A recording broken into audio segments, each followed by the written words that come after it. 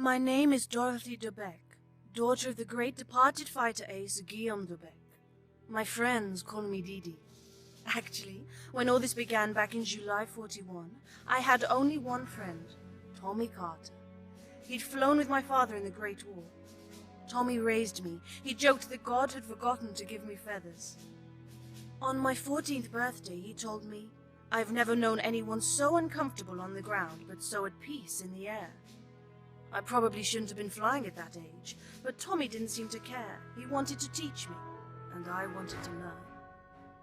Tommy and I had survived well enough back then. We smuggled, bartered, and stole, taking any job that required a pilot. But the war changed everything.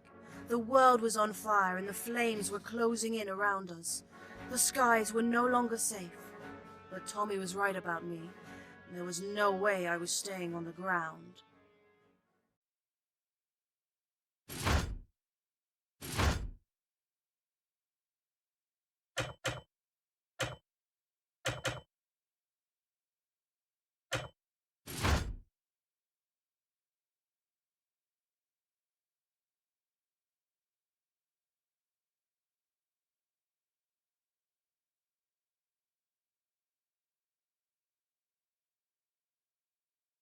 Didi, you're back.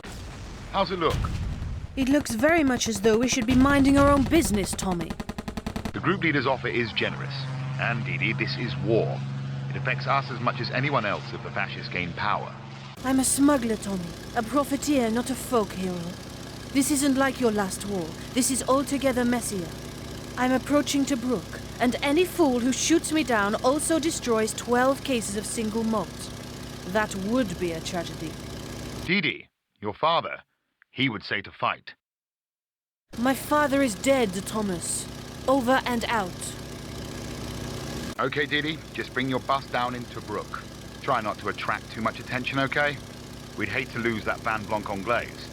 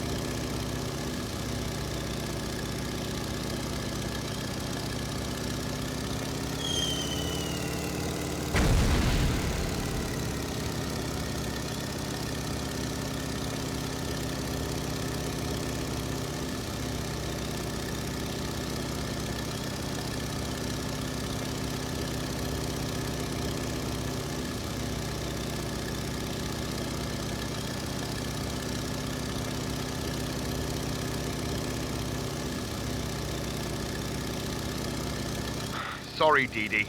You can't land yet. You're gonna have to plug those Luftwaffe planes. Here, the group leader wants a word. As a gesture of goodwill, I've arranged a little surprise for those Jerrys. If you need help, head toward the marked ambush point. McIntyre out. You heard the man. Act like a mouse, bag yourself a cat.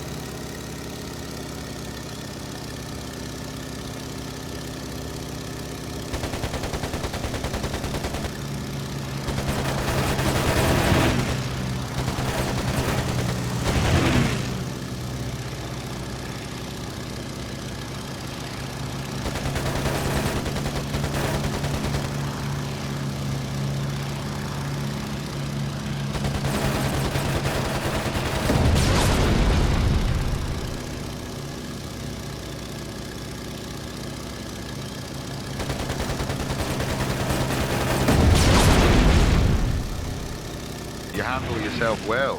Of course, I expected no less of a Debec. The group leader flew with your father, Didi. I need good pilots, Mr. Bake. I have squadrons trained in aerial combat, but sometimes the war effort requires more finesse. You will be well paid for your services, I can assure you. Money, Didi. We could hire that Aussie Akemmer I mentioned. Can't fly if your wings are broken. If I agree, will you let me land?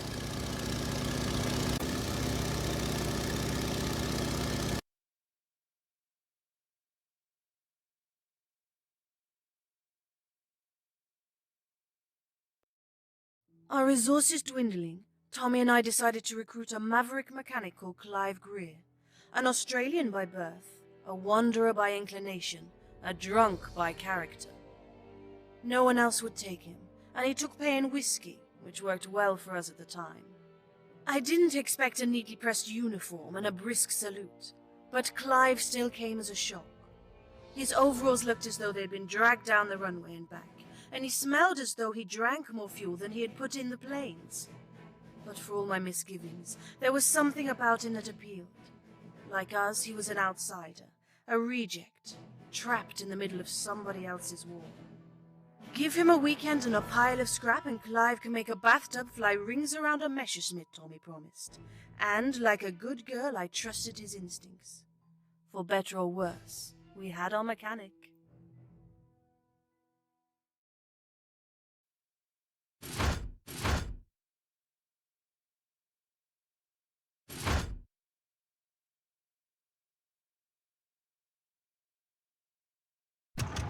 Ahmed has contraband for us, some motor parts. Clive can use a few and we can flog the rest. Ahmed's waiting at the usual rendezvous point, but the sky's thick with Luftwaffe. Fly low and stay out of sight, okay?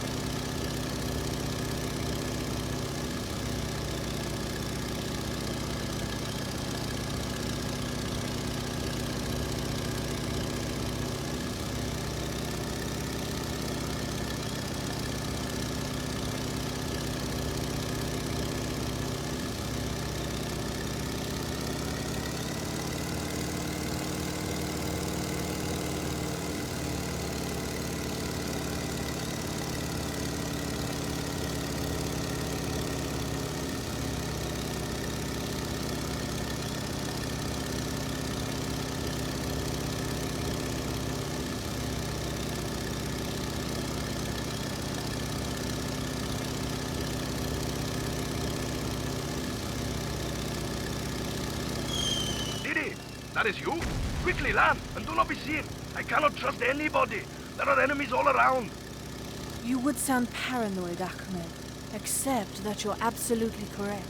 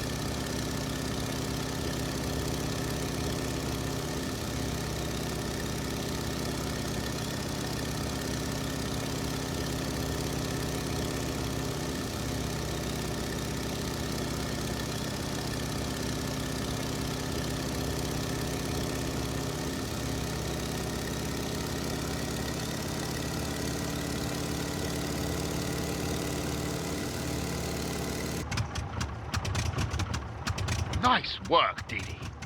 Aye, aye. I heard a furphy that someone's brought me some bits and pieces. Nice game, boss.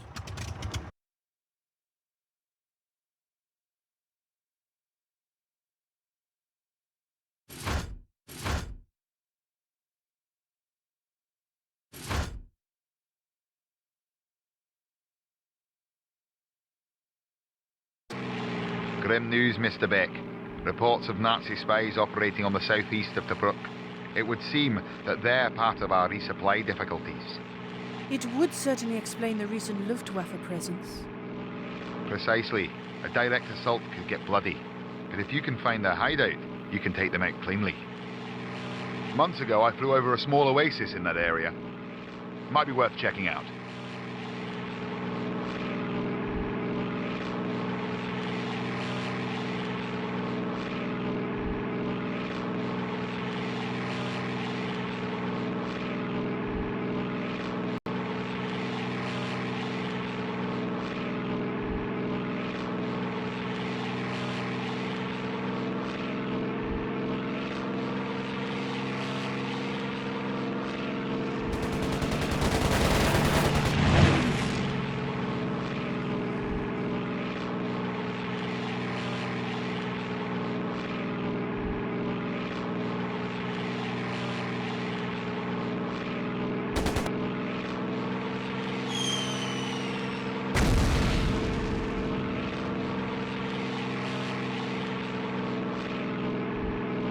I see something.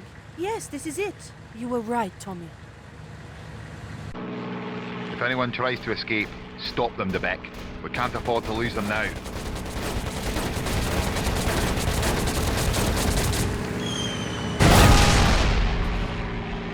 Got one. And there's another. Don't let those spies escape.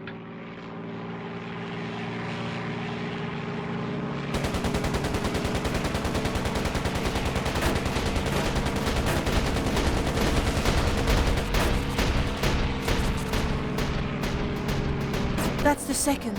But, damn it, I see planes. The others must have been distractions. Bring them down, Debeck.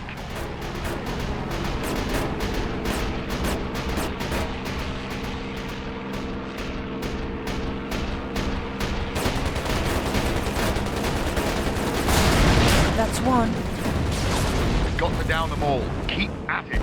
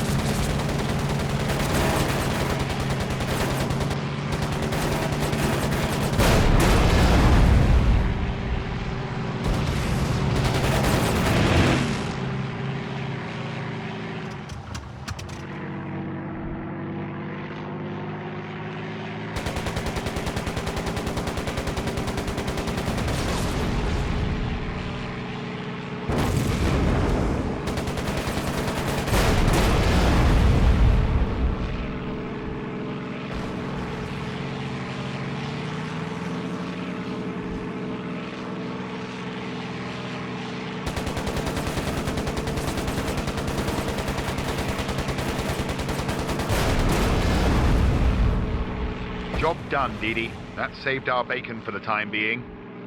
Indeed. Bacon saved, Mr. Beck. We get our supplies, and the Rommel will be forced to reevaluate.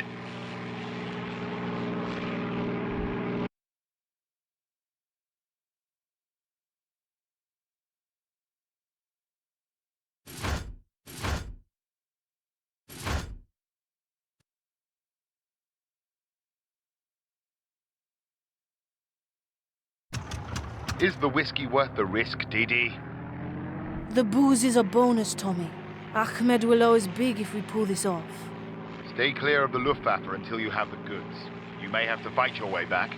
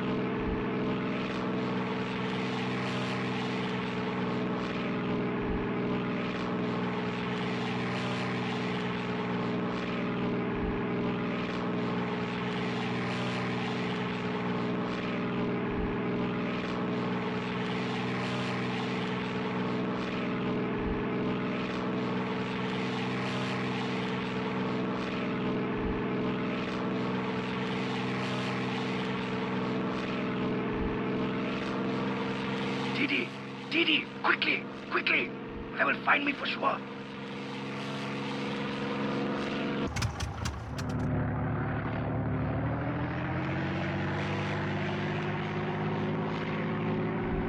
You've got trouble, Didi. A Nazi ground patrol is homing in on your signal. I'm completely in your hands.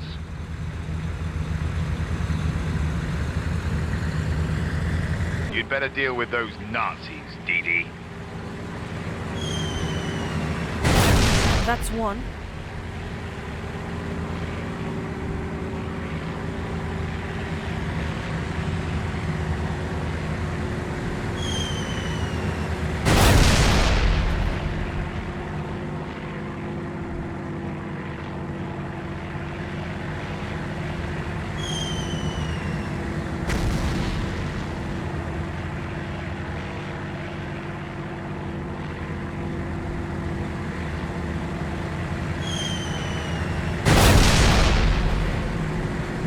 My gratitude, Didi.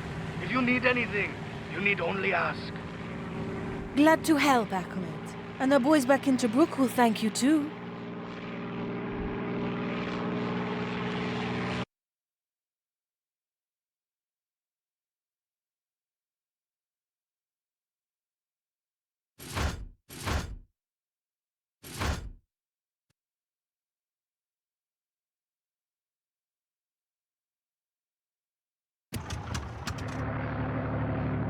The Axis forces are run on oil, but all their fuel depots are heavily guarded.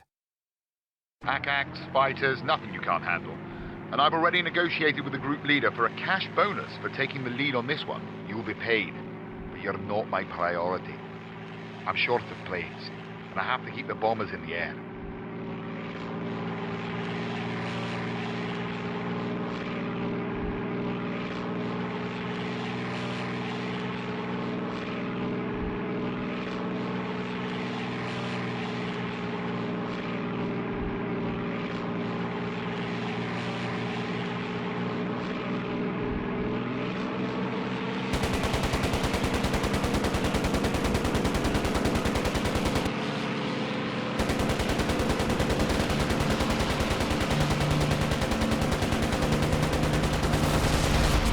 Good work, they're big.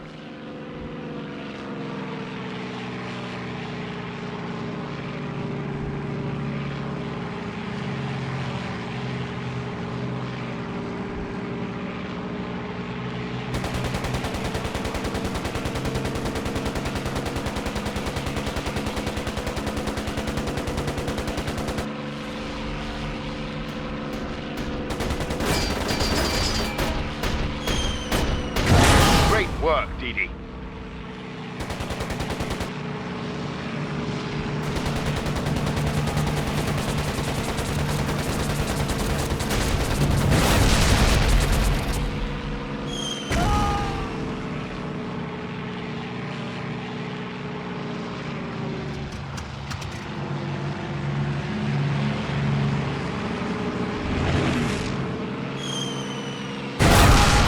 Another Akka down.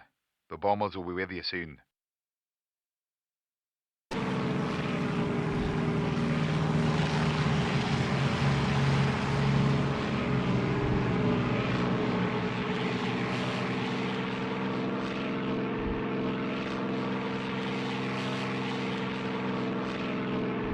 With new intelligence to beg, seems that there's a Jerry convoy in the area.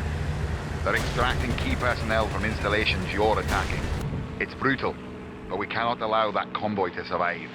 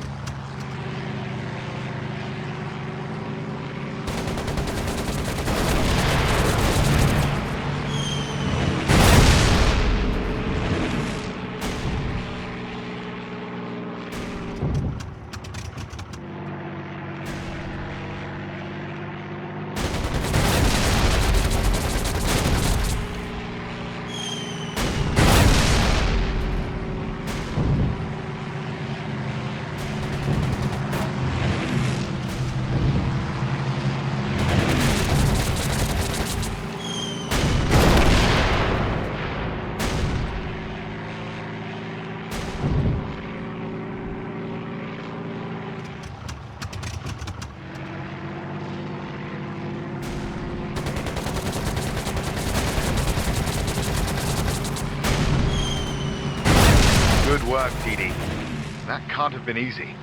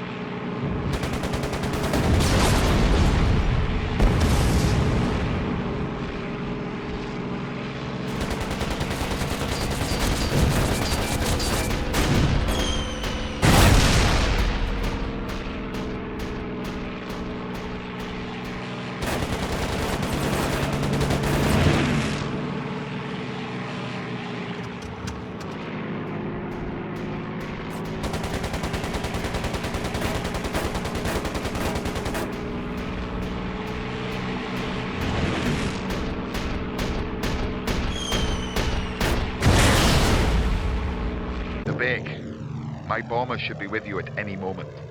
They're all I have, so please try to keep them aloft. We can't afford to lose even one. Understood.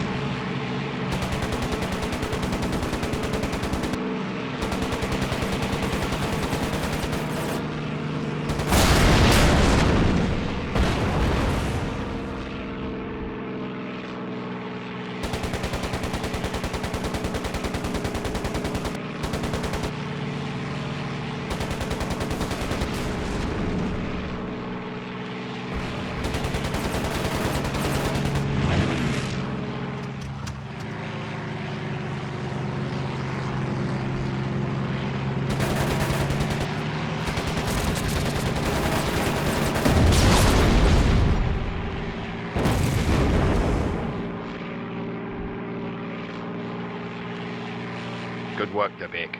That's another knee to the Nazi bollocks.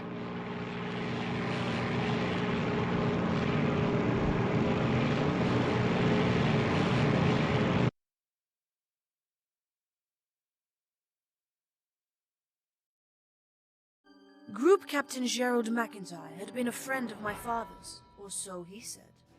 Maybe his willingness to hire me was in memory of that friendship. Working for McIntyre had its advantages, but I'd found that men of high office often had low morals. I bristled at being so easily pulled into the British military machine. I was being used, but for as long as I benefited, I could live with it, and I needed money to stay in the sky. Every night we drank in makeshift bars. Clive would regale us with news from the grapevine, painting an ominous picture of Rommel closing his fist around Tobruk. Clive was extremely keen for us to move on. Tommy, perhaps nostalgic for his glory days, wanted us to stay. I had no desire to leave lucrative work behind, but the atmosphere was changing every day, choking the life from the city. One way or another, I sensed our time here was running short.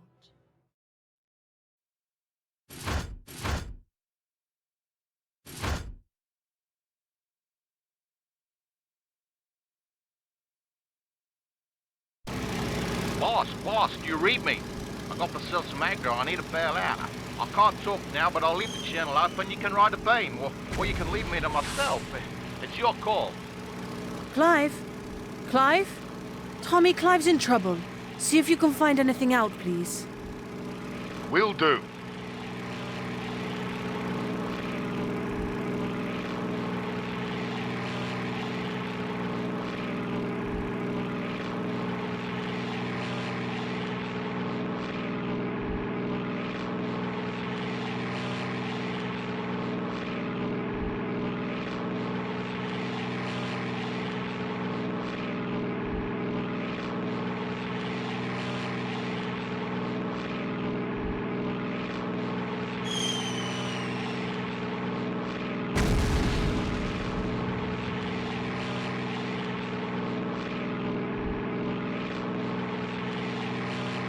Tommy, I've traced the signal back to a Nazi listening post.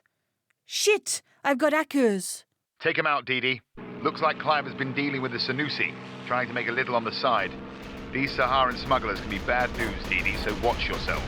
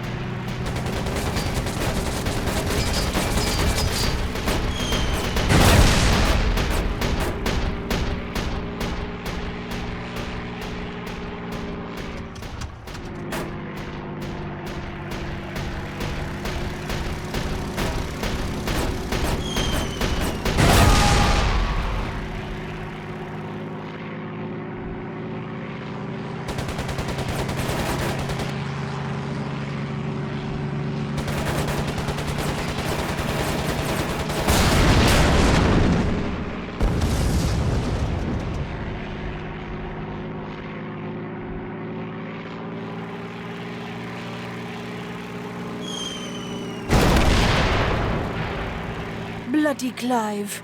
I think I see him. All clear for landing.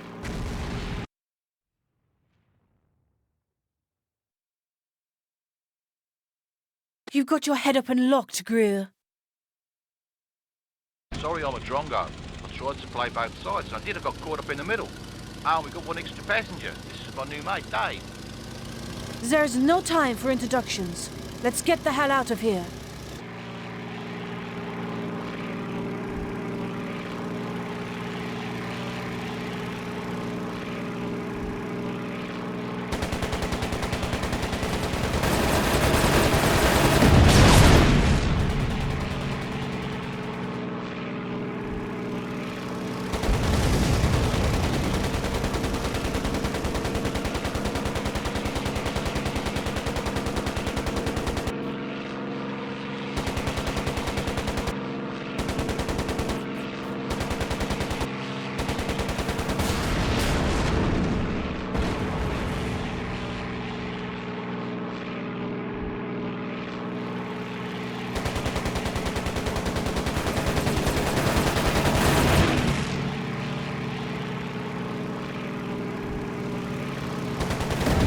Boy, are you one, boss.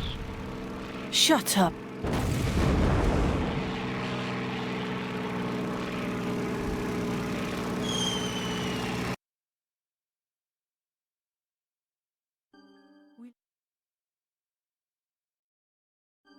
We left Tobruk under cover of darkness, stomachs knotted with fear and worry.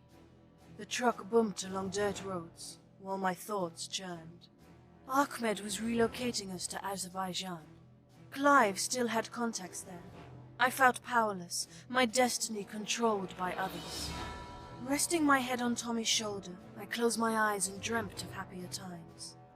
As a girl, I would gratefully put aside my wrench and oil can at the end of each day and listen to the stillness, feeling the early evening sun on my skin, hearing the birds sing to each other.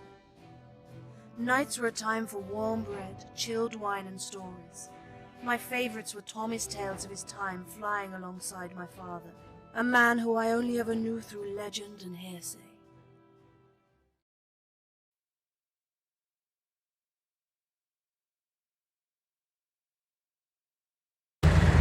I can't sleep.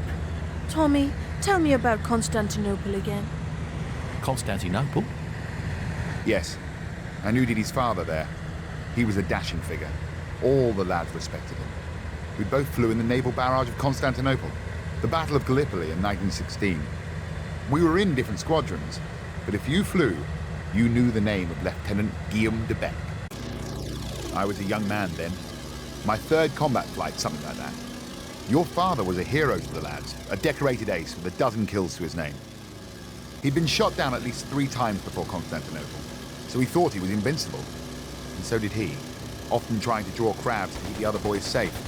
Our first job was to locate artillery targets.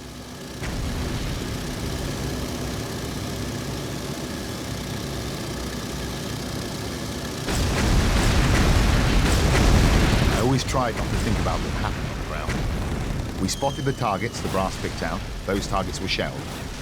And the men down there, doing their job, hoping against hope. We would never see them. Just our pilot's view of the patchwork war raging beneath us. So remote. We pointed the finger and people... Your father, Guillaume de Bec, he must have had thoughts like those. Thoughts of who he was killing. He'd play at dogfights and sometimes shoot the enemy down, but you could tell his heart. He'd do what he had to do. Once the ground targets were smoked, we were to check the beaches for a suitable landing point for the Anzacs. Oh, yeah. Bring on the diggers.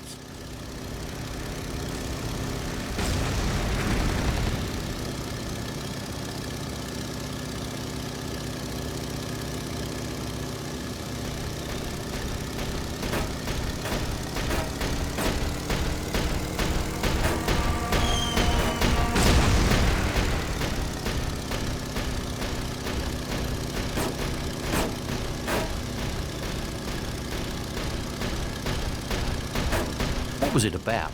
Constantinople, I mean. About? It was about removing Turkey from the war. If we'd taken Constantinople, well, Things would have been different, I suppose. But it didn't quite go to plan.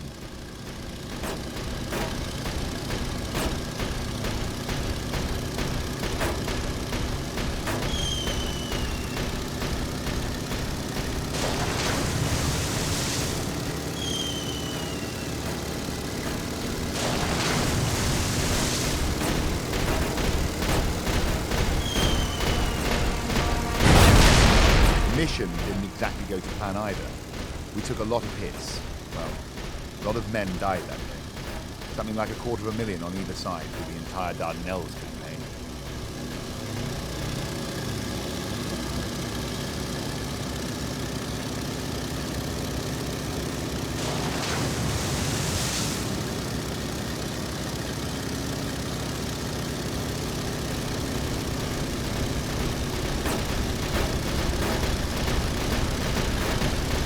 Third waypoint and on the beach when I saw it happen.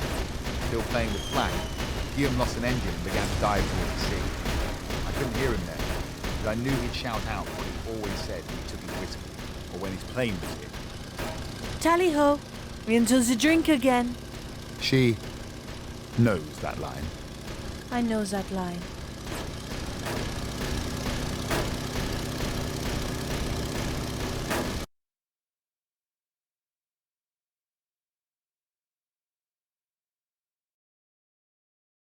Morozov was a thug, a bully and a criminal.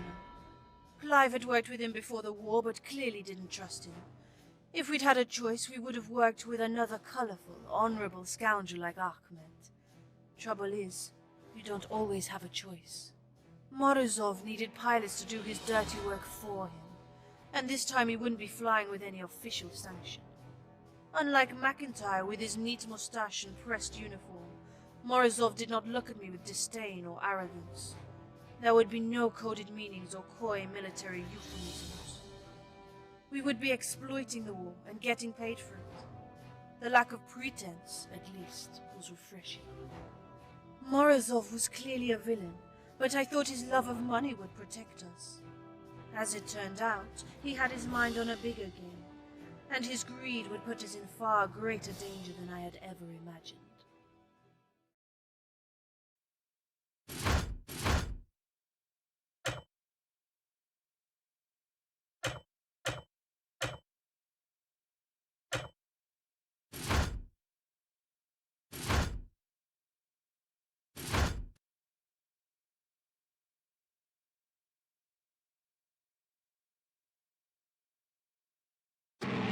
Morozov's man is waiting near Baku, the marked landing point.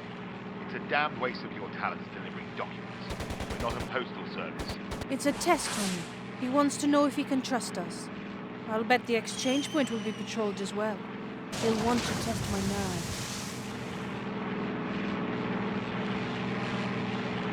Just like I said, Tommy, a Russian patrol. I don't want to have to shoot these guys down. Don't lose focus, Dee Dee. If it's a choice between them and you, it's an easy choice. Frankly, I'd rather they never knew I was here.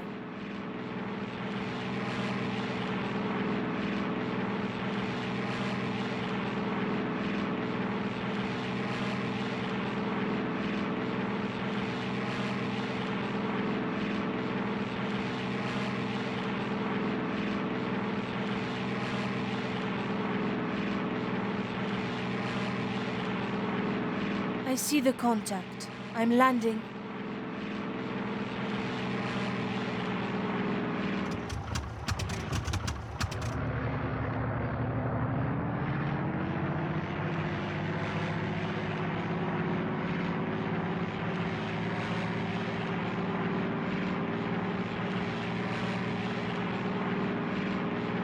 Fly inland rather than directly to the drop point.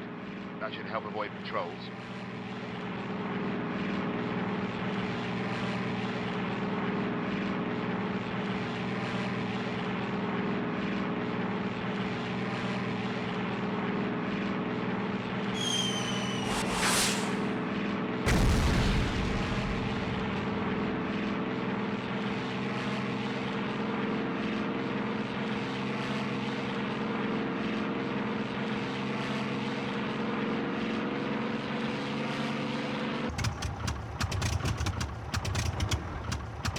Well, it's done.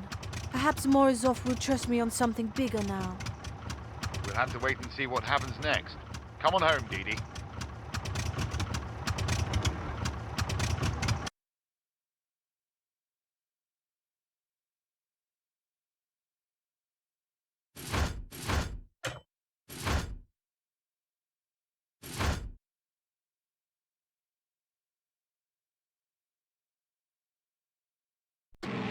You don't have to do this, Dee Dee.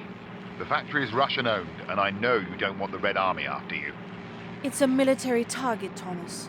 More to the point, it's our way out of this war considering my price. A few bombs from now and all our troubles will be over. Well, you'll need to take out the 3 watchtowers to have any hope of escaping this alive. I'll mark them.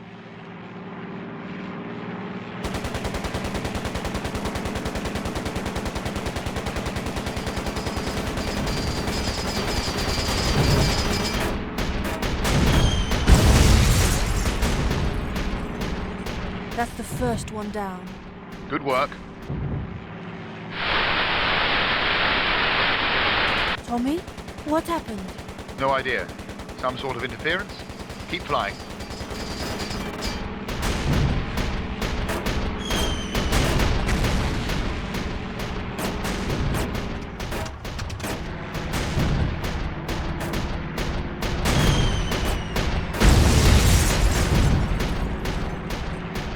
That's the second installation. 1 to go. Thomas? Night Owl. Do you read me?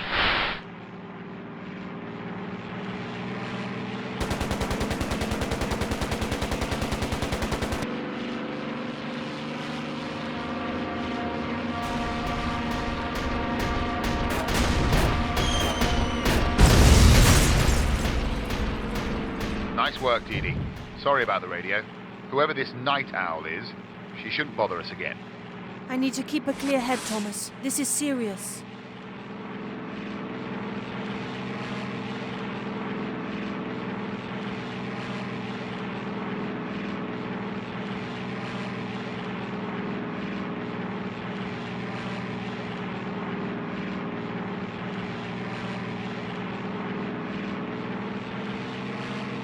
There it is.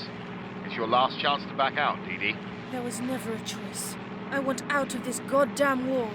I'm sick of murdering rookie pilots on their first combat flight. I'm sick of living while everyone else dies.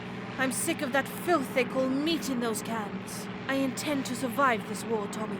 I refuse to die like my father. Better to live as a villain than die as a hero.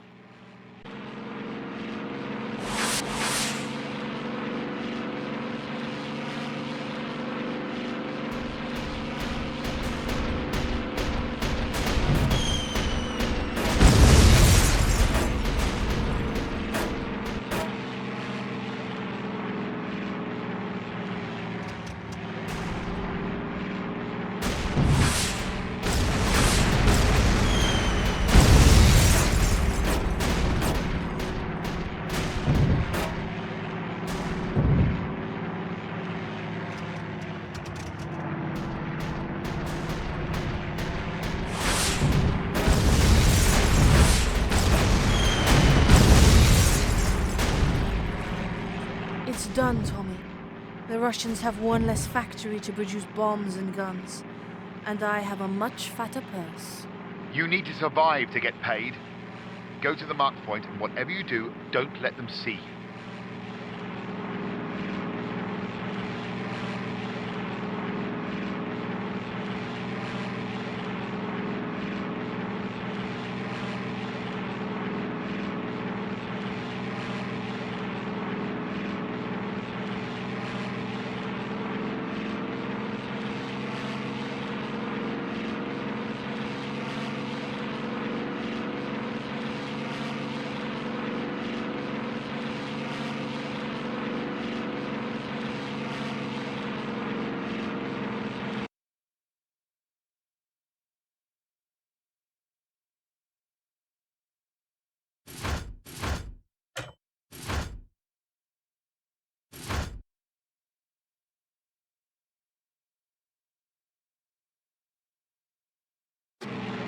have to stay on scene for this one, so we're taking the safest route possible. Morozov better be where he says he is. I want my money. I want this over with. One step at a time, Dee Dee.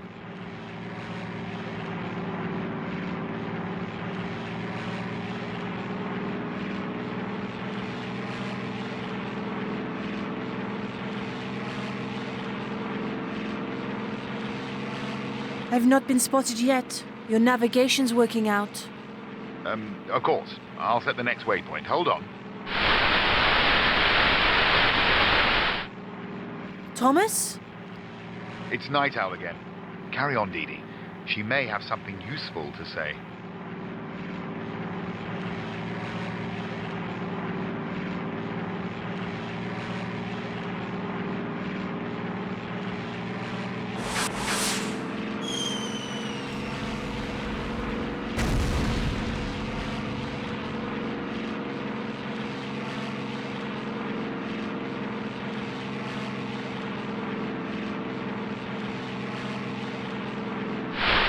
Black Wing is Morozov, German infantryman. Tommy? Is that Night Owl? Did I hear the name Morozov? Sorry, boss. Wrong dude, I can't work this thing so well. Clive? Where's Tommy? Damn it, we're so close. Find Tommy, you drunken fool. This isn't a game.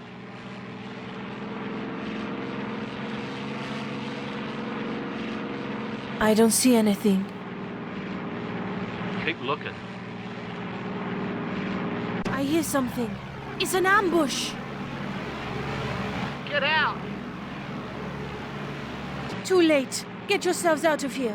I'm not going to make it this time. Don't give up yet, Dee Dee. We'll fight our way out together.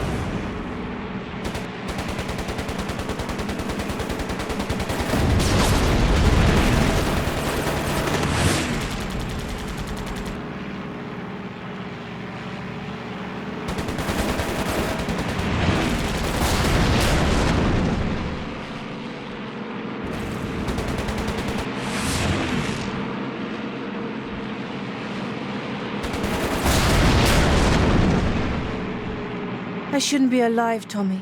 Thank you. It appears I have not inherited the famous Durbeck nonchalance in the face of death.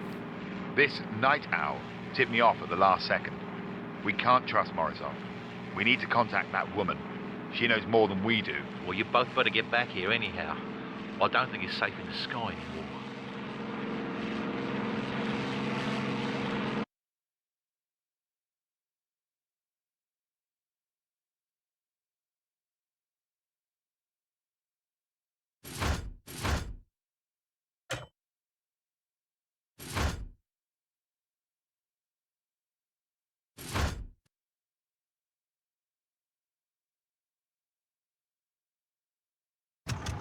This is a bad idea, Dee Dee. We need to keep a low profile. According to your new girlfriend on the radio, Morozov has a plan. He could have paid me off, but he chose to try to kill me instead. Maybe if I give him a second chance, I can learn something useful. What a fine, oh-so-Derbekian ruse. I'll plot a coastal course. Do try to avoid unnecessary trouble.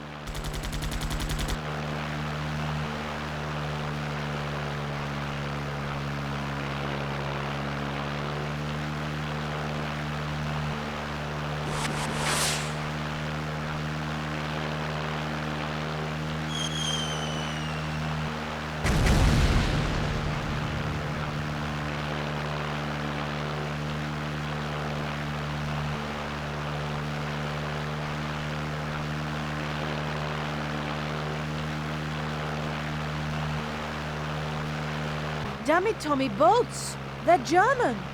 God, there's a dozen or more. Nazis? Here? But they're miles from.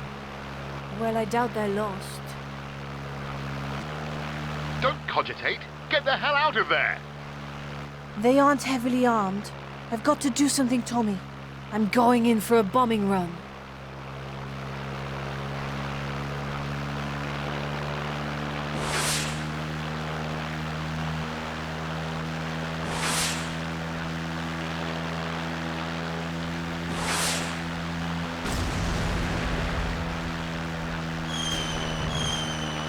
Damn, that shouldn't feel so good. I'm going after the rest.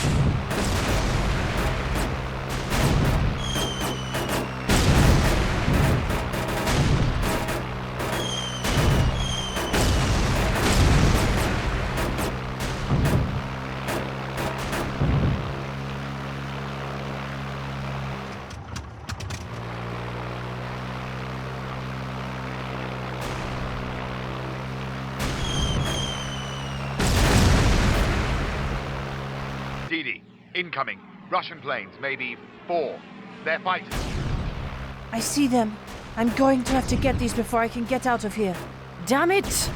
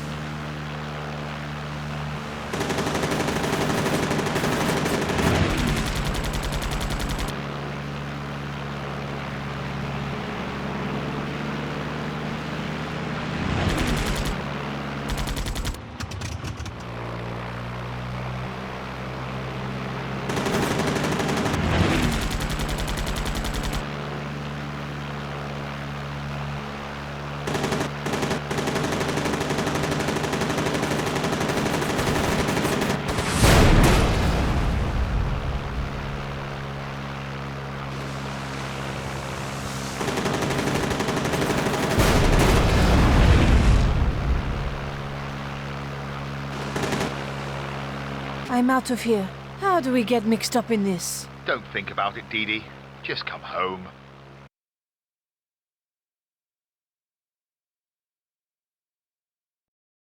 That was how she introduced herself every night. And every night we would huddle around Tommy's battered radio set to wait for Night Owl to broadcast her messages of hope and defiance in 3 different languages. We knew of the Red Orchestra, of course, a Russian resistance movement operating throughout Europe, fighting the Nazis at the risk of their own lives. Nothing to do with us, there's no profit in resistance, I thought. But there she was, talking to me. And she knew what was going on, what the Nazis were after in Azerbaijan, what Morozov had been chasing, An experimental Russian aircraft codenamed Black Wing.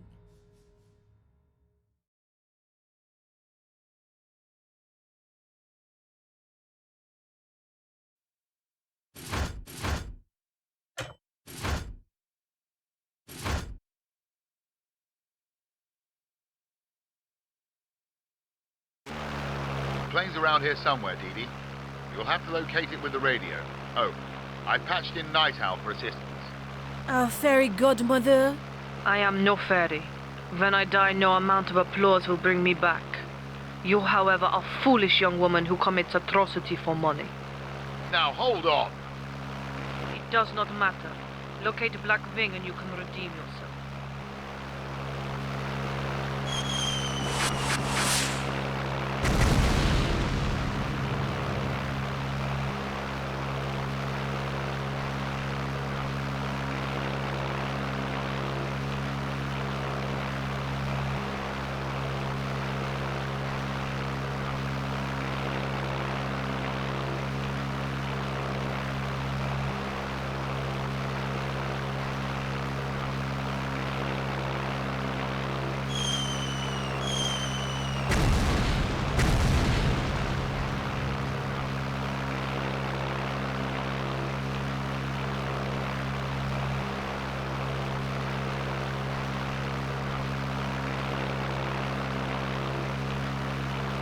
There she is. She's in the air, Tommy.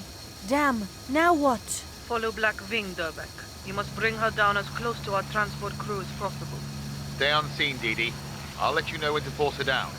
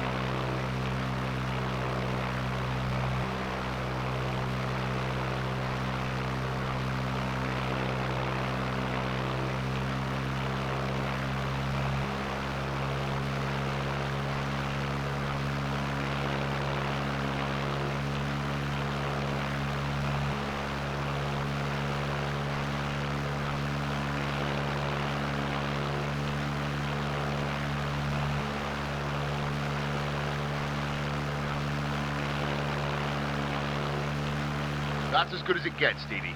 Force her down now. Don't blow her up. Ignore any escorts until she's grounded. Black Wing is the priority. I know my job. A few bursts of machine gun fire should do it.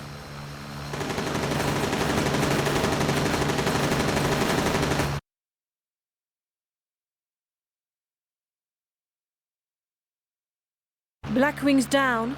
Where's the transport? My people are committed and fearless. They are there. You need to defend them until they escape, Dee Dee.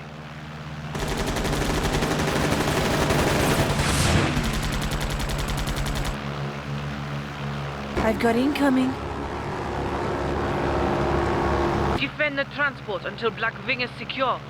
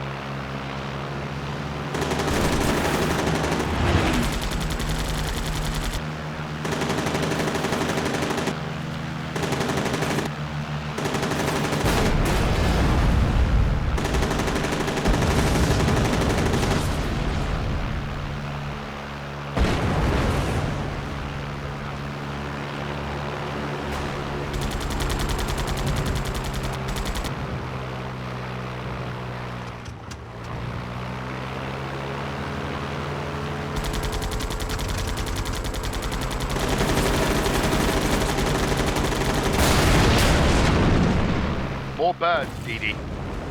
How long does it take to strap a plane to a truck?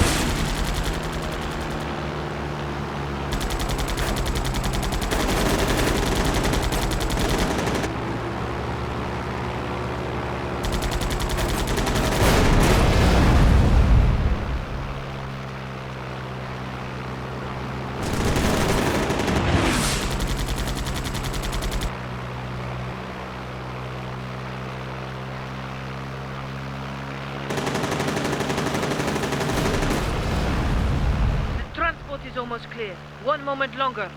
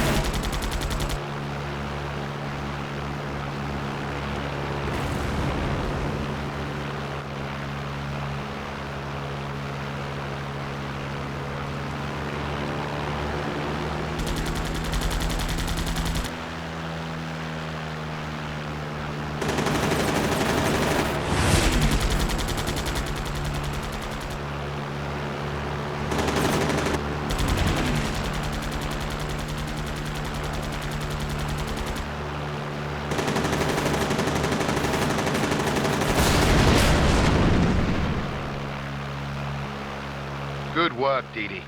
One Russian superplane rescued from Nazi hands. Which just leaves one loose end. Morozov.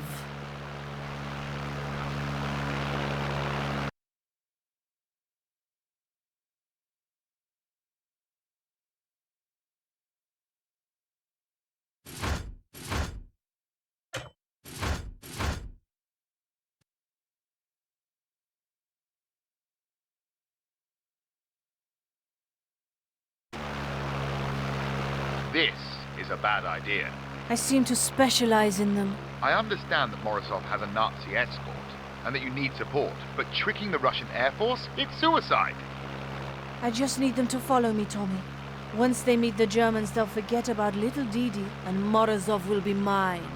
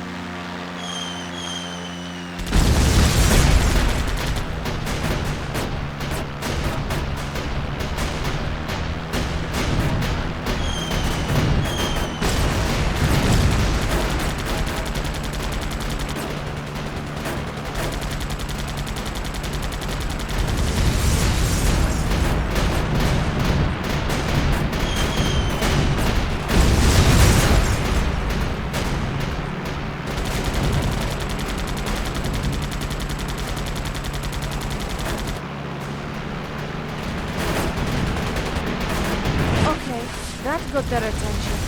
Lead me to Morozov, Tommy. Fly fast. Your new friends aren't so friendly.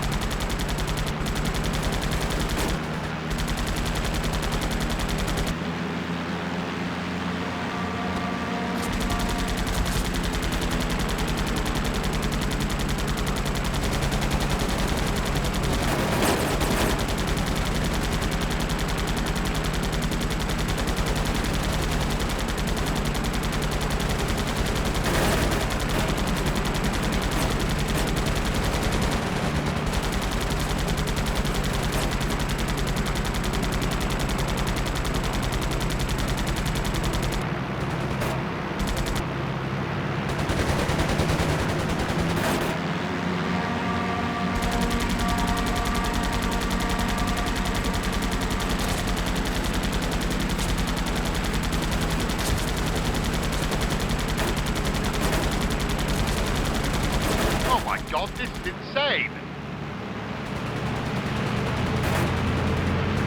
Let them fight each other. It's Morozov that I want.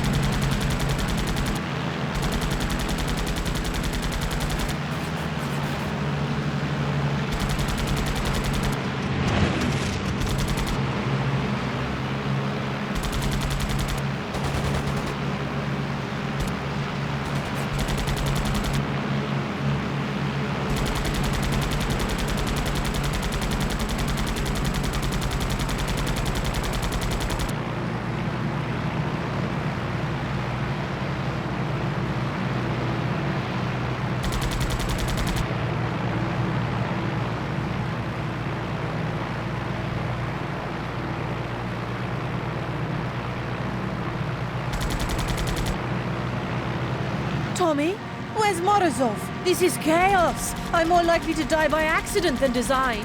We've located the base of operations, Blackwing. Follow the marker. Blackwing? Did I inherit a code name? It seems suitable.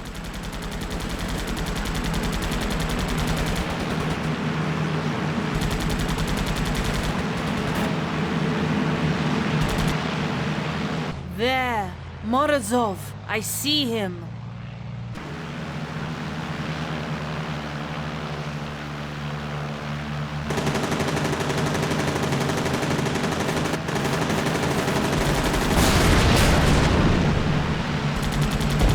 Morozov's dead.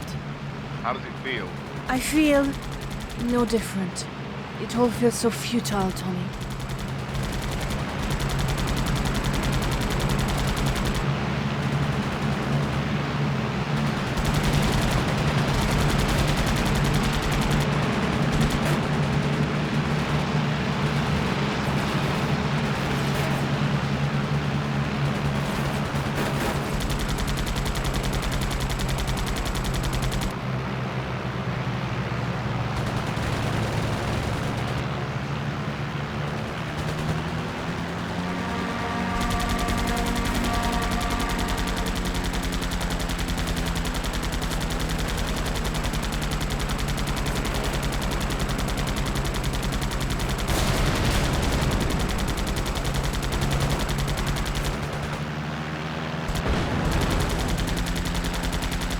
It's done. I've murdered the man who made me a murderer. I've been talking to Night Owl. She has some ideas of what we might do next, I mean. I'm sure she does.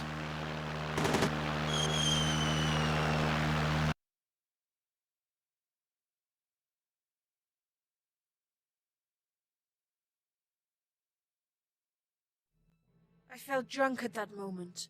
My head span and my teeth ached as I ground them together. The world became a dull roar. All that existed was Morozov's plane perfectly framed in my sights. I felt a brief moment of satisfaction as he fell from the sky. Smoke curled from his plane, flames licking hungrily around its engine. I spitefully hoped that he was still alive to feel the terror of that moment. I like to think that I wasn't myself. To kill in war is not murder, but Morozov had made me a murderer. All those innocents in the factory I bombed, it was unforgivable. And my vengeance against Morozov didn't wash clean my sins. It was yet more blood on my hands. I had learned that money cannot pay for everything.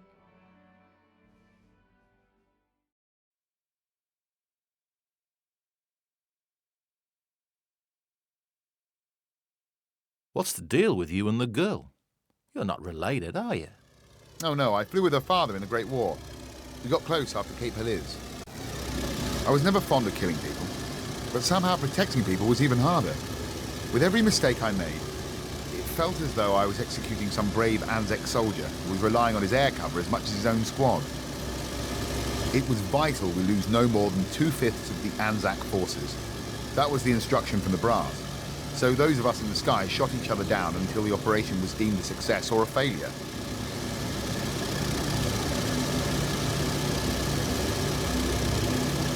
I didn't see much of Guillaume de Beck this time out.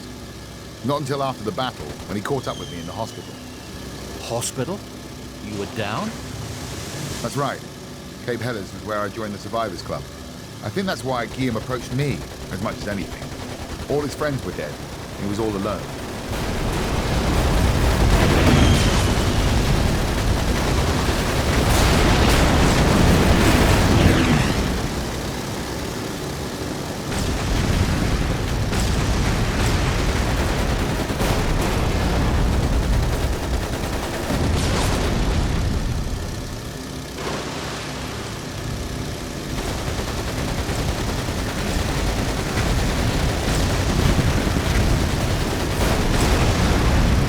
Kept coming that day.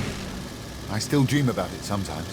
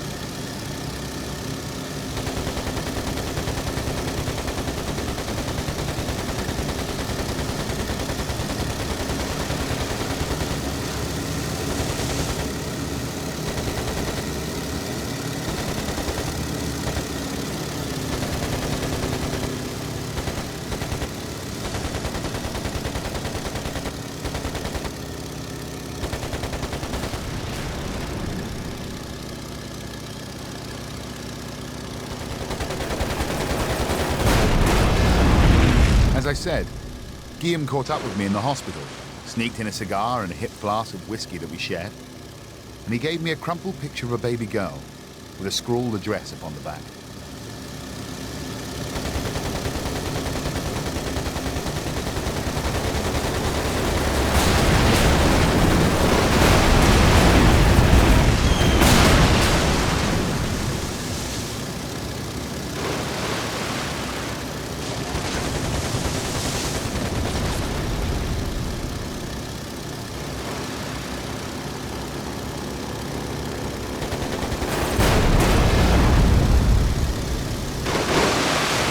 Hedging his bets is what Guillaume said. We barely knew each other, but we were closer than most, all of our friends being dead. He wanted to know that if he bought it, There'd be someone to look after his little girl. She didn't have a mother. Not anymore. He gave out more than one of those pictures, I'm sure. I don't think he imagined he'd live for long. He fell out of the sky too often. And of all the people he gave a picture to, well, I was the one that found her first. And that's when I took Trinity. I began to try to bring her up. Her old man. There's a lot of him in her, you know.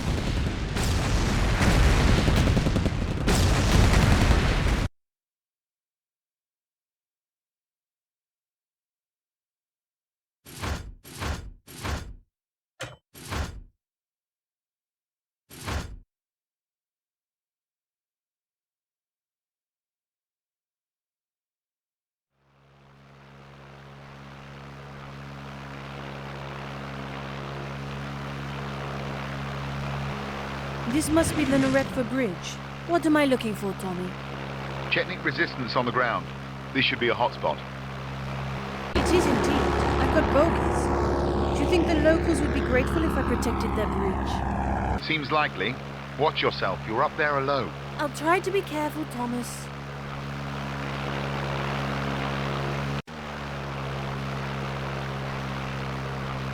The bridge is defended, but only by ground forces. You've no air support up there, Dee, and you have incoming. The Nazis clearly aren't expecting any aerial resistance. I shall be pleased to make their acquaintance. I'm trying to contact the ground forces. I think it's the Chetniks. Tell them not to shoot me.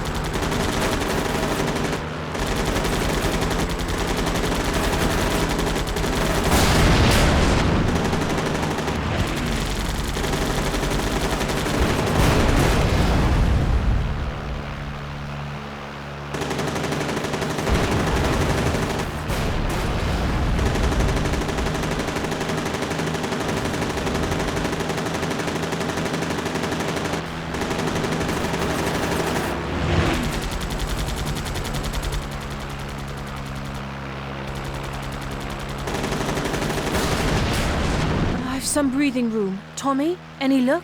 There are 2 resistance armies in Yugoslavia. The Chetniks are your current ground support. I have no idea where the People's Liberation Army are. I'm primarily concerned with anyone manning an attack who might mistake me for a Nazi, Thomas. Talk to that man specifically. Incoming! More of the same, Tommy.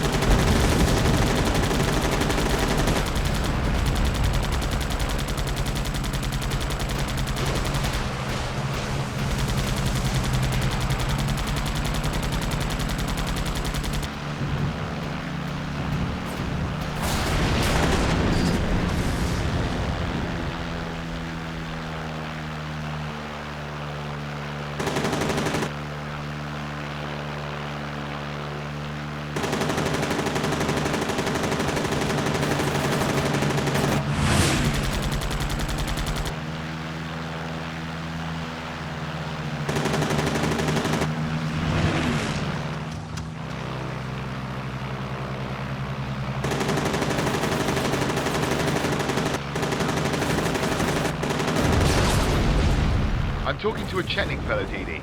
Name of Kostic, I think. Is he on the ground beneath me? They've a camp nearby. Don't know where. Keep it up, Didi. Stiff upper lip, Thomas. There's more?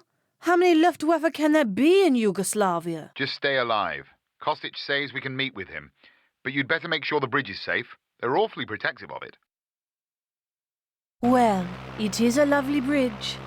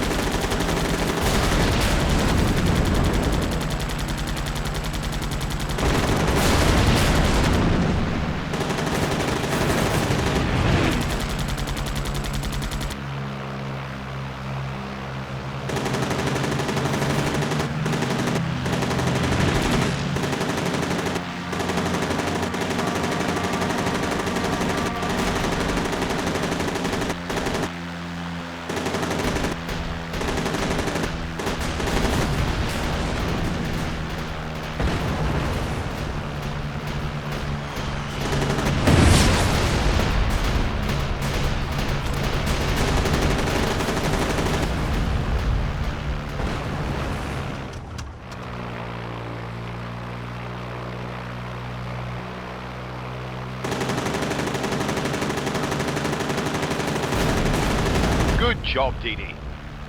Maybe that'll bloody the Hun's nose, as McIntyre would say.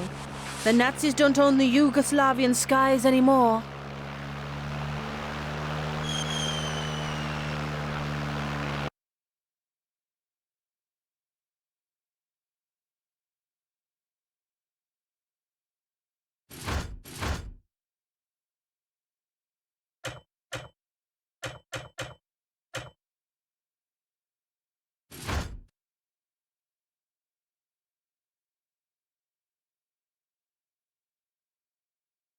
I hear something. It's begun. I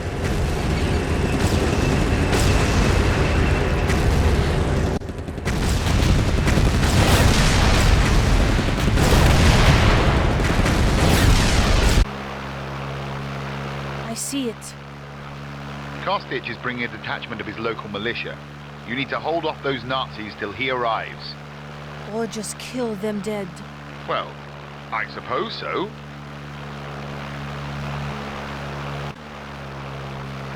Didi, remember that you're in support here. Take out the Akkers to keep yourself safe, but keep damage to a minimum. They want to use this place after the fight. That's a Roger, Tommy.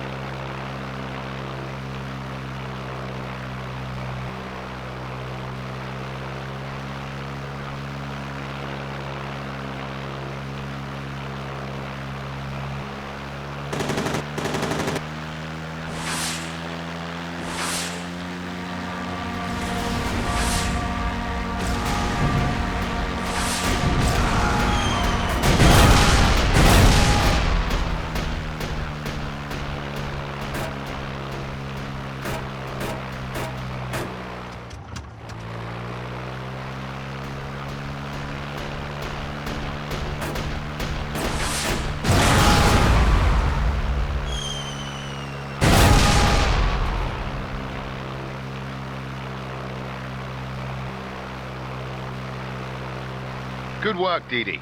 The Chetnik ground forces will thank you for that. The Chetnik ground forces are approaching the installation, but anti-tank barriers are slowing them. Anything you can do? I'll give it a try.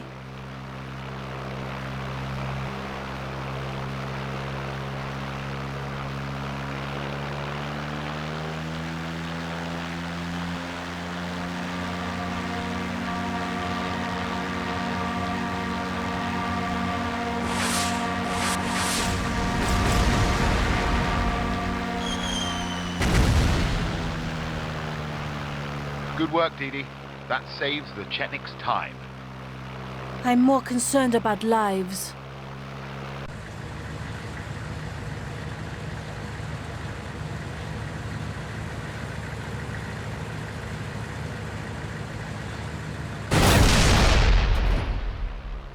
We've had reports of German tanks. They've got to be destroyed. I have to find them first. They must be well camouflaged. You will have to hunt them out.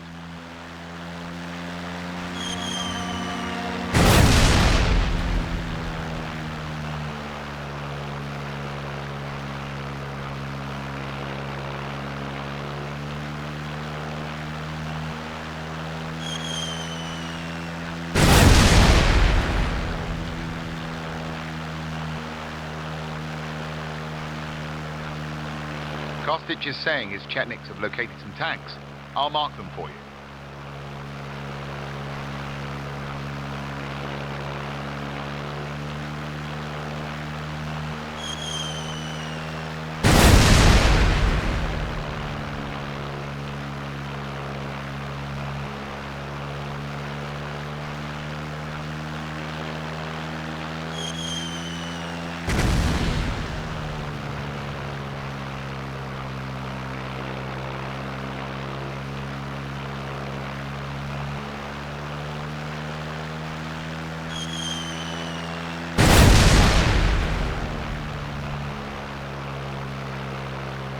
Another victory for the Resistance and their charming guardian angel.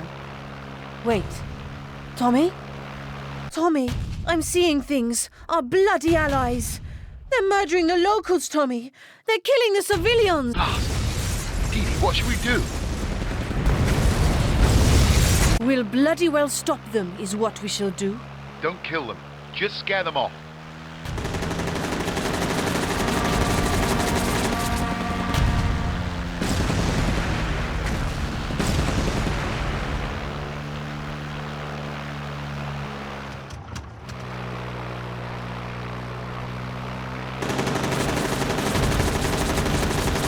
I've been on the blower, Didi. I should have realized earlier. There's a history of blood between the Chetniks and the Croatians. Goes back years. So the Chetniks think they can kill two birds with one stone?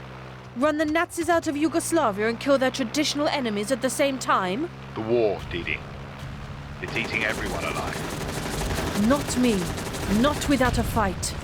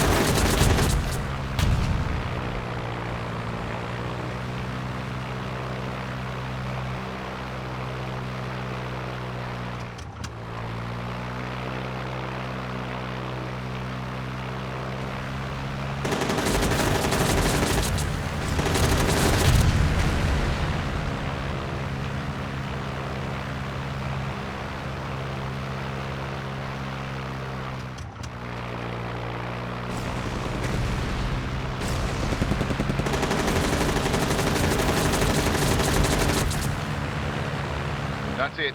You're clear. This is terrible, Tommy. I just routed our allies. We'll contact the People's Liberation Army. This massacre at least explains why there are 2 resistance movements here. We should talk to Night Owl.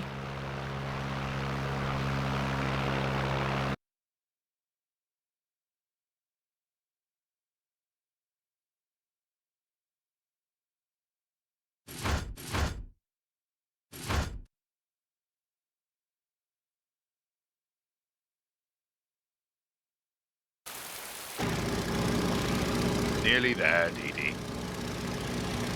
Good. I'm bored. Bored or not, we should avoid those Luftwaffe fellas, right? I should get back on the ground. Let's land at the camp, boss.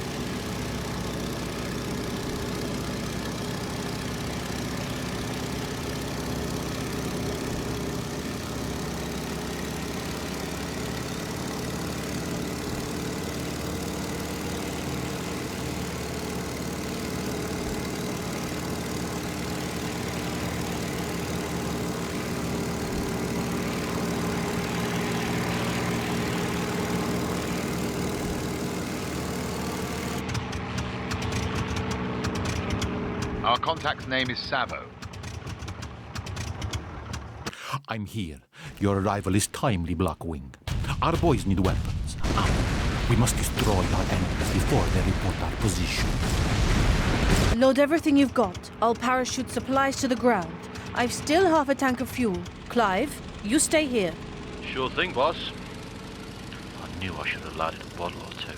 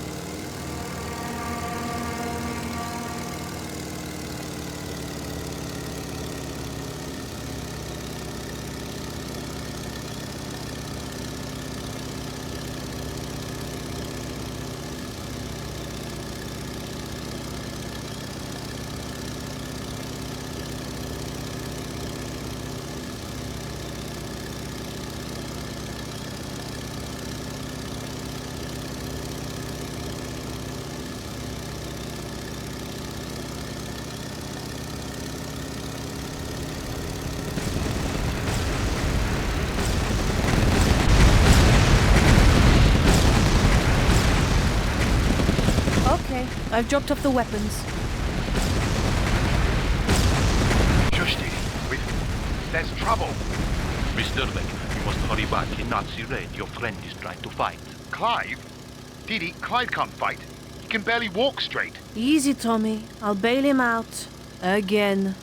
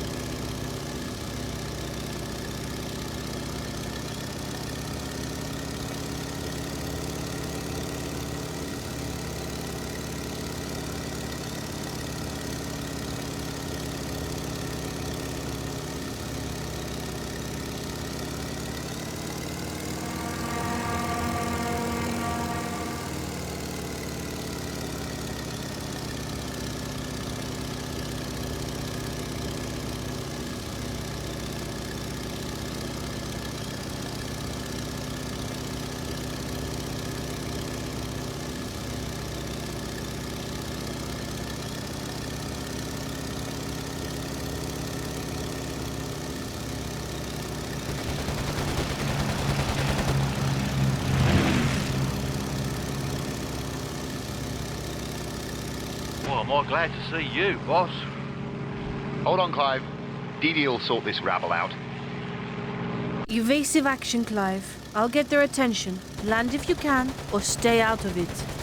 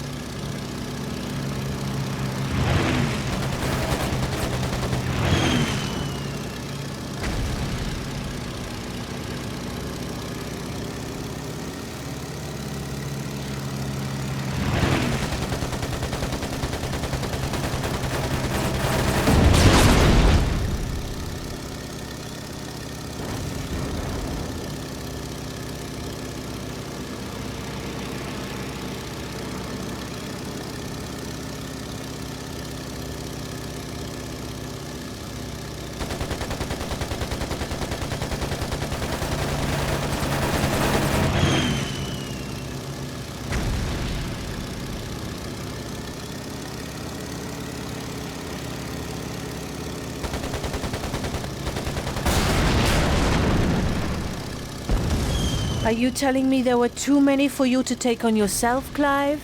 One's too many. Oh, me poor Shayla. We'll have to patch up all these bullet holes. You gave your plane a name? Ugh, men.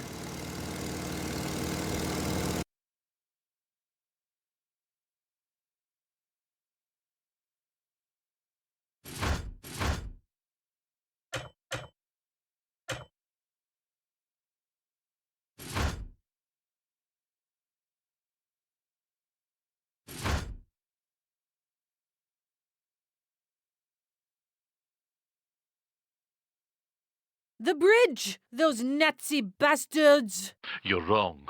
Marshal Tito ordered the bridge destroyed as a gambit. It is a ruse. Yugoslavia is overrun.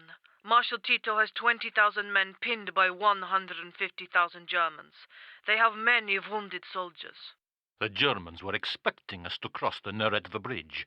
If they see it destroyed, however, they will mobilize in the north. By the time they realize that the Yugoslavs haven't moved, the bridge will be rebuilt and crossed. What? He's insane! Blowing up his own bridge and then rebuilding it. That's rather inspirational. It is vital that the Germans believe the bridge to be destroyed. We must let the Nazi escape so the pilot can report it. But make it close. He must not suspect the trick. I need to leave one alive and chase it away? That's the plan.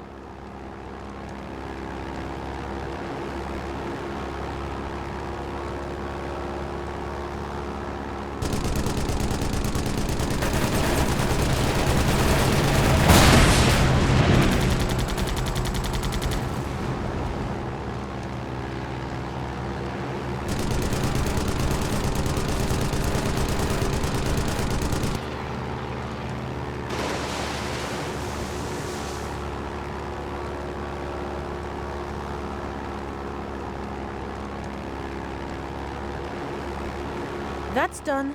One Nazi plane is reporting the state of the bridge to his superiors. Excellent. They will think that Tito moves north.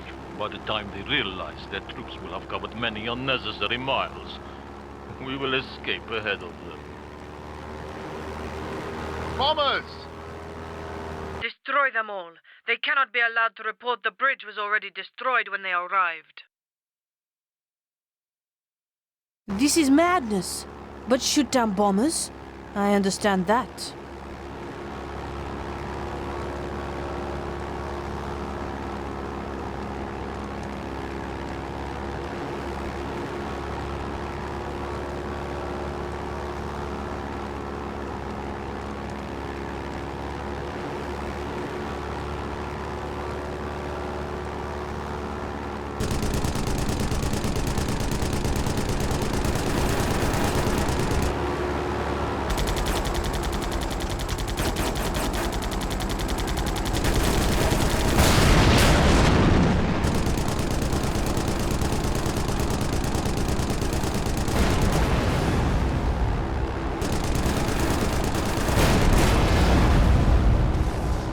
Good work. This part of the plan I understand. Shoot down the bombers. 4 bombers, Dee.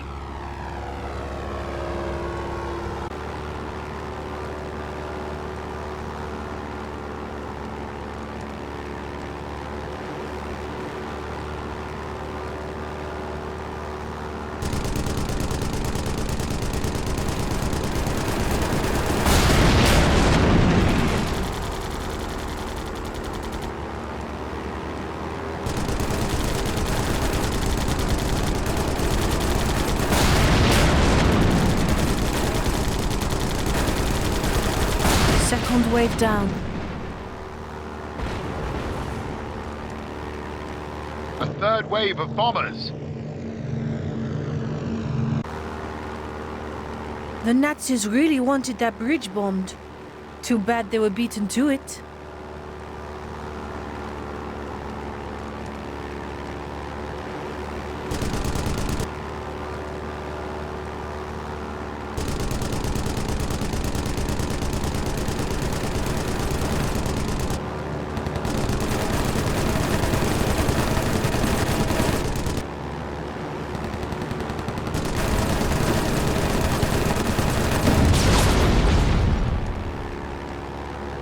Oof, that's the last of them. I have intercepted a transmission. They believe the partisans are moving northwards and intend to cut them off. We've succeeded. We will rebuild the bridge and cross it before they can change direction. 150,000 men cannot react so quickly after all. We won! The partisans can escape with their wounded. Dee, we won something! All right, we won. Now what?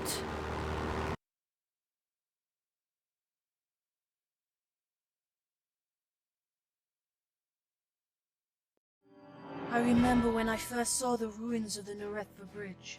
Not 2 months since I'd flown solo to protect it.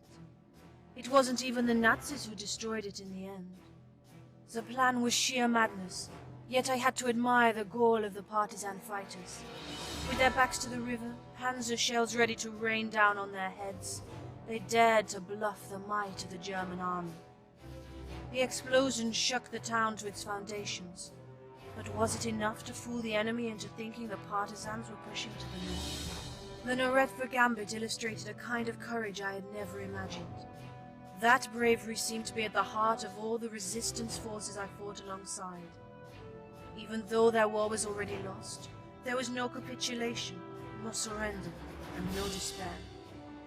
Even Clive seemed strengthened during those days, seeking solace less often in a bottle, and more through his actions, working to improve my chances in the air.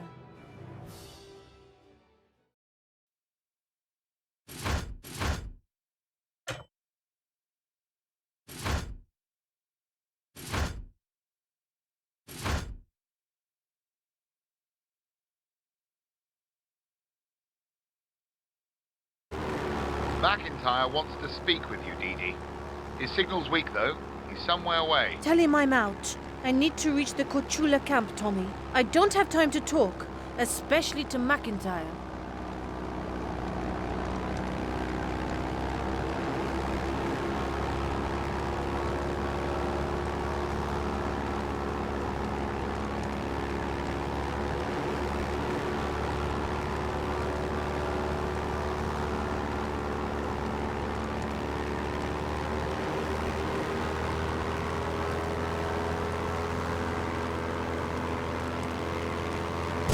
We have fireworks.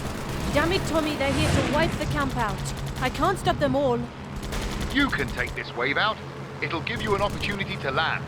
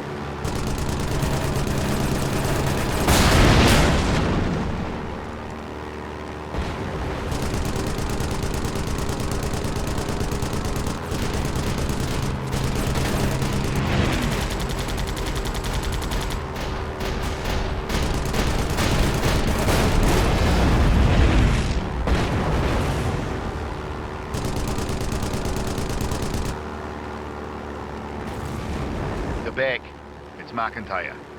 You've another wave coming. Land, get that man aboard, then get the hell out of there. Go!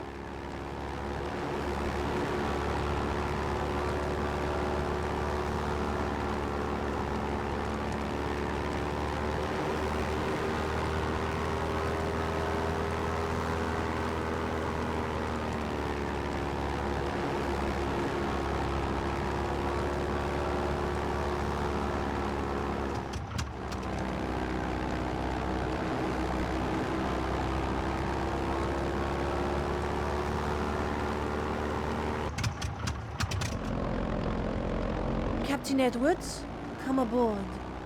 Tommy, I have the observer.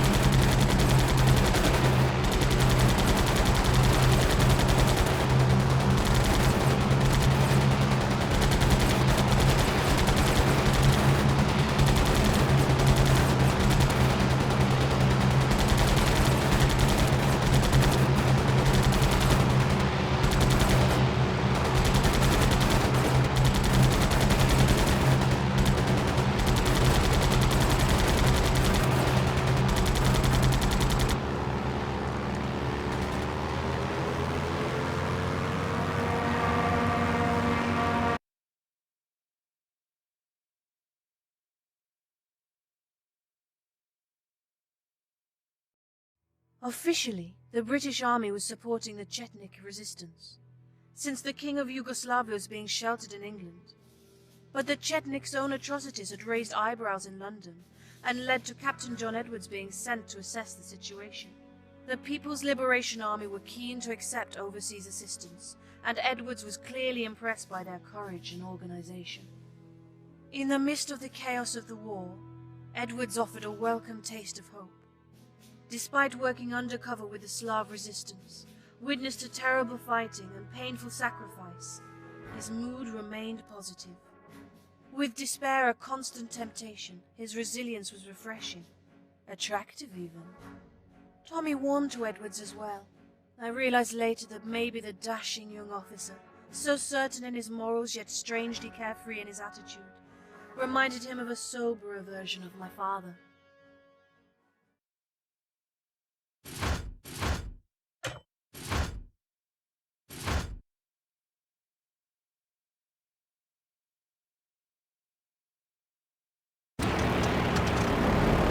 Worst case scenario, Dee Dee.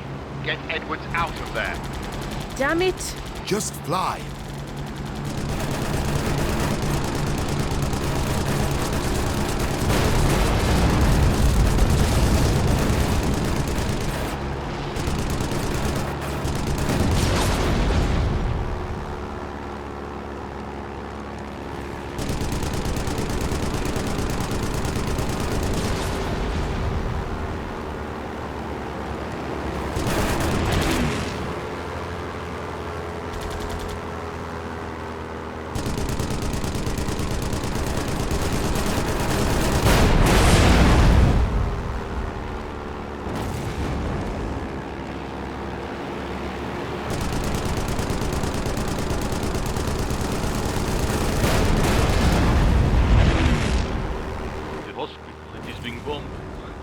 Finished here, Didi. Sevuyuka. The hospital. Bombers. Bombers, yes.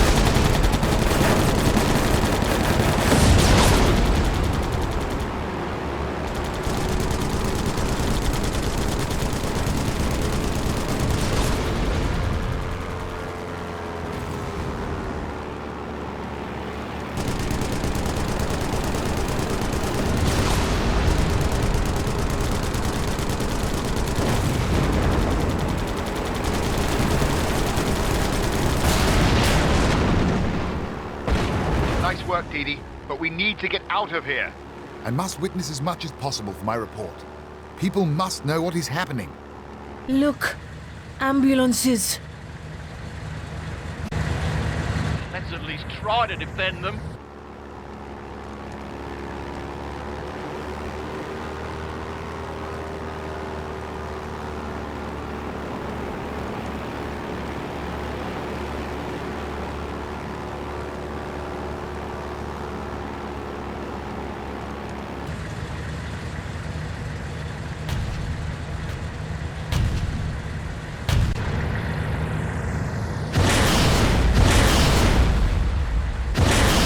No! We tried. Those were wounded soldiers. There's a civilian settlement. Maybe we can help.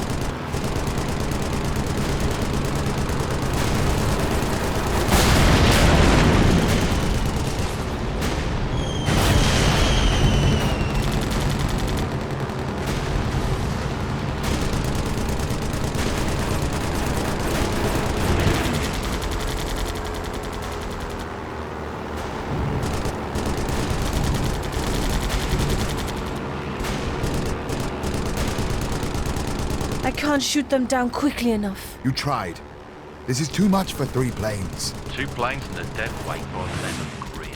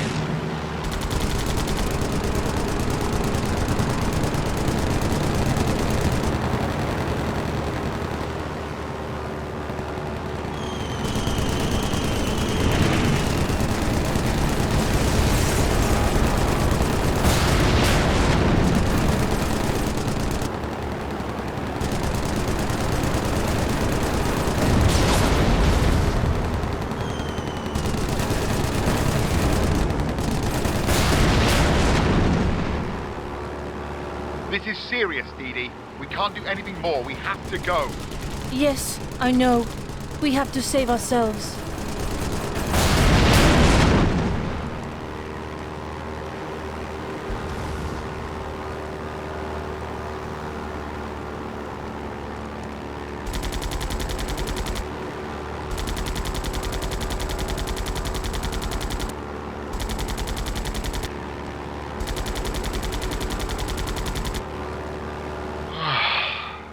It's over.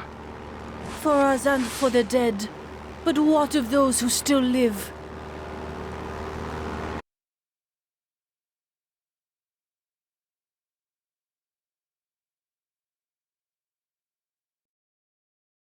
I was able to fly, to preserve some distance from the bloodshed.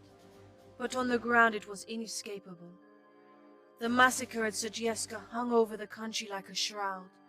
Resistance was weakening, resolve was breaking. To come so close only to be so cruelly cut down. It was too painful to contemplate. We flew to Korchula. The island camp had been devastated, but we salvaged some fuel, some motor parts, some vile food. McIntyre joined us there to confer with Edwards. I reacted with little more than weary resignation. He offered work, which at least provided a distraction from the bleak mood I found myself slipping into. There was some action in Poland, and McIntyre wanted to influence it. More resistance men fighting impossible odds, he promised us. We had nowhere else to go. To my surprise, the despair seemed to take the edge off McIntyre's insufferable pomposity. His formal manner slipped away like the skin of a snake in the face of such loss and sorrow. I expected him to tire me with mission details and operational requirements. But instead he spoke of my father's old squadron, those faces so familiar from Tommy's old photograph.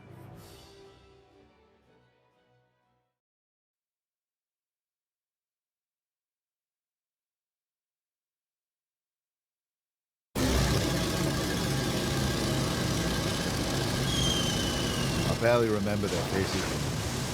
I hear their voices sometimes in my sleep. The men I used to play with. Lenny Devereaux, the Frenchman, Archie, Bull, practically inseparable. A litany of bawdy jokes. The Beg, of course. The crazy man of the skies. He who seeks death cannot find it was his motto. And some other chap whose name escapes me. Let's call him Tiddler and be done with it. He was a scrawny fellow after all. Krithia wasn't my finest hour. Of course, there are those who maintain that to come back at all is an achievement, and that losing a lad or two is par for the course. Flying was suicide in those days. Kites they were, not planes. Held together with glue and string. Paper kites.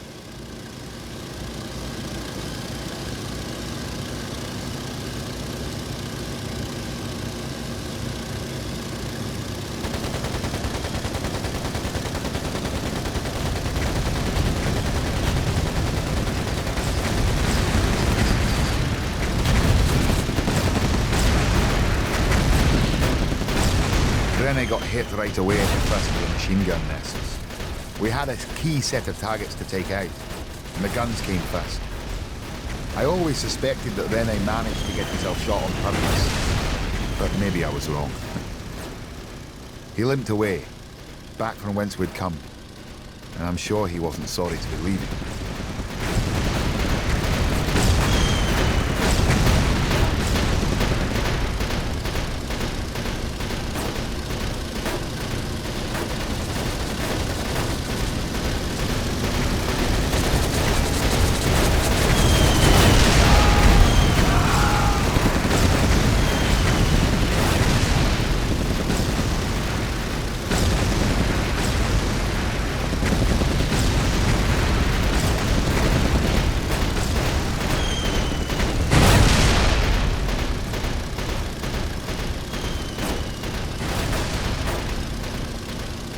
The guns were silenced. Good job. Always hated the whir of machine gun fire through the air. Like angry insects. Hated the noise. We were to move on and neutralize an artillery battery next.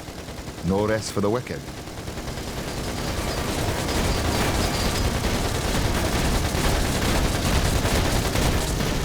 Should have been easy. The artillery. They'd make a big fat spitting sound, and the shells would rise up in the air, big and fat and slow. Felt that way to me. Not a fast death, a big, slow, hanging premonition. Archie had some trouble with it. He got slow, got clumsy, and a stray shell. It couldn't have been aimed. Just bad luck for Archie. It hacked through his wing. Didn't even slow it down. But he went. He survived the fall, wily old dog.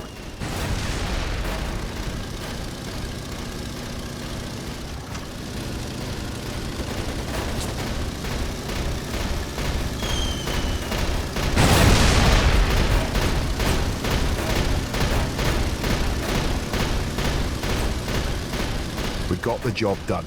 No fuss or bother, if you know what I mean. More machine guns to come, and even from that distance, we could hear the ack-ack fire.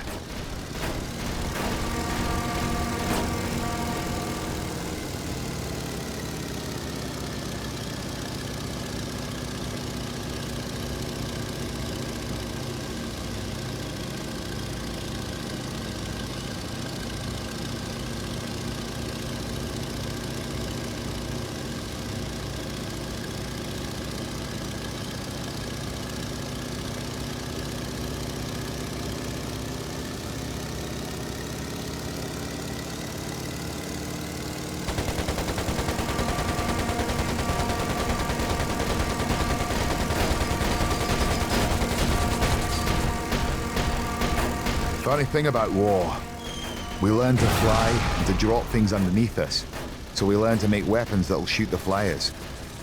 Seems like the decent thing to do would be to simplify the whole operation and just stay on the ground in the first place. Hackers. I hear that sound in my dreams as well. Tiddler bought it there. Wish I could remember the lad's name. He was torn up in the sky, came down as pieces. Wouldn't have felt a thing. Poor sod.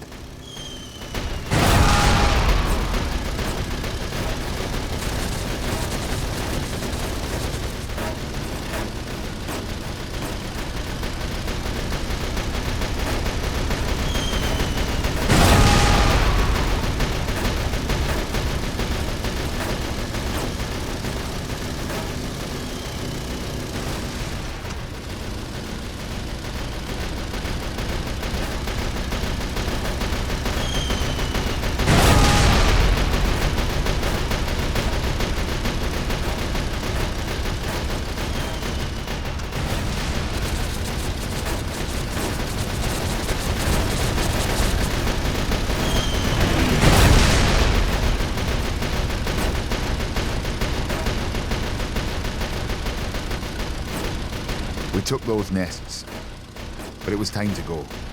Debeck wanted to go in, and Bull wanted to go see if he could find Archie. But as the man in charge, I had to be firm. Back we went. A good number of losses on both sides. Which is the point of the story, really. No harm in dying if your job's done, you know. Always preferable to live. A good pilot's hard to find. They die so bloody often. But if the job's finished, well, what more can be asked, eh? A good trade-off's what you're looking for. A sensible exchange, yours for theirs. That's war. That's the best you can hope for at the end of the day.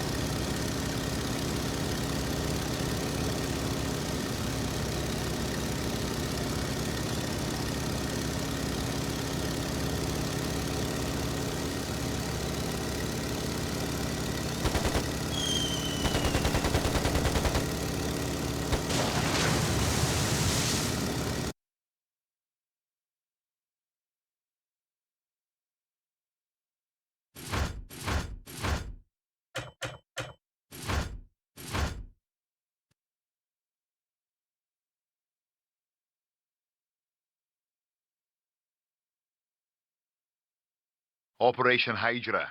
The Nazis have a new trick. They're building rockets. If they can bomb us without planes, their war is in the bag. So let's pop a few eggs in their nest, eh? You're observing, Dee Dee. This'll cheer you up. Nothing like watching a Nazi factory go up, eh? Fireworks, eh? I am in position, ready to assist as required. Good job, DeBeck. That's an attitude I can appreciate. You'll like this, Dee Dee. The RAF, best pilots in the sky. I am sure. You'll see. There'll not be much for you to do. I am just an observer. If you'd like to make yourself useful, DeBeck, those barrage balloons aren't making the operation any easier. Roger.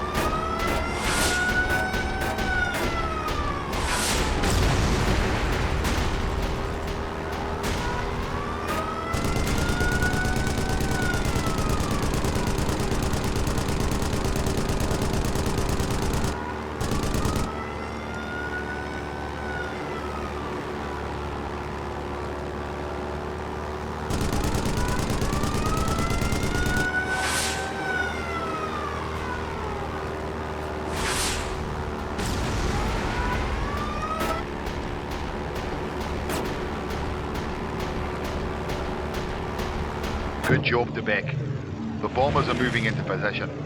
Take care of any AAs you see. Kill the hackers. Roger.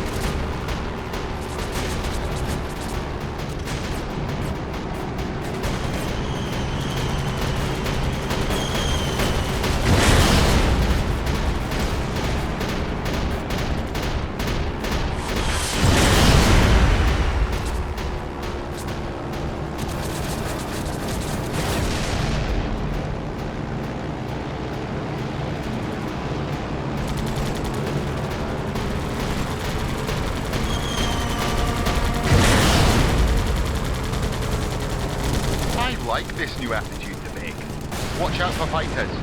Make your way to the second target, Dee Dee. Looks like you'll have some Nazi company up there along the way. It is expected.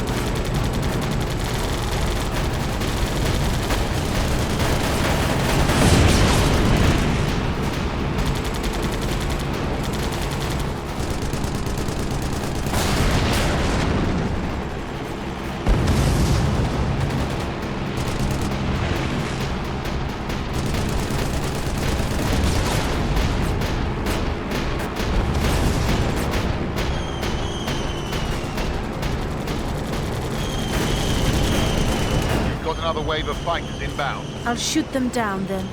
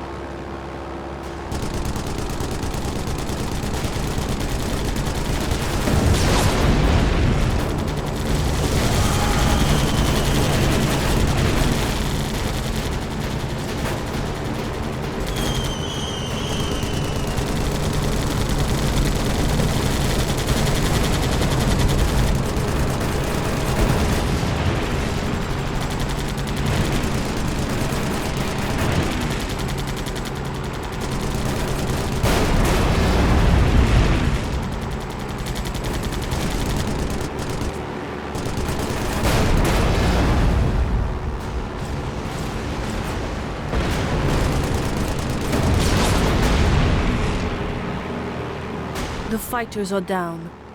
And the RAF have hit their targets.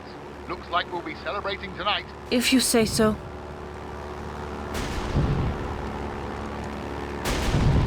Wait, what's that? From the airfield, what sort of plane is that? The Beck, bring it down. We'll ask questions later.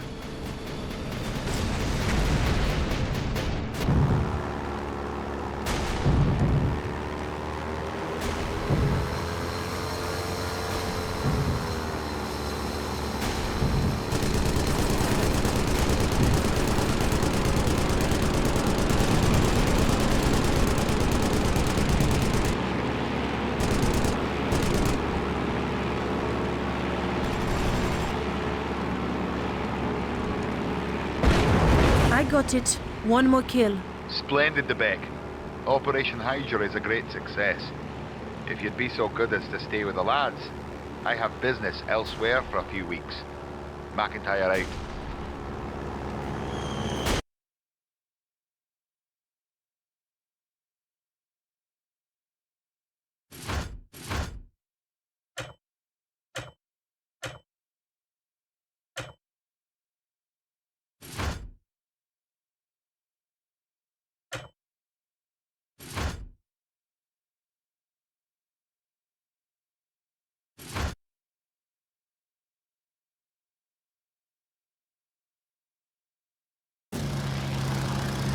Okay, Dee Dee, we're smuggling again today.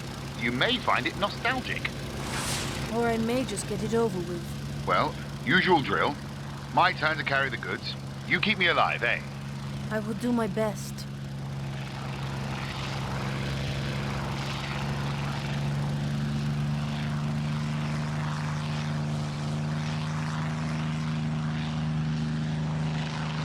I'm going into land.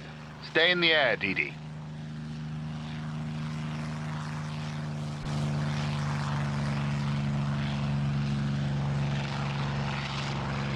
Something's wrong. We've trouble, Didi. They took the factory. It's a trap! Damn it! Get yourself back in the sky. I'll cover you.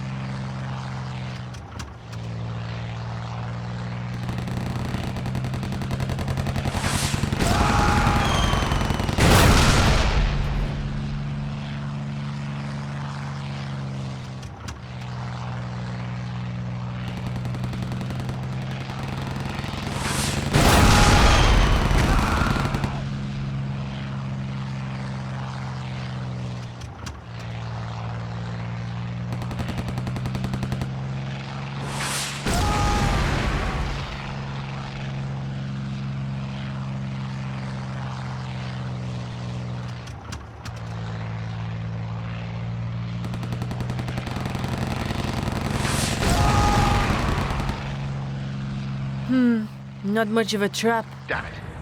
It wasn't a trap at all. Didi, they must have just found the factory. We've got to stop them reporting its location.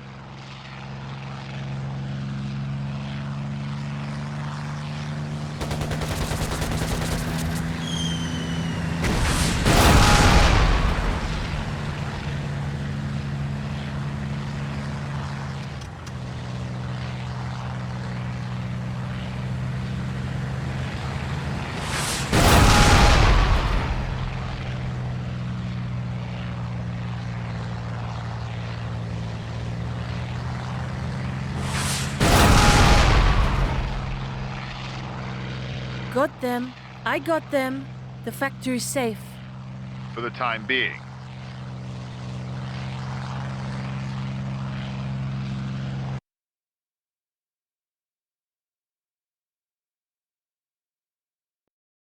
McIntyre's latest Polish operation, Operation Hydra, had been a great success. Tommy, Clive and I lived amongst the RAF pilots for a time, hiding from the Nazis at a secret airfield which had been prepared for us by the Polish resistance. I occasionally flew short smuggling flights, mostly to fetch vodka. As the days passed, I spent less time with Tommy. After all we had been through, Tommy had seized upon the comradeship of his countrymen with relish.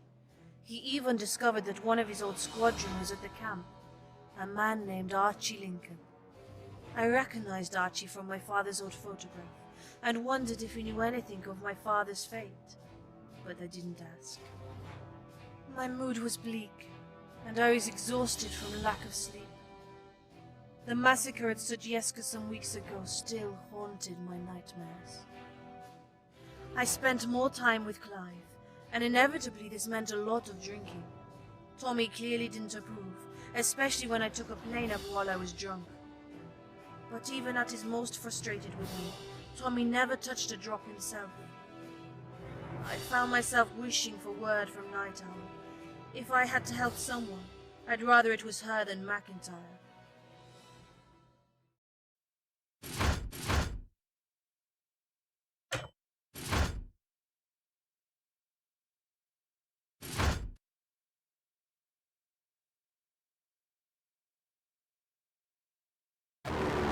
We mustn't be surprised again. We need intelligence. We need to know the extent of the Nazi forces in the area. Your captured enemy plane gives you an edge. Remember not to fire on your fellow Luftwaffe. That'd tip them off. I know what I'm doing. pretending to be a Nazi so I can recon their forces.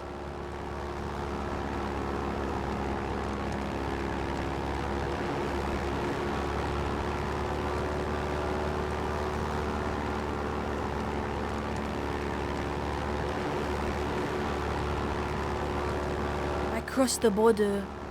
Good. I'm marking the next checkpoint. Keep your eyes open for Luftwaffe, and fly like a German.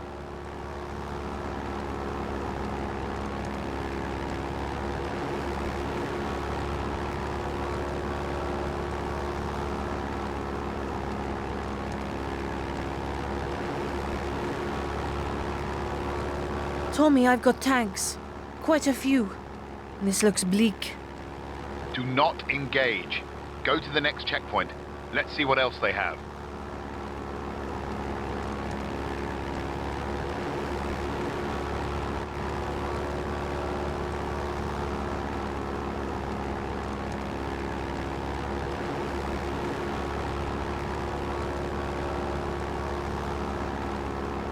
Artillery located.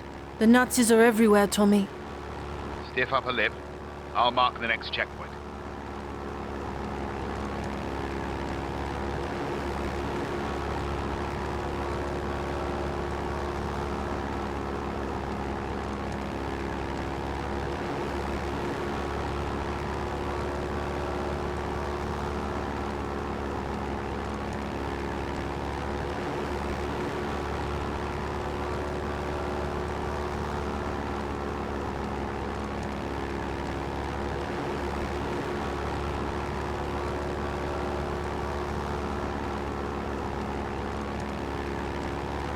Something's down there.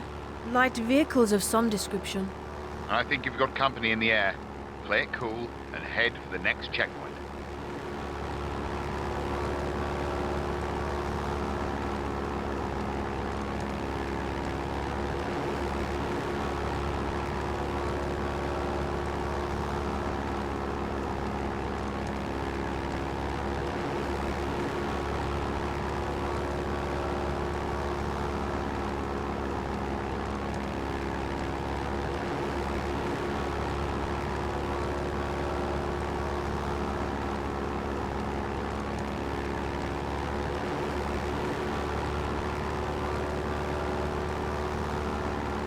It's crawling with Nazis, Tommy. Get back here, take it easy. At least we know what we're Hier facing. spricht die deutsche Luftwaffe. Identifizieren Sie sich. Letzte Warnung. Identifizieren Sie sich.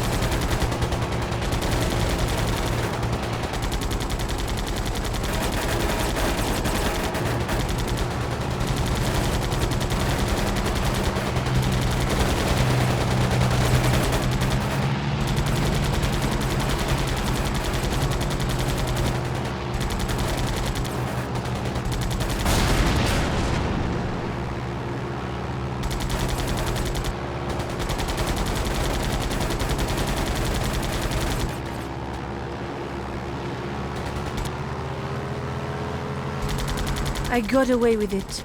I can't deal with these levels of tension, Thomas.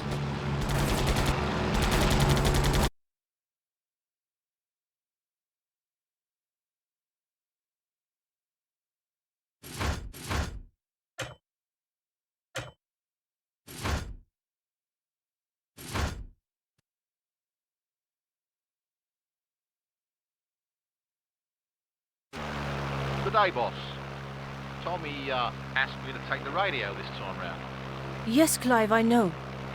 Well, as I understand it, the RAF need a follow-up on Operation Hydra. I swear blind there's not a German left in the area, but the AK boys have been reporting Nazi sightings for weeks.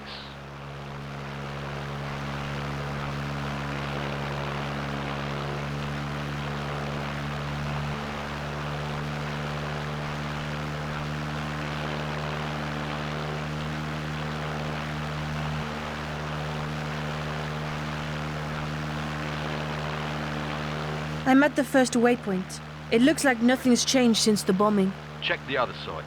Any order you fancy.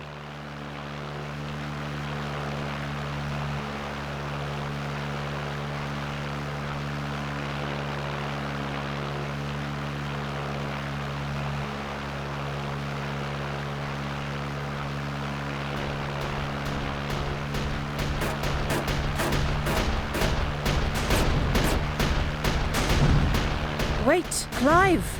I see something. Hell, I've got Nazis! I've got a lot of Nazis! Don't engage, boss. You need to check the other sites so we know how many of the buggers there are.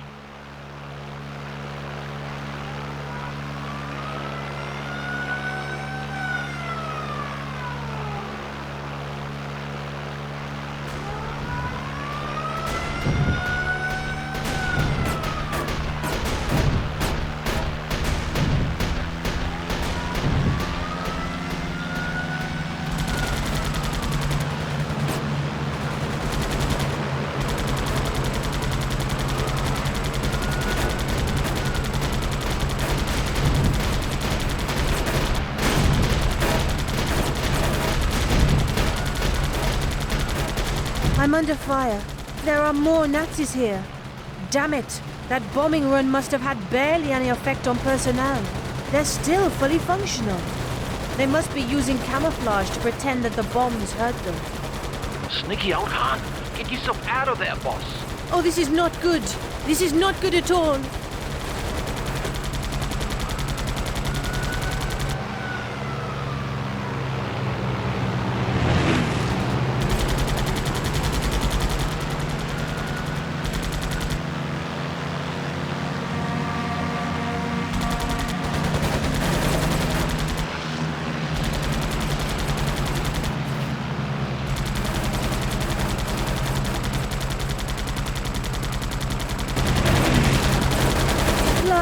I'm hit!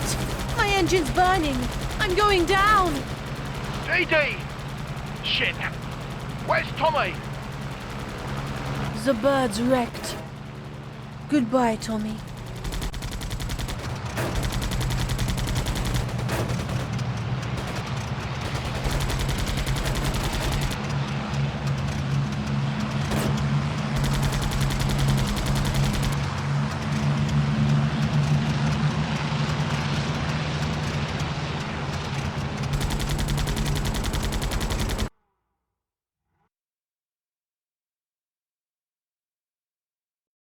I felt the bullets before I heard them. A dozen juddering hits that tore through the metal and ripped the heart out of my plane. Then the noise came, the terrifying metallic shriek of the ricochet. A cold, high whistle as the air howled through the line of coin-sized holes in my fuselage. The stick locked into place, the engine spluttered, and died.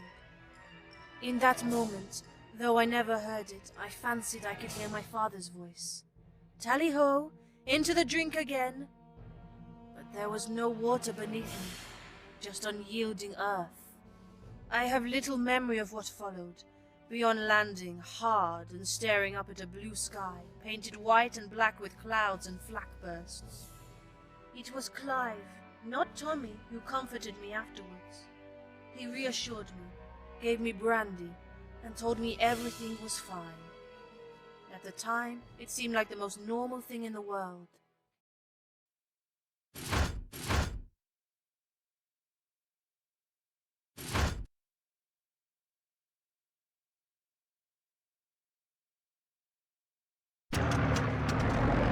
Get in the sky. Get up there. I see fighters. I'll do what I can, Tommy. Fly safe. You too. The vehicles are loading, grabbing what they can of the ammo. Protect them from those fighters while they load. A stray shell could set the whole lot up.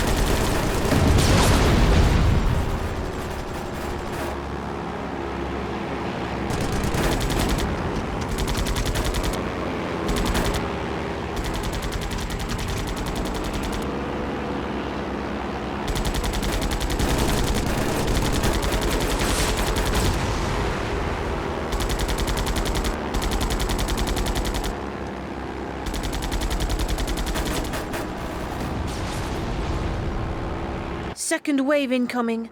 Get those trucks loaded faster. It's not so nice down here, boss. Given a choice, I'd rather be up there with you.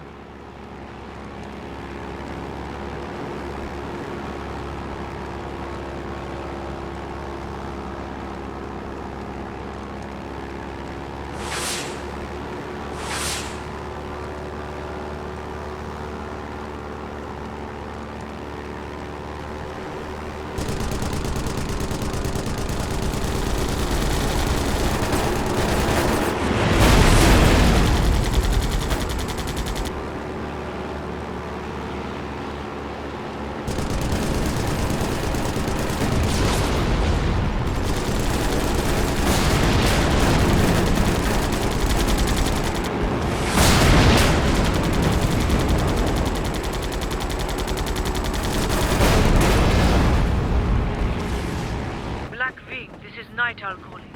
Be aware, the Nazis have another secret weapon. Night Owl?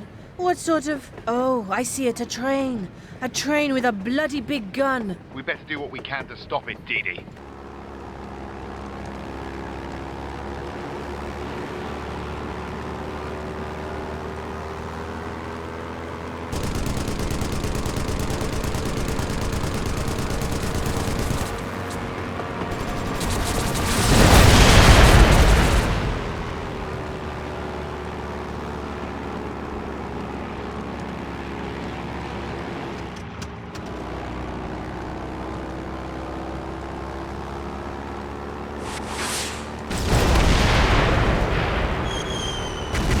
Skies and ground are clear.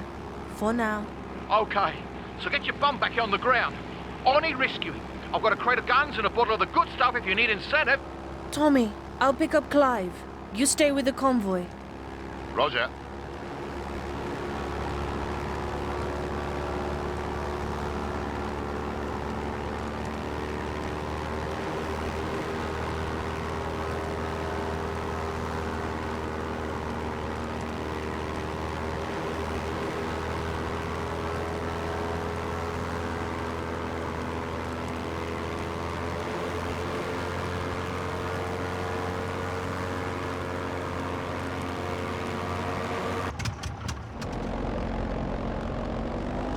Oh, cheers, boss. We need to catch up with the convoy.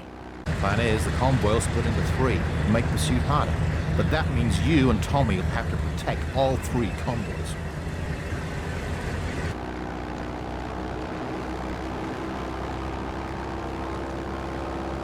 The first convoy's in danger, boss. Incoming German Tigers. Stop them before they hit our people. I see them. I'll do what I can.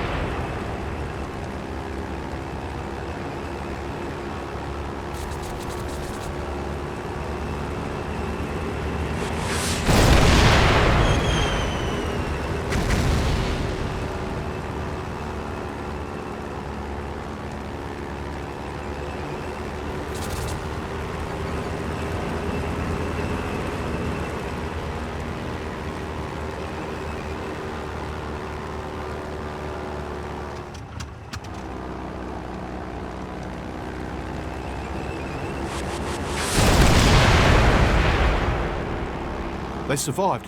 It's a bloody miracle. I see that you're as formidable as ever, Black Ving.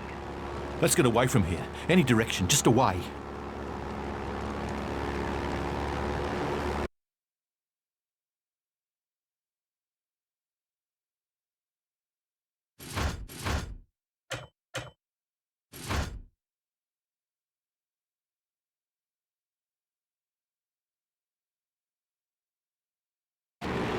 The AK are gathering for a concerted attack on multiple Nazi border posts. We're going to meet a couple of RAF planes for support, so head to the rendezvous waypoint first. Roger. Do you have any other friends we can call upon? Dee Dee, I just don't know.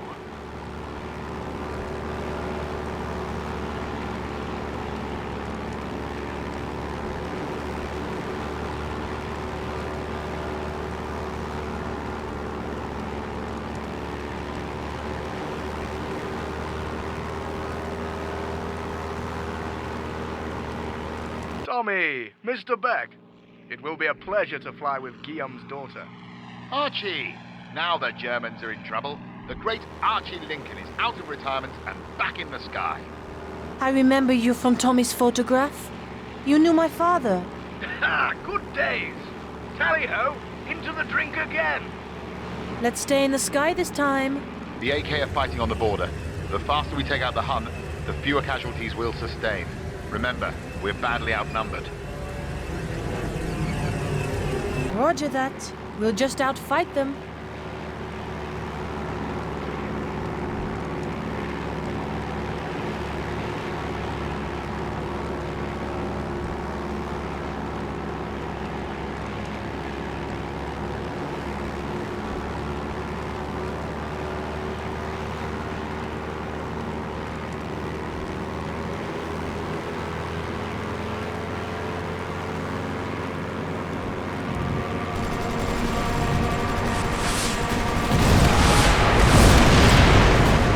Boys, we have company. From the east, incoming fighters. Ground targets are a priority, Mr. Beck. Leave those German boys to the RAF.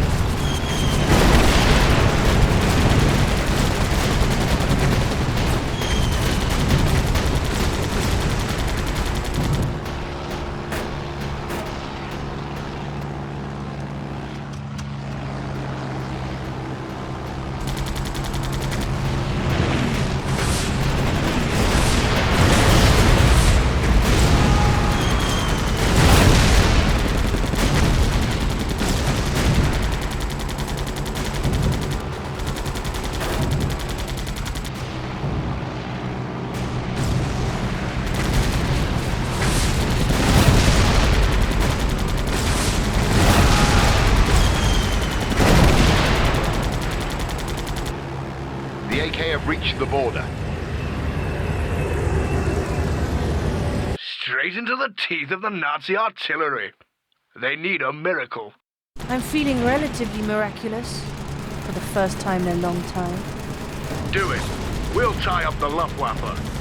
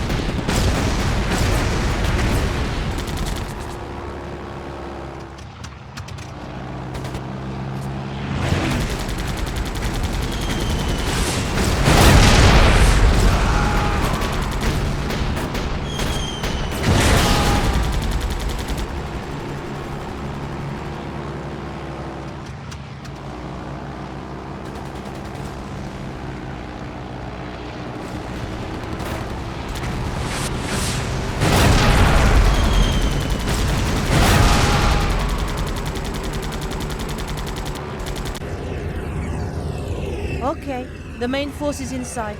Nazis, Nazis, Nazis. The force seems commensurate with the force I scouted before Christmas. The AK's advancing, DD. If those tanks remain, we'll lose the battle.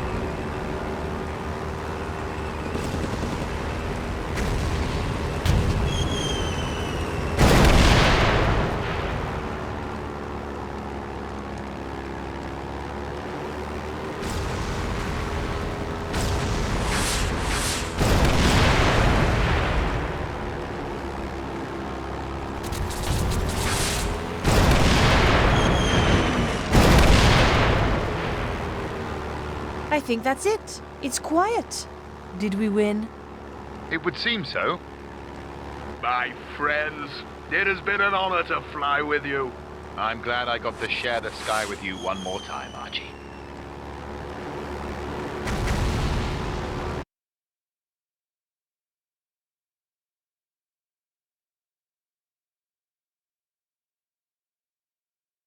In the flesh, Archie Lincoln was as I had imagined him to be. A gruff, friendly bear of a man, with a generous pipe of tobacco permanently puffing away from beneath his bristles. He had a pronounced limp, a souvenir of previous campaigns. As the camp celebrated Operation Belt, he approached me to share vodka and stories of the past. I think he was curious about me. McIntyre had been very much the same. Once again I got the impression that these men, rough, tough flyers all, had been a little in awe of my father. But I had no past, only the stories passed on to me of the man who was my father.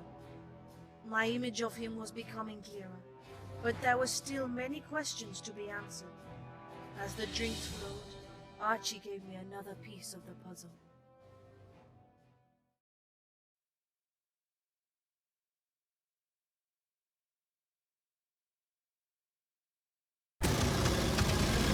I remember the Battle of Cape Hell as well. Took some bloody flak in the leg. Haven't run since. Those kites, just paper and string. Flak cut straight through. Hurt like a bastard.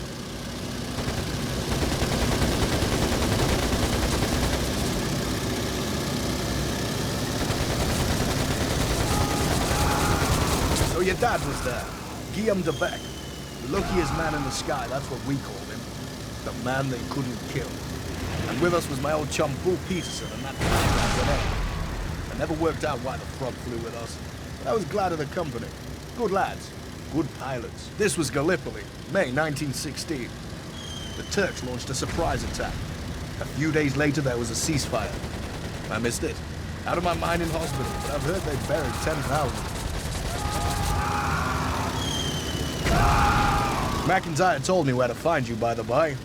We flew together a bit. He told us a story of your days together. Aye, good times. Odd man's alike, old Butcher McIntyre. Good pilot, though. We were all a bit impressed, you know. Scared of the man. All except Guillaume, who didn't give a toss.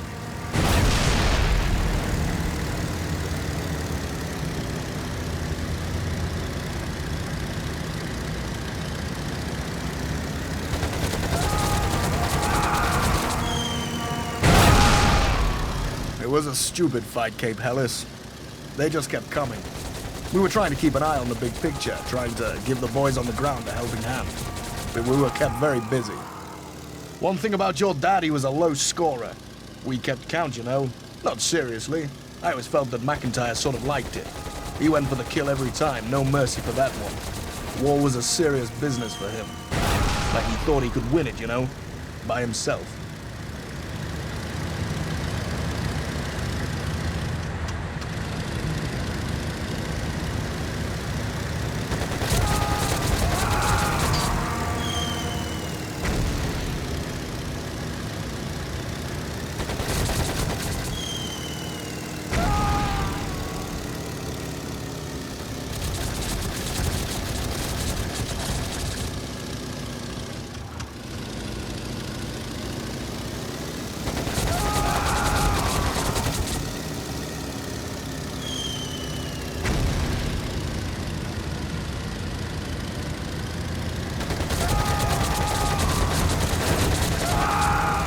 My father didn't like to kill?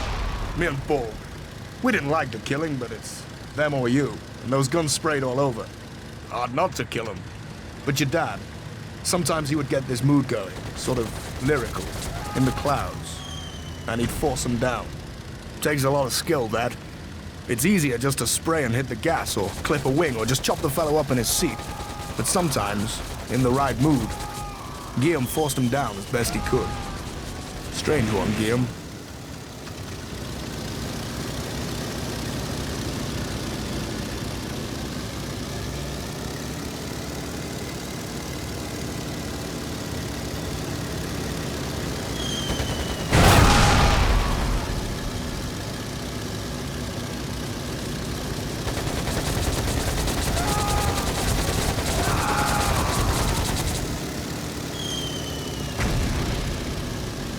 And then I got hit. Had to limp back to land, my leg leaking like a broken jam jar.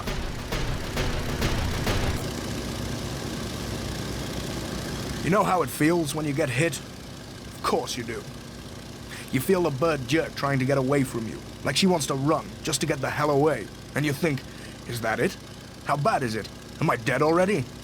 I hate that sinking feeling. Am I dead already? How do you know till you're back on the soil?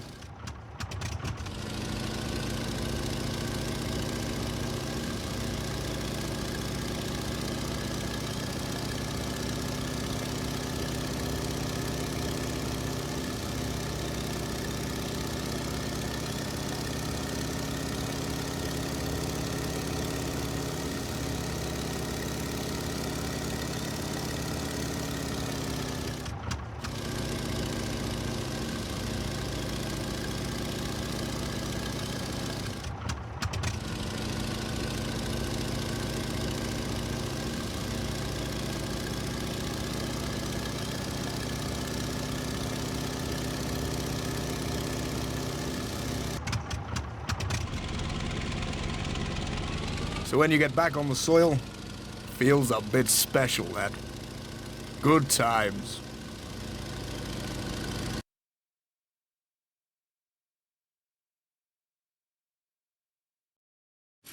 A coded message, designed to baffle both Allies and Germans alike, brought our time in Poland to an abrupt end. The militant fighters of the Maquis had personally requested our presence in France. I felt strangely honored. Our contact there was to be a woman called Ivana Marovich. Stylish and glamorous, her presence commanded respect from everybody in camp. Strangely, nobody could tell us anything about her. All we knew was that she was vital to the French resistance. It was Ivana who had asked for our help. Her manner was familiar, if somewhat cold. I suspected that she was, in fact, Night Owl, but her identity was clearly a closely guarded secret, and so we all proceeded as though she were a stranger. In Vacour, there had been an outbreak of influenza. What we laughably called field hospitals were rudimentary at best, and there was little that could be done to stem the epidemic, beyond isolating the sick. As the days passed, more and more people felt the potentially lethal disease.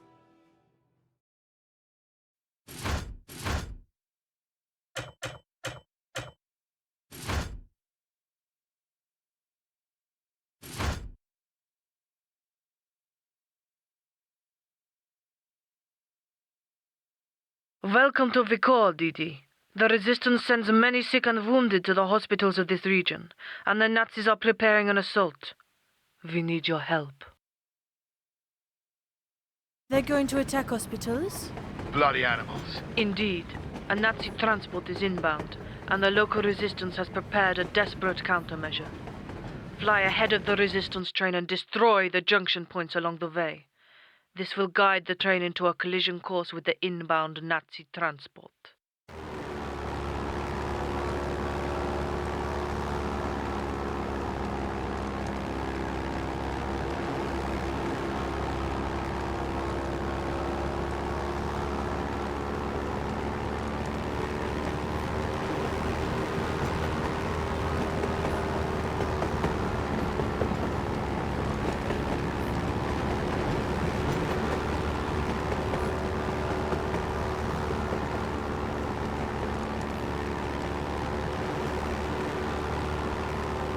I see the first junction point. Shoot it. Be quick, Didi.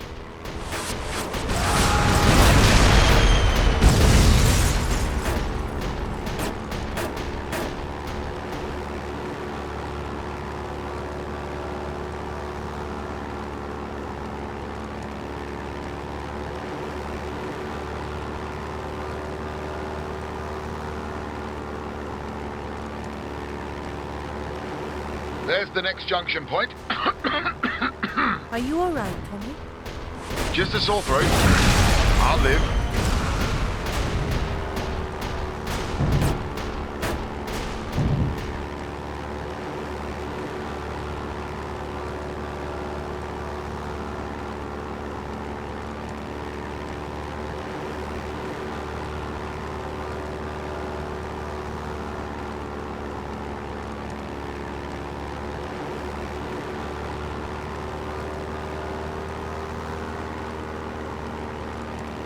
Last junction point up ahead. Take it out.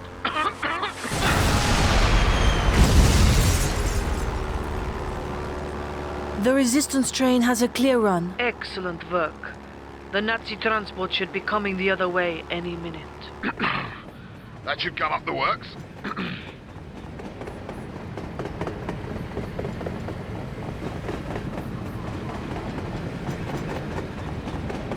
How much time have we bought ourselves?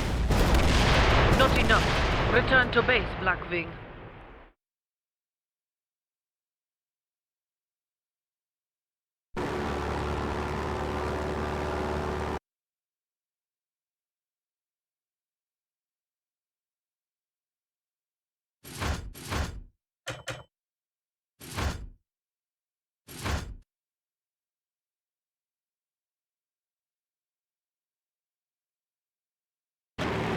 The situation is worse than we imagined. A squadron of German transport planes is inbound from the north. We have reason to believe a Nazi paratrooper assault is incoming. It is designed to destroy our supply lines from within. I'll be flying with you, Didi. The scale of the assault, I can't leave you alone. I can cope, but I'm glad you're here.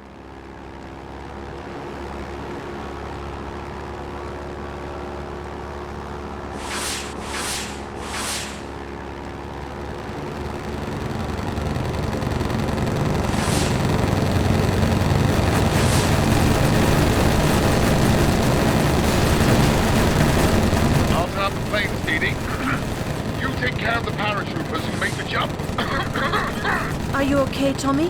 That cough, it is getting worse. I'm fine. Concentrate on those chutes. Don't let them land.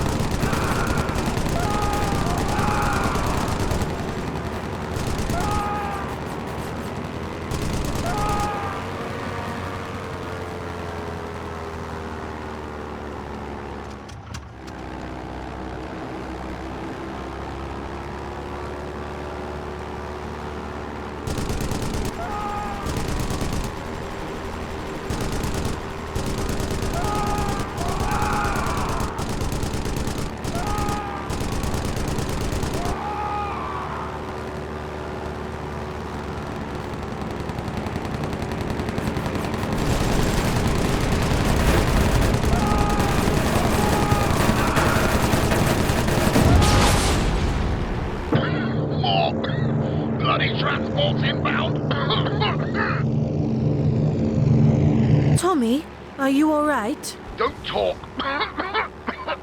Fight!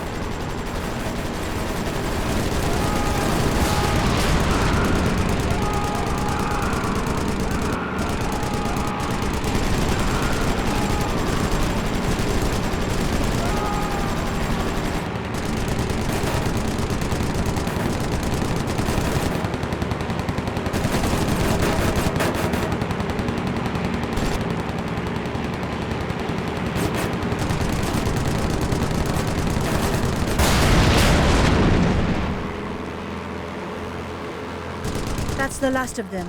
I think I clipped enough of them. Dee, Tommy's in trouble. He's all over the sky. Bloody hell! Going to try emergency landing! Tommy? Clive? Ivana, did anyone see where he went down? You should be able to see him now. What's your landing?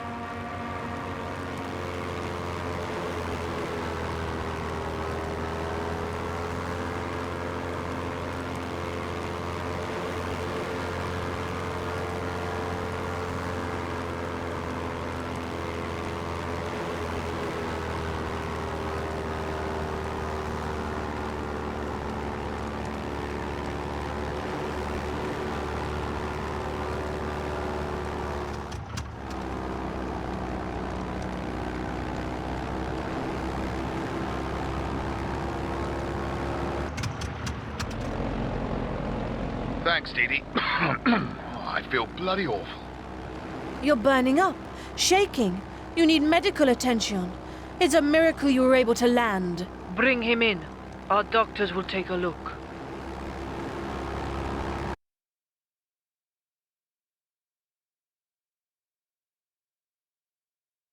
In a life haunted by the fear of bombs and bullets, it was easy to forget that everyday perils could still strike us down. It wasn't that I'd been unaware of Tommy's faltering health, but knowing that he would rather fall where he stood than see a doctor, I hadn't pressed the matter. I was a fool. Influenza had claimed the lives of thousands across Europe, as disease and infection followed in the wake of war. Germs couldn't be shot down or driven to ground through grit and determination. Sickness was an enemy that even Tommy couldn't bluff. He insisted it was nothing, that he could still fly and fight. But eventually his body betrayed him, and he collapsed to a hospital bed. I had come to the Corps to defend the sick and the wounded. Now I had a personal stake in the fight.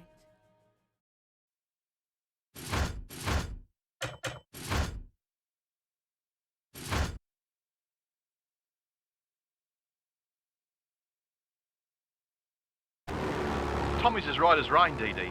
You'll see. That fella's not going to die on the ground. How cheerful. There must be something we can do. Ivana's located some German medical bits and pieces. We deserve them more than the Nazis do. The Resistance has commandeered a German cargo train. We need to load the supplies from 2 locations. Your mission is to clear each location before the train arrives. The stores are likely to be guarded, so be careful. I'm on my way. Clive, stay with Tommy.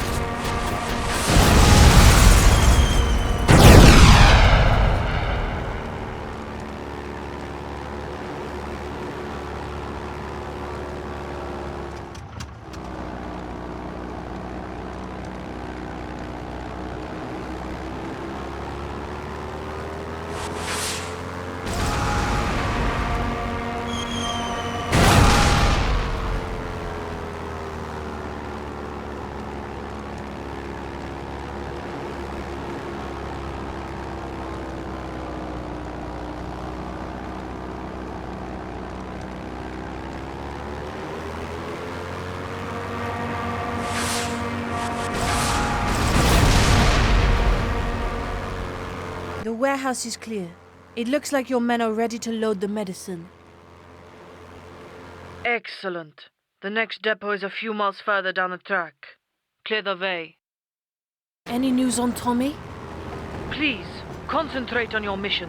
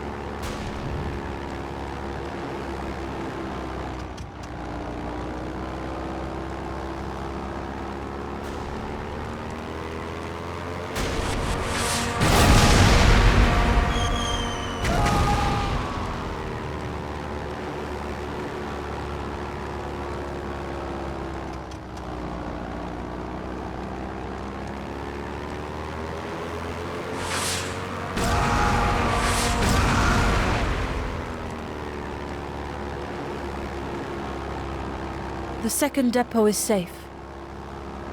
Good. Wait! They must have raised the alarm. Expect enemy bombers at your position soon. Do not let them destroy the train.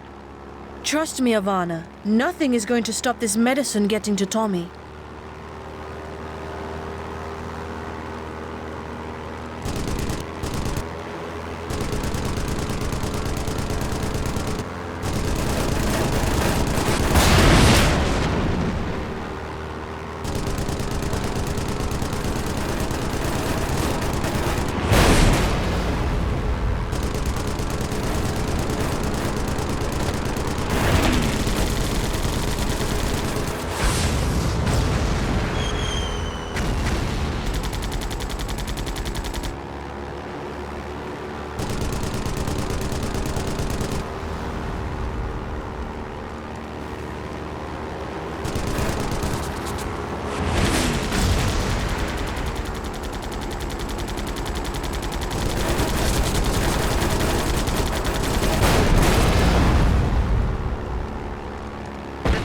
fully loaded and headed home. Good work, Dee Dee. You saved a lot of lives today. I'm coming in. Tell Tommy I'm on my way.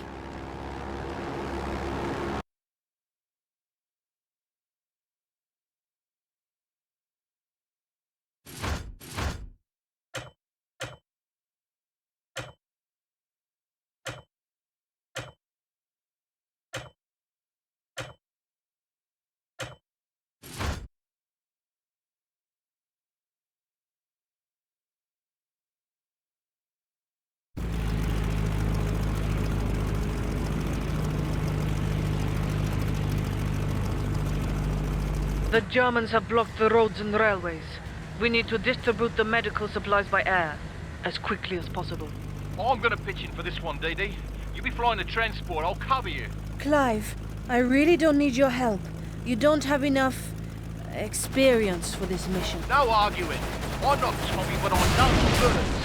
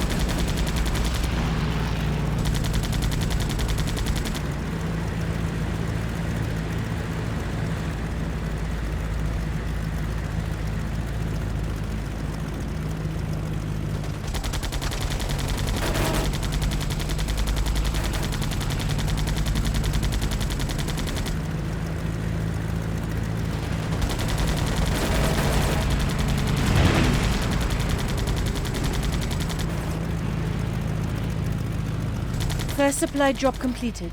Clive, you can head back to Tommy now. I can do this myself. No bloody way. We're in this together.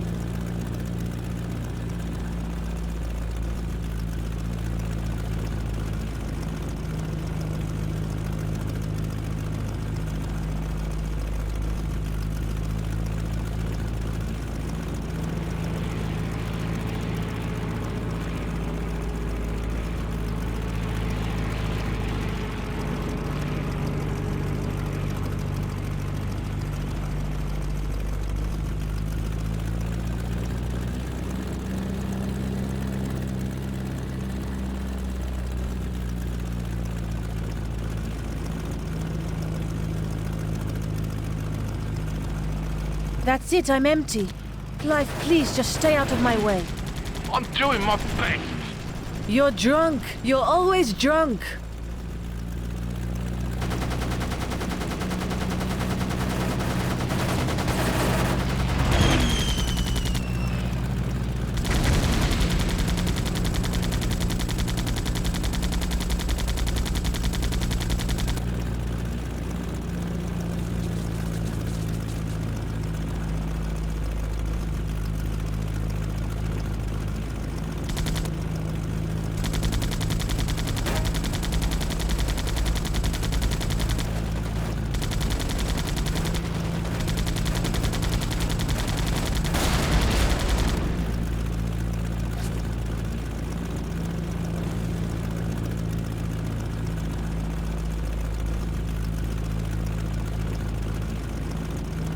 That's it, Clive. Let's head home.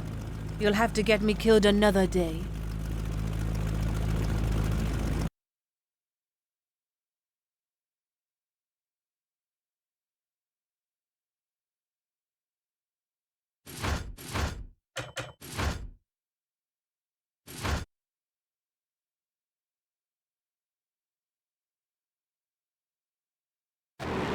This is the attack we were dreading. I'm getting reports of German bombers approaching on all fronts. We need you in the air. You are all that stands between the core and annihilation. Clive, turn around. Go back to base. You can't handle this. You can't handle 50 bombers single-handed. Like it or not, Dee Dee, I'm in this fight. Dee Dee, you can't fight this by yourself. Tommy, get back to bed. I am in bed. With a radio. Please, listen to me, Dee Dee. You need all the help you can get. I'll be doing what I can. Praying. I know you think I'm a drunken idiot, but you don't have the monopoly on heroics, Dee Dee. Too late, they're here. Clive, stay close and follow my lead. Tommy, pray harder.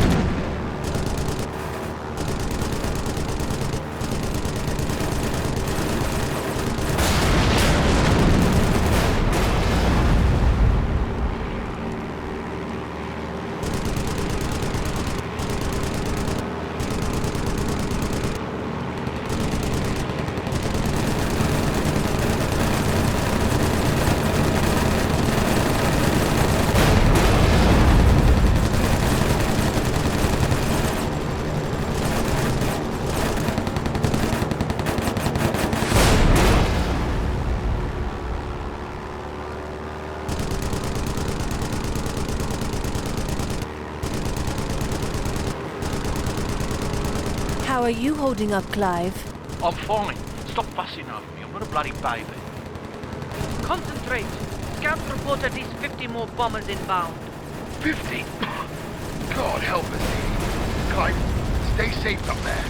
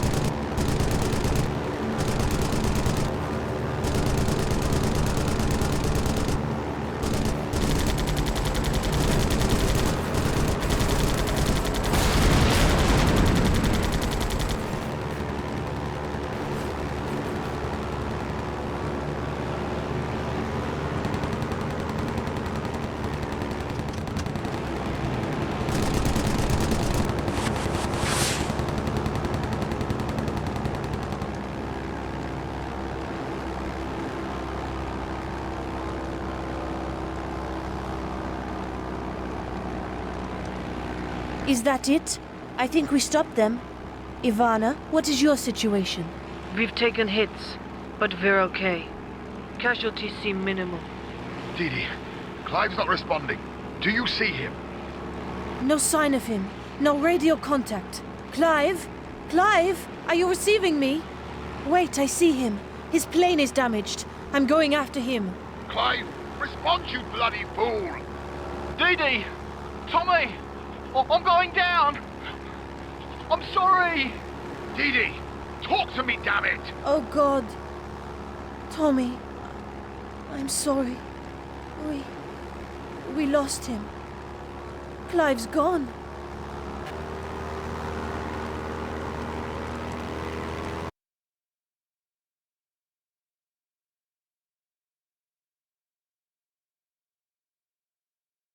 We had lived alongside death for so long that we had taken it for granted. It was always there in the backs of our minds, but it was a fear that could be caged and controlled. Death was something that happened to other people. As Clive's plane tumbled from the sky, little more than a smoking casket, I realized how numb we had become. Ice water filled my veins. My heart pounded. Our luck had finally run out. I thought back to how casually I had dismissed Clive as a drunken fool, a hindrance as much as a help. I thought how touched and surprised I was to discover the sweet-natured man beneath all the booze and oil stains. Most of all, I prayed he had died quickly, and had not burned to death while pinned beneath the wreckage of his plane.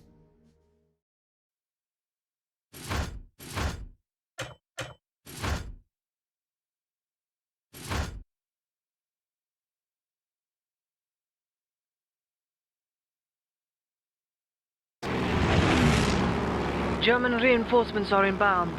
We have no choice but to evacuate. We found enough pilots to fly transport planes out of here, but they're no match for the Luftwaffe.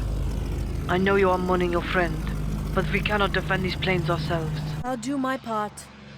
Tommy, how are you holding up? Tommy? Tommy is indisposed, Mademoiselle Debec. My name is Devereaux. René Devereaux. I flew with Tommy in the Great War. With Tommy and your father. Another of my father's squadron?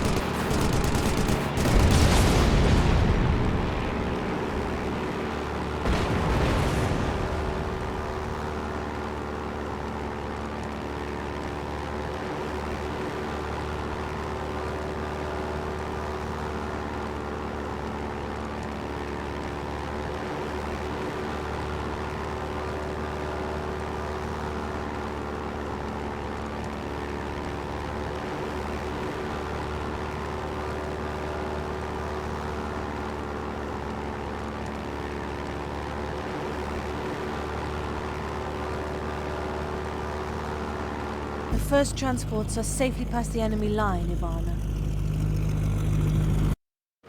Good, good. Stay sharp.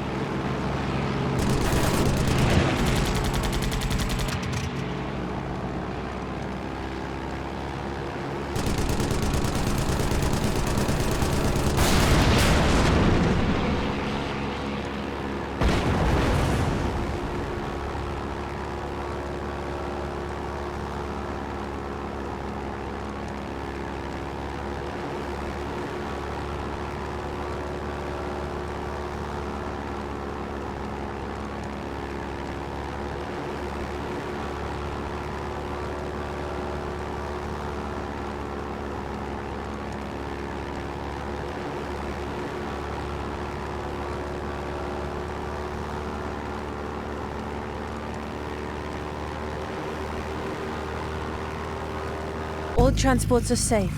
Now, Tommy, let's get you out of here. Salut, Didi. Tommy is grateful. In his own way. He is drunk. It is like the old days. Roger, Rene.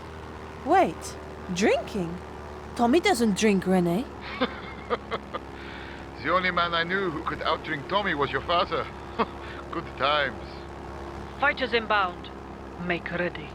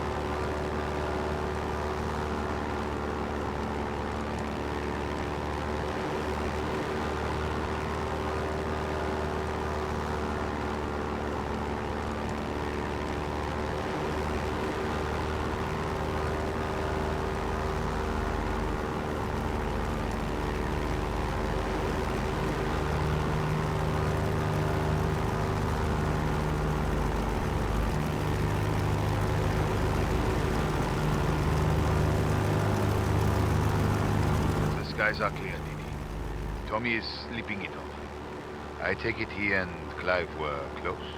Closer than I realized if he's drinking again. That's not good. You fly like your father, and it seems you have inherited his loyalty as well. Later.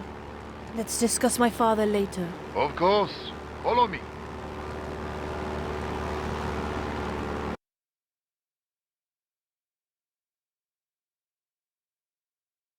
As we fled Vakor, I found myself alone. Tommy was too deep in his own dark thoughts to offer any illumination, and too drunk to boot.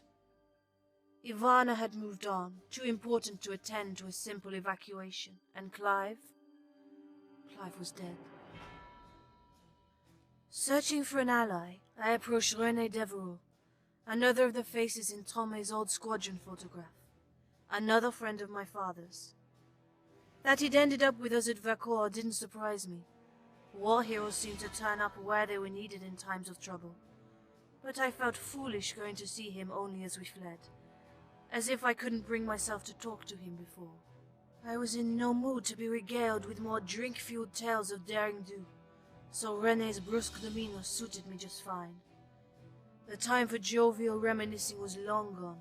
I suddenly needed details, answers and facts about my father. It felt as though I was on the brink of a new life, a life without friends, wingmen or guardians. Where I had come from seemed more important than ever before.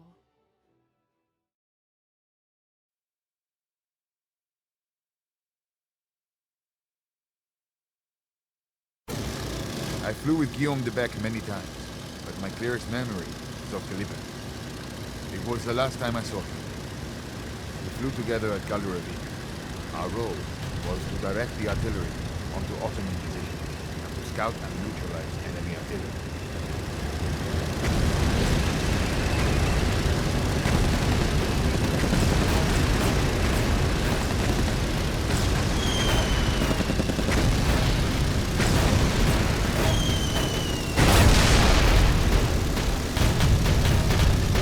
Your father, he wasn't the sort of pilot who enjoyed spotter missions.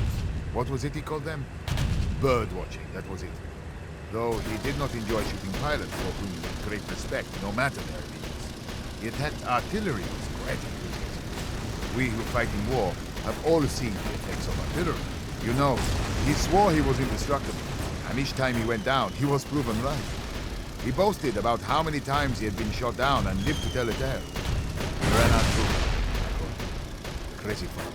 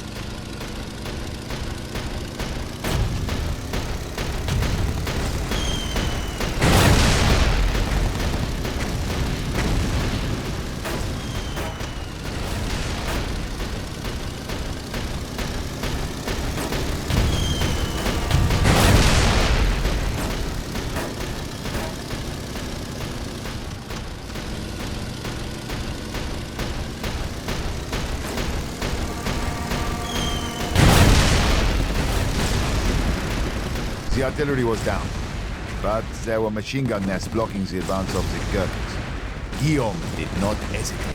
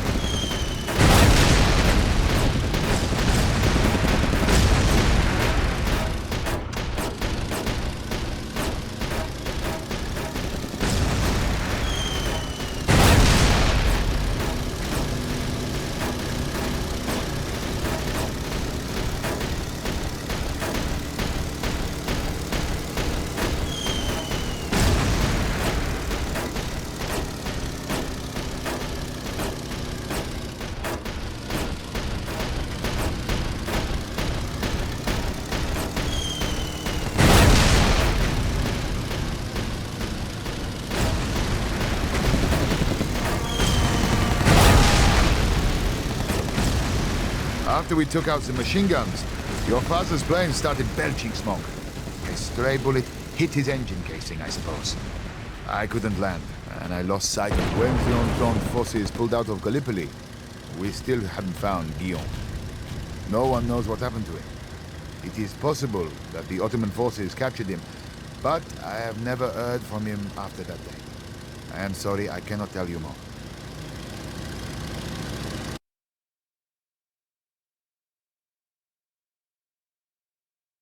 In the months following Clive's death, our sorrow hardened into anger. Not just at the Nazi forces that had taken him from us, but at the war itself, the endless violence, the hopelessness that crept up on us in our unguarded moments. Tommy and I went where the war took us, throwing ourselves on the mercy of its savage tide. Tommy lost himself in the fighting. We volunteered for every sortie, every bombing run, every patrol we could manage, just to be in the air, wreaking destruction on the enemy. We didn't care who the enemy was anymore. It scarcely seemed to matter. He drank more than ever, rows of whiskey glasses solemnly downed, the liquor mixing with his seething emotions to fuel our increasingly desperate way of life. I was losing him. Maybe I could have saved him if I hadn't been so lost myself.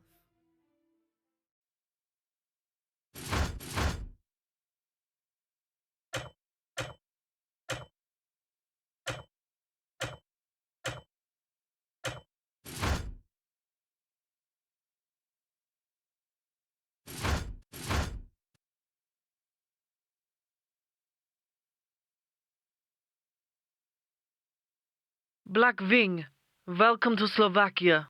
Night Owl, it has been some time. In a sense, yes.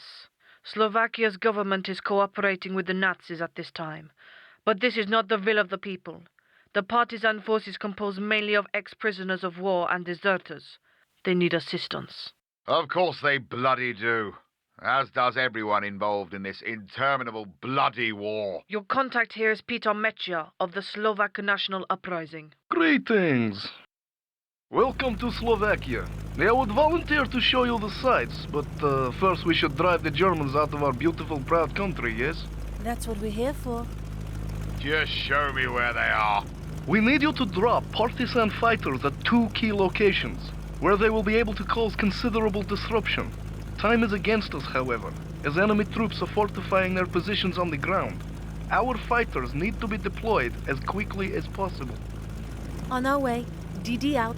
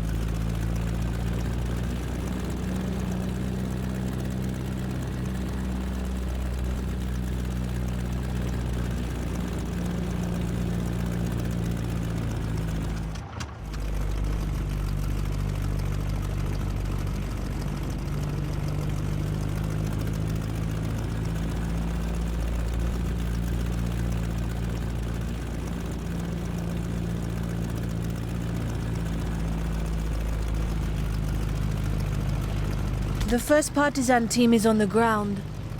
This is a waste of time. We should fly to Berlin and put some lead in Hitler's belly. Tommy, be realistic. If you try and win this war all by yourself, you'll end up dead. Like Clive. German forces are closing in. The next drop zone will only remain open for a short time. Hurry up!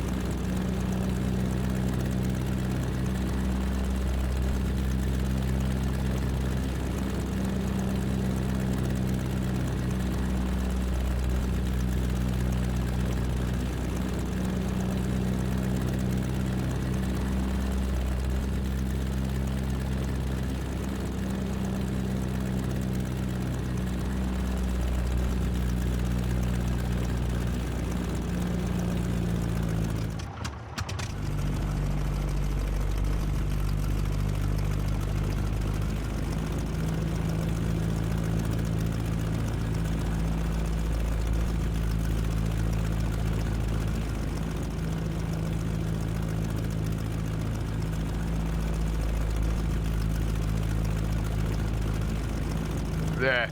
Alive or dead, they're all on the ground. Tommy, calm down. Calm down. You have no bloody idea, girl. Clive should never have been in the air. Please, I'm tired of this argument. Of course you are.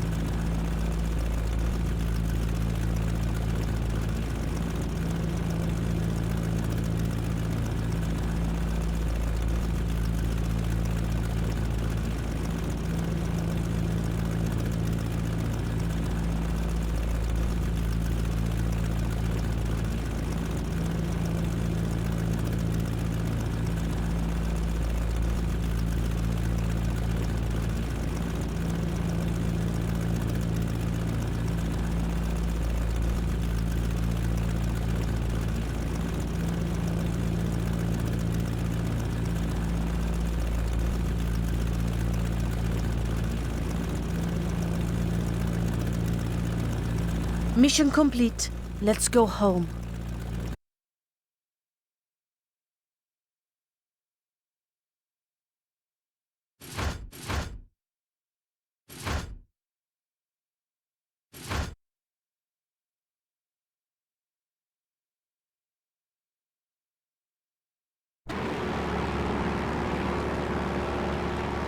Our Soviet allies are pushing into Slovakia, and we are going to soften the Germans up for their advance. Katyusha rocket launchers are leading the way. Keep them safe. Wonderful. More babysitting. Don't worry, Tommy. Here come the Stukas. Take your frustrations out on them.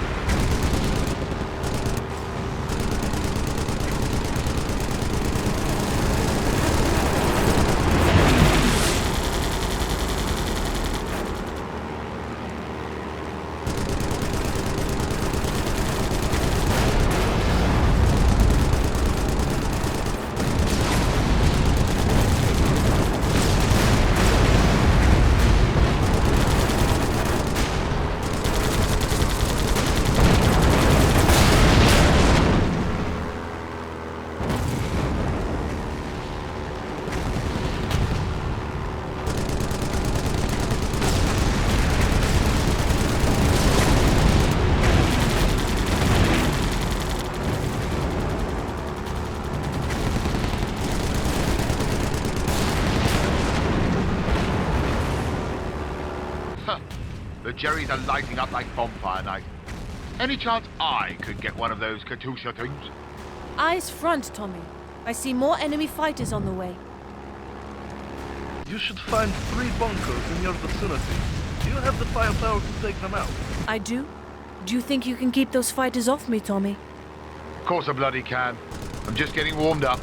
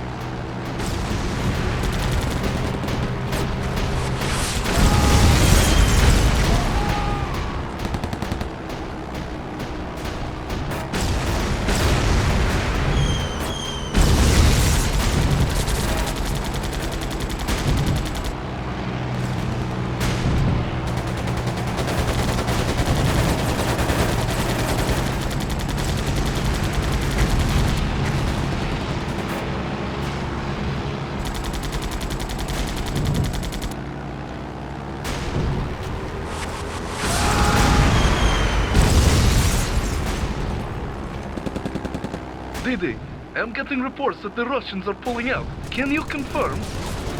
Yes, that's what it looks like. Where are their reinforcements? This was supposed to be our major push. I see Nazi tanks moving up. The Slovaks on the ground are going to get slaughtered. Try to stop those tanks. Buy whatever time you can.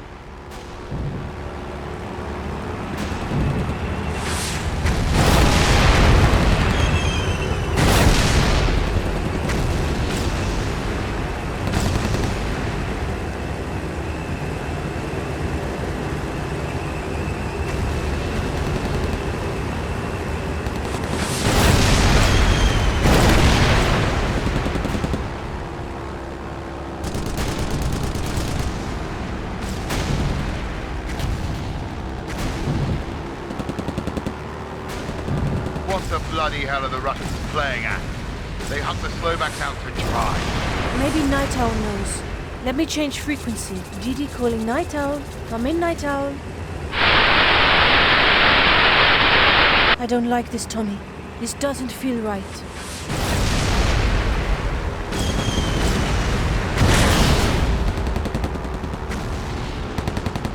I don't see any more tanks. It looks like the Resistance has had chance to fall back and regroup. Still nothing from Night Owl. All units return to base. This fight is not yet over.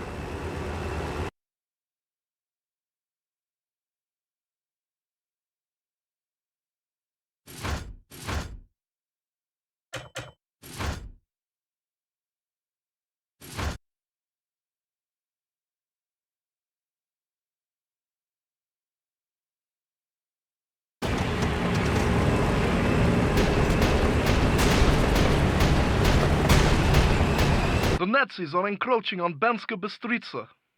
They are sealing the rail routes in and out of the city. We have reconfigured an old cargo train into a mobile cannon platform. But we need you to clear a path for it through the Nazi barricades. Understood. That's going to take rockets or bombs.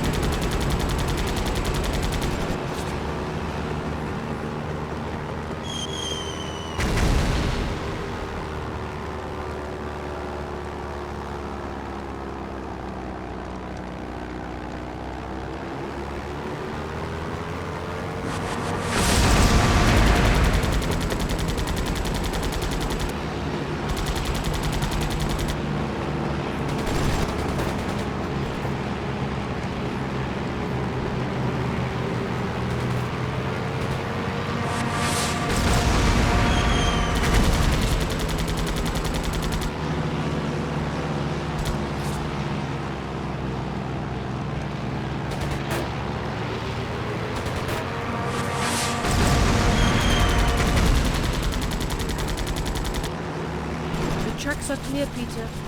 Your train has a free run at the German tanks along the city boundary. Excellent! This is costly to the Nazis.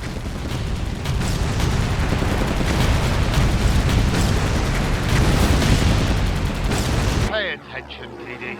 We've bombers on the way. It's going to be a short train ride if we don't stop them.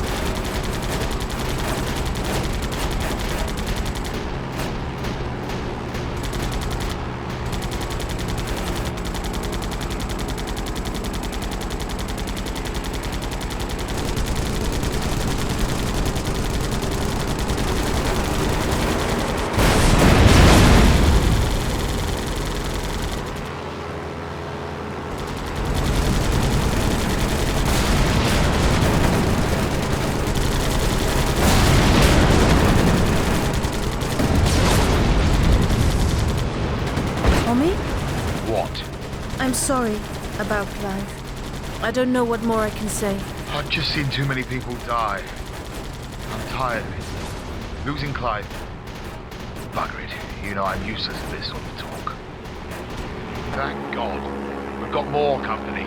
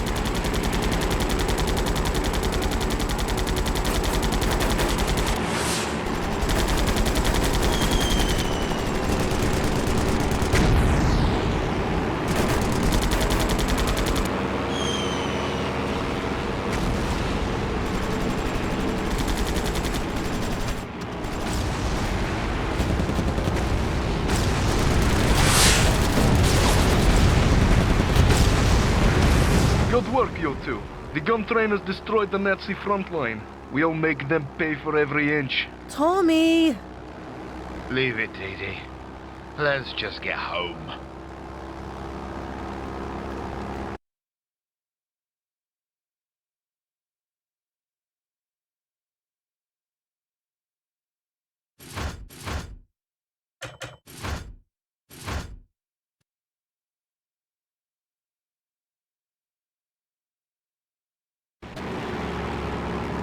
The 2nd Czechoslovakian Brigade from Dukla is on their way. They'll be passing through dangerous territory and could use some guardian angels in the sky. First time anyone called me a bloody angel. Angel or not, you better get to work. These bombers are heading straight for them.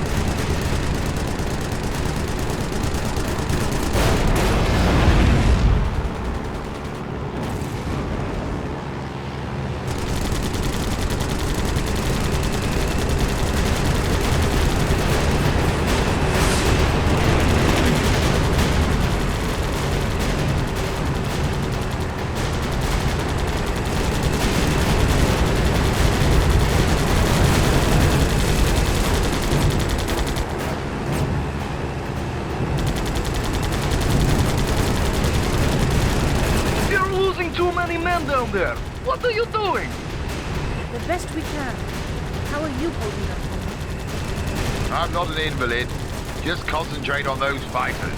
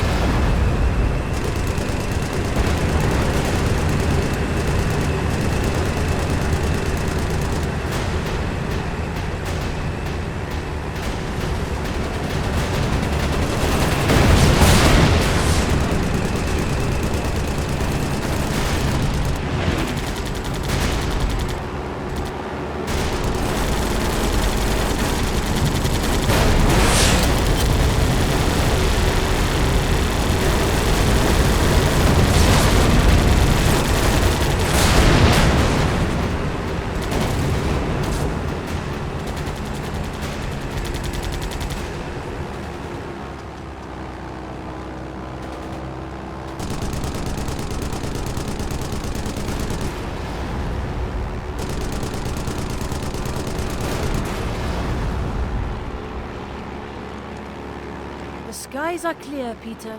I'm getting word that the Czech forces have located our fighters. This will strengthen our numbers for the battle ahead. Good work, Didi.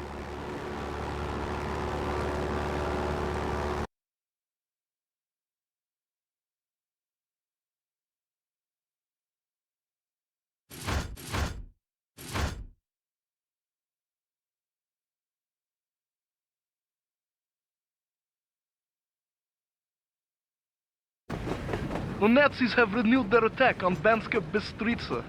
They can mount cannon on trains too. We'll need to block the railway to stop them bringing in heavy artillery. There are crossings and bridges all down this stretch of track. If you can destroy those, you should be able to cut the train off.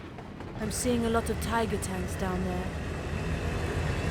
What is it you say? 2 birds killed with 1 stone? Try hitting the tanks as they cross the track. That should block the track and slow the German invaders down.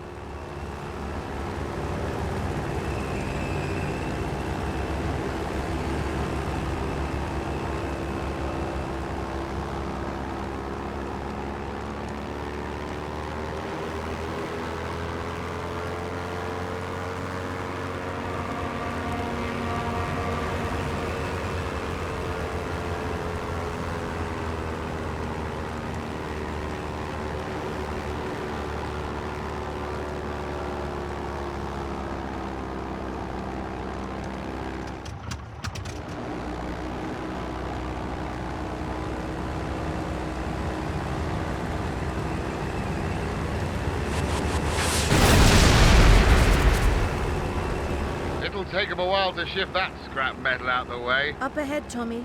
Another German convoy approaching the bridge.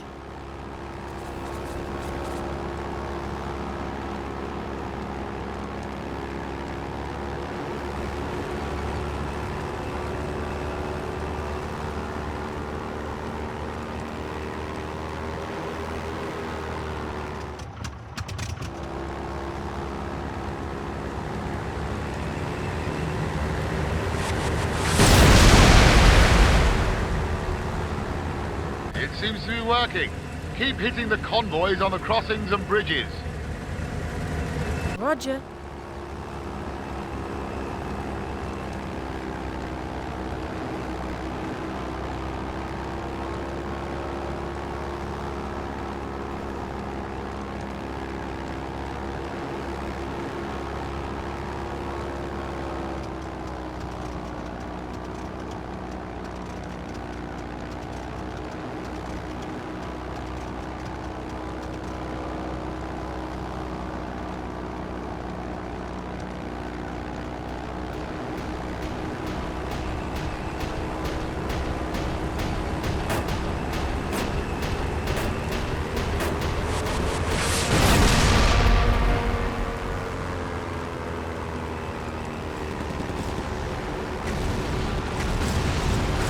Night Owl call.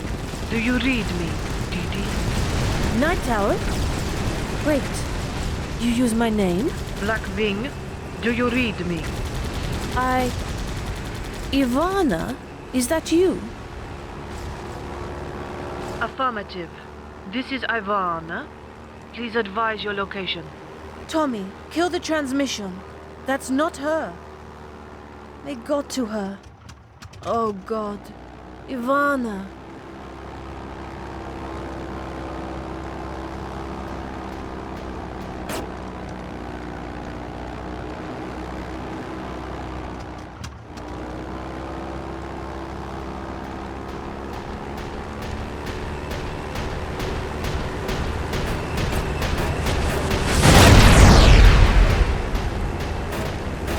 One more bridge should do it. They got her, Tommy. Do your job. She's just another casualty.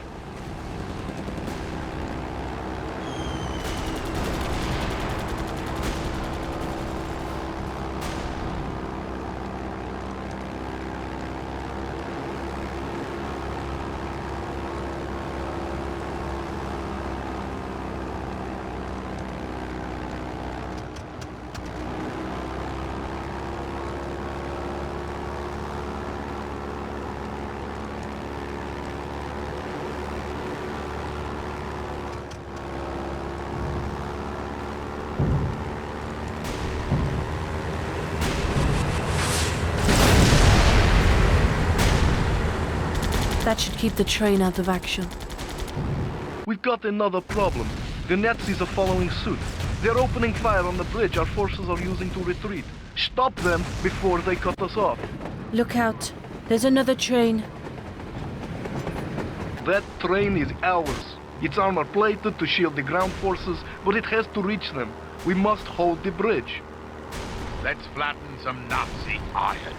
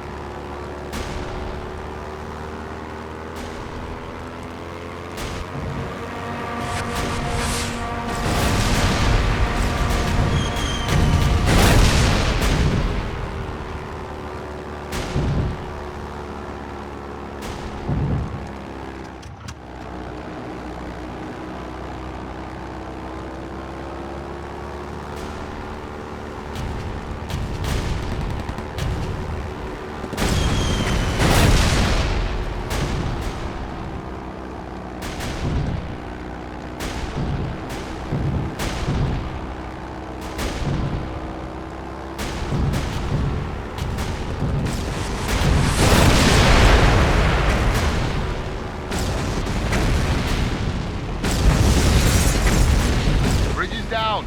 Tell them to stop the train. There is not enough time.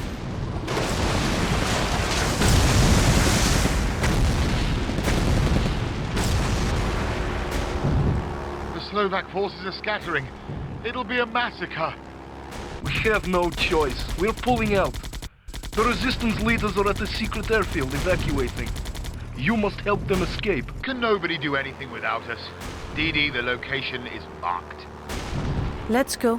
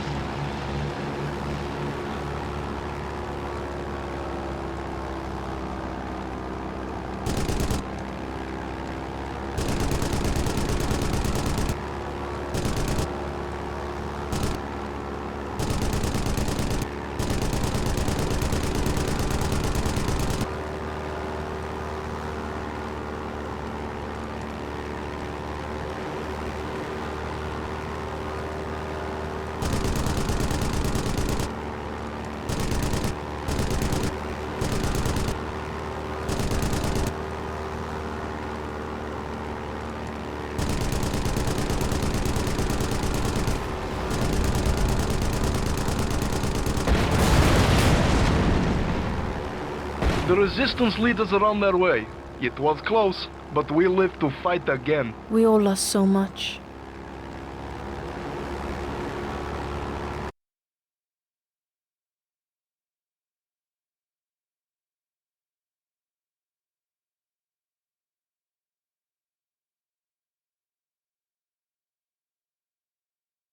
The view from the sky can be cruel. From that distance, the horror is disguised, diminished. Is this how God sees us?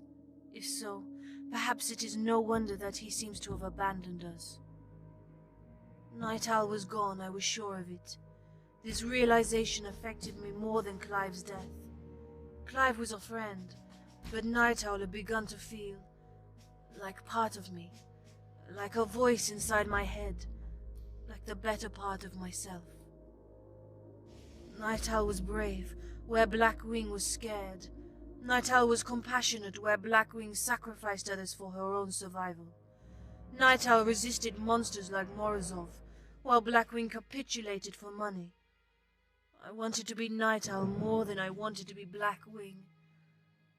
Without her voice on the airwaves, I felt more alone than ever.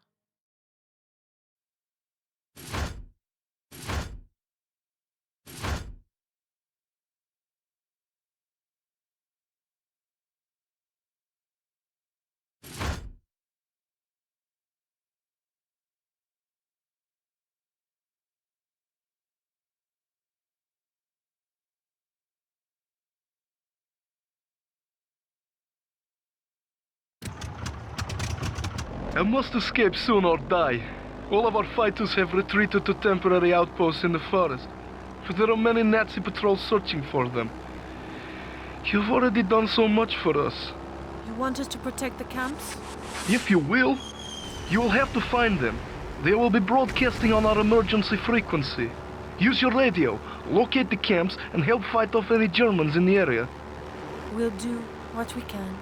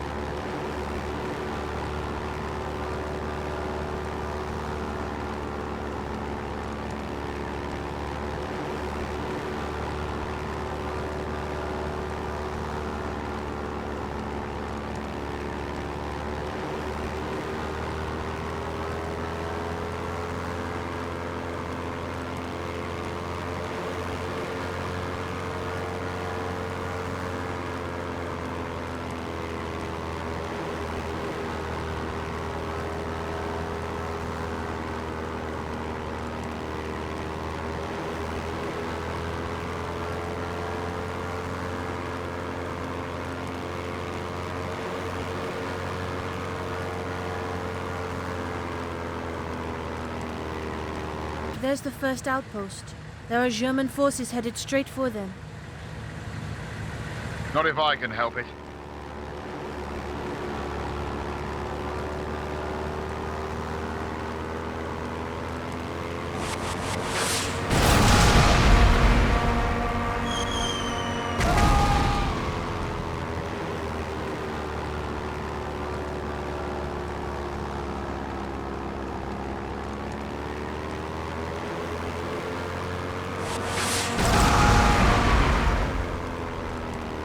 Makeshift campsites, nature as your canopy, shooting lots of Germans.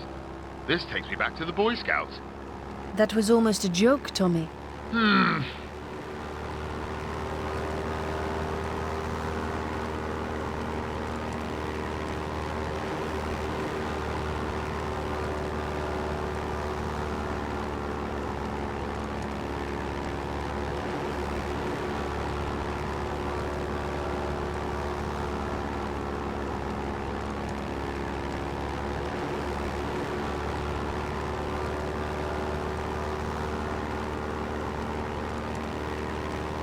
There's the second resistance camp. More Nazis as well. Let's polish them off before they can radio in the camp's location.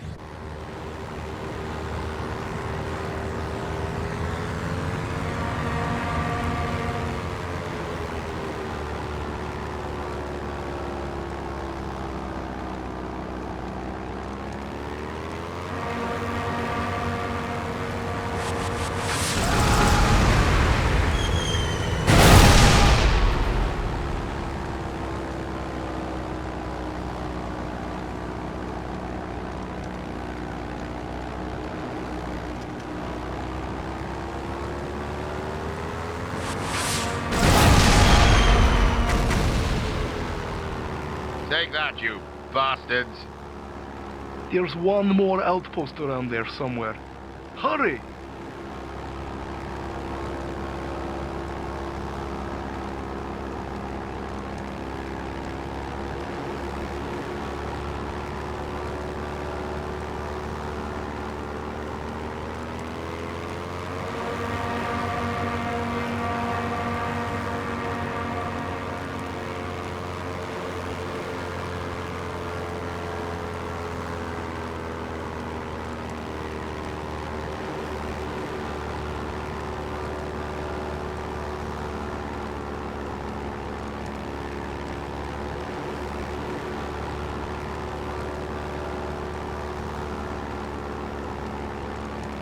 Got it. How'd you like that, eh?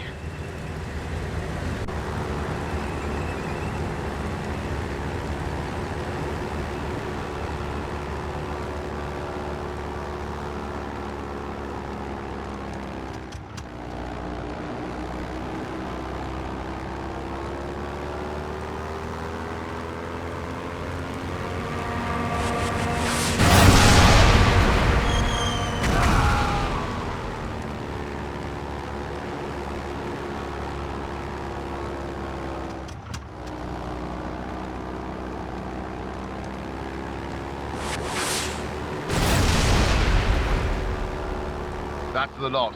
Didi, I've been thinking. Yes? There's nothing more we can do for the Slovaks.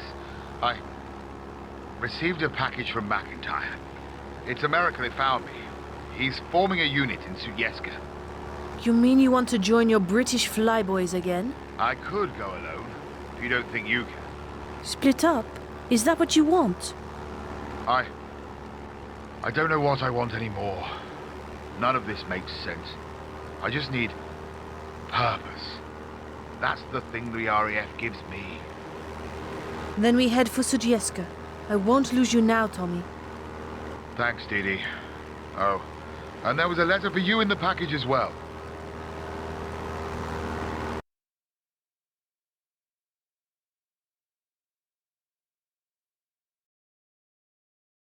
Once again, McIntyre had found us in the chaos of war.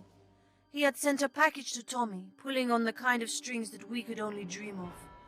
He had sent us an invitation to return to Yugoslavia to join a unit he was forming there.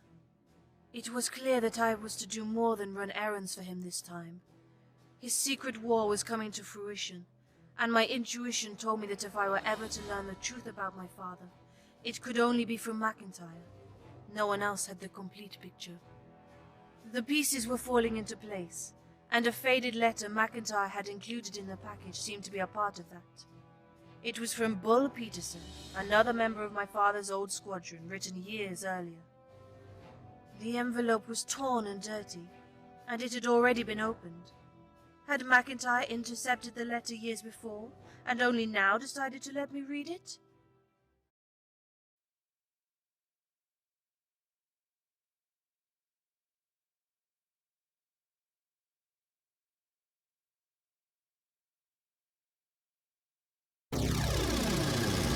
Dear Mr. Beck, I hope this letter finds you in good health. I would track you down in person, but my life has become rather complicated of late.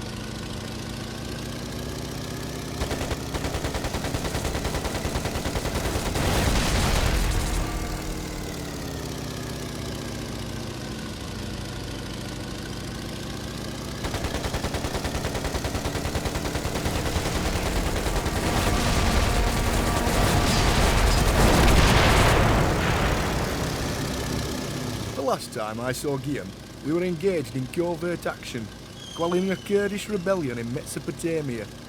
With the area pacified, we were to join up with a bomber squadron to escort them to a target area in the desert. They were testing a new type of bomb, one which used a chemical known as white phosphorus to kill its targets without destroying buildings.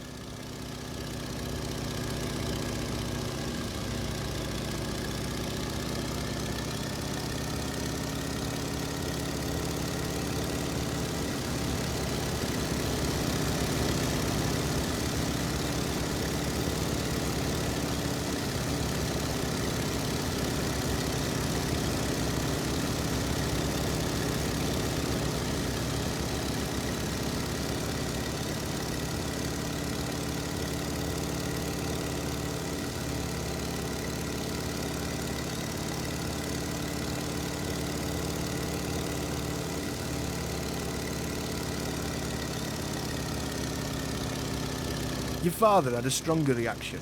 Though he loved to fly and to dogfight, he always hated killing. He also loved to drink and was very much a loner during the Great War. At this point in time, he'd just met your mother, and the change in him was obvious. Funny how quickly a family can change a man.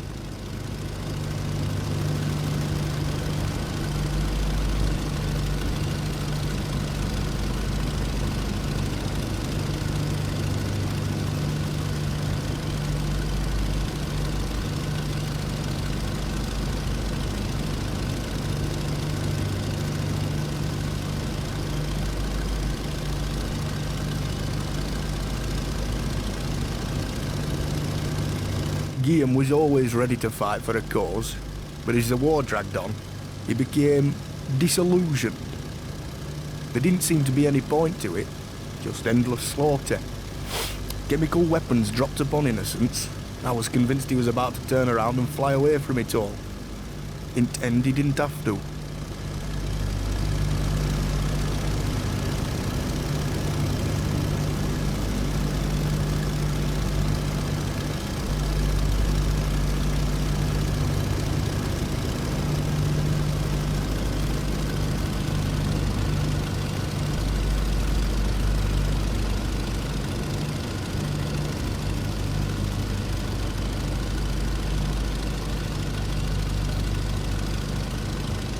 We were less than a mile away from target when we got word from McIntyre that the strike had been called off.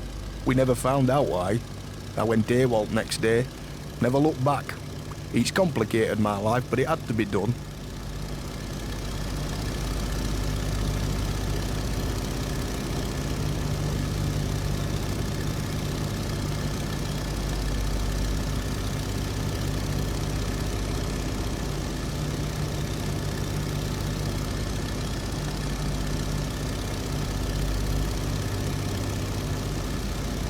That was the last I saw of your father. Nobody seems terribly sure of what happened to him. I'm sure you have wondered what sort of man he was. Guillaume was not just a superb pilot, but one of the best men I've ever met. I still hear his voice in my head as he toasted his squadron in a mess. Tally-ho, chaps, into drink again. Yours, Brian Bull Peterson.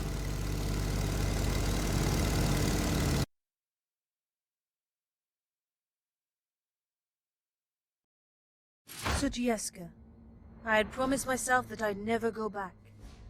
The last time I was here, in June of 43, I saw brave men and women defend their homeland with ingenuity and courage, only to be massacred for their trouble. And the first thing I learned upon arrival was that Savo had been killed, heroically of course, but that meant so little to me at that point. Tommy and I were the last of the pilots McIntyre had recruited for his RAF Balkan squadron. Even in person, he wouldn't tell us his long-term goal. We were merely performing exercises, the sort that inevitably led to the death of one or more of the participants. I let the missions distract me from the aching I felt inside. For Tommy, McIntyre's squadron was a chance to continue his drink-fueled crusade against the so-called Third Reich. We fell into routine and slowly began to loosen up.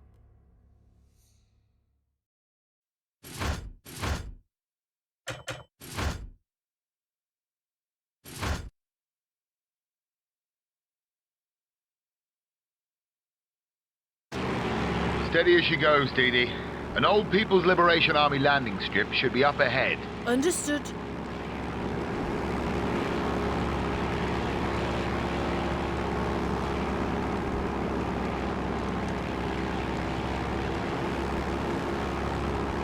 Sujieska, all those people. Put it out of your head, girl. Watch for hackers.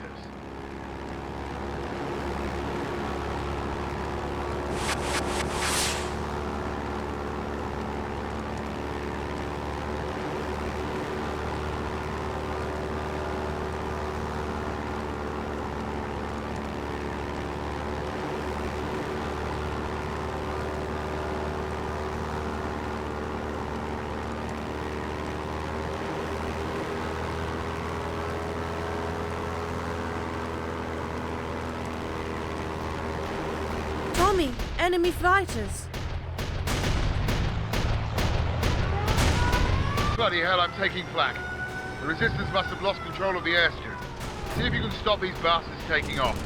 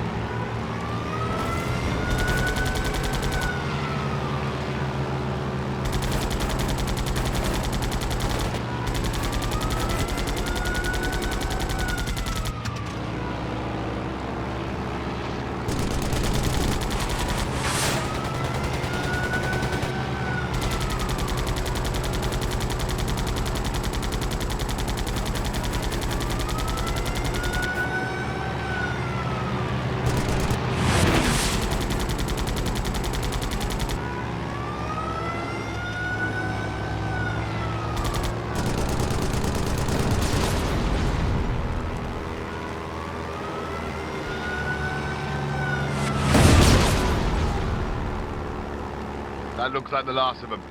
But they had plenty of time to radio for help. We'd better skedaddle. Let's split up. That's probably wise. Be careful. I always am.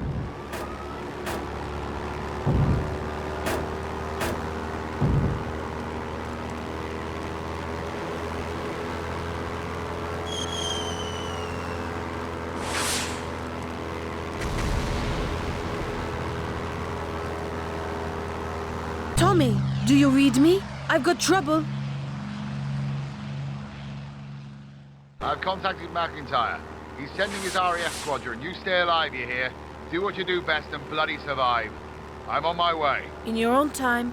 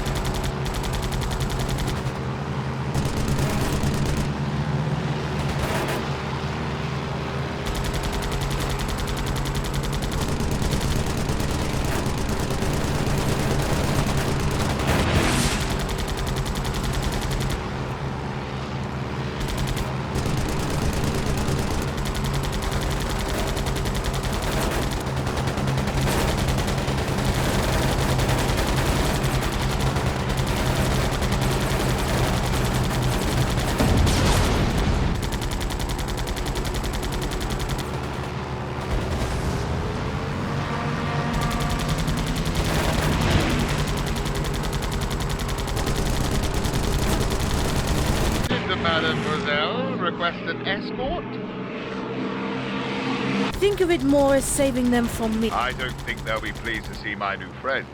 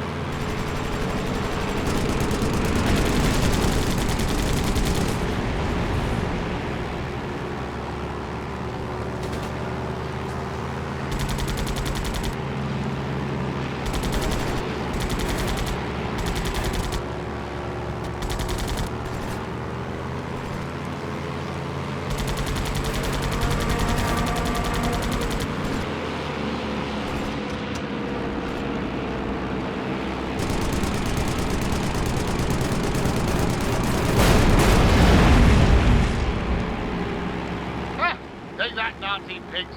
Any more? I'm just getting started. I think that's enough for one day, Tommy.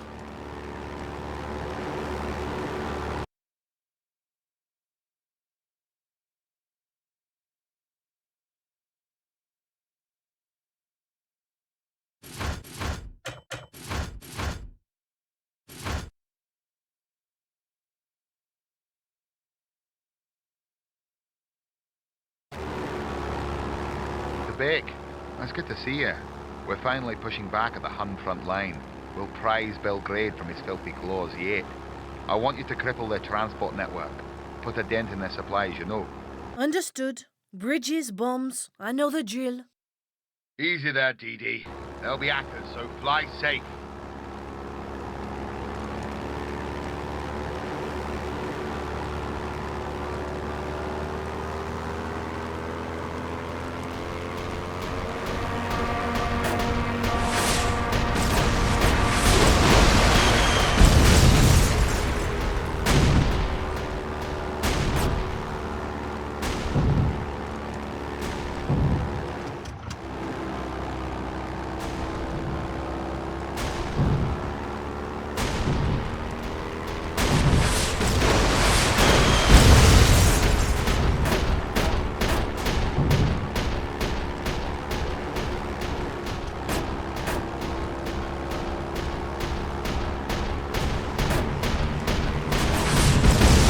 First bridge is blown, en route to the second.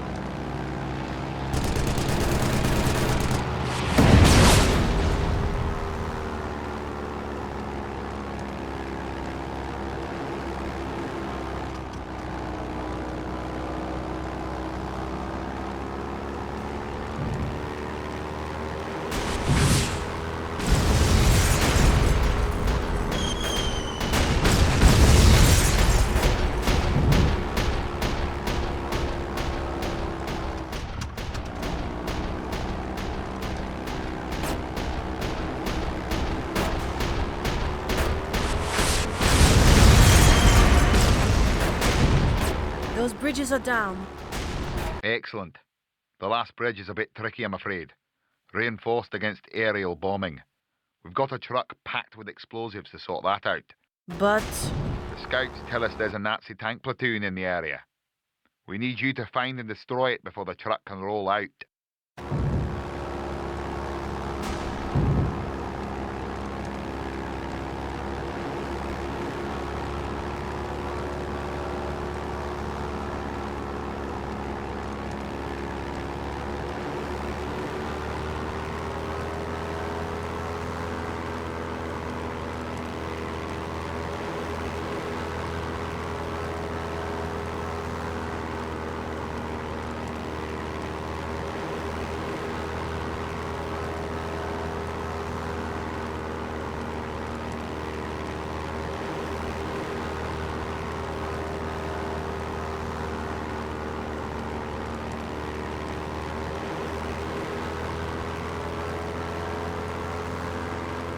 I'm in the area now.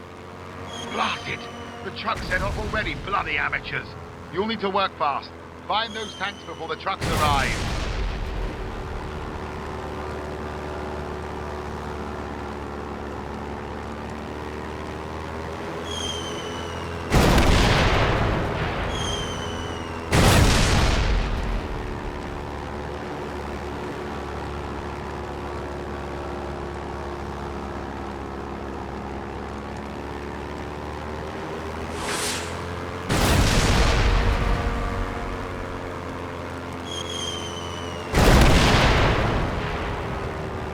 That's all the tanks. Nicely done. The truck should have a clear run to the bridge now. Wait! German bombers! Incoming! Damn it! They're onto us. Put those bastards down before they hit the truck.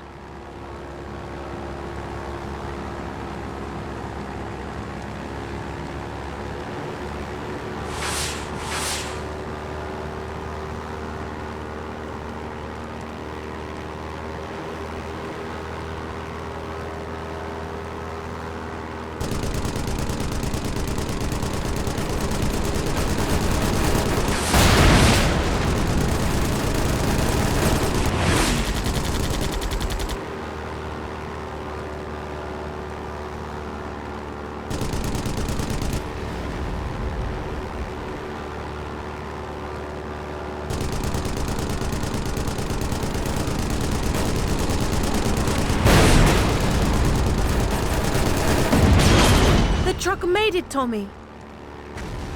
Then Jerry should be enjoying a nice firework display.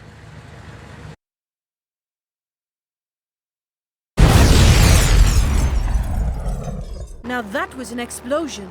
The bridge is dust, Tommy. We're trying the same trick for the rail bridge, with a bomb train. More bombers, Tommy. It is imperative that the train survives to reach the bridge.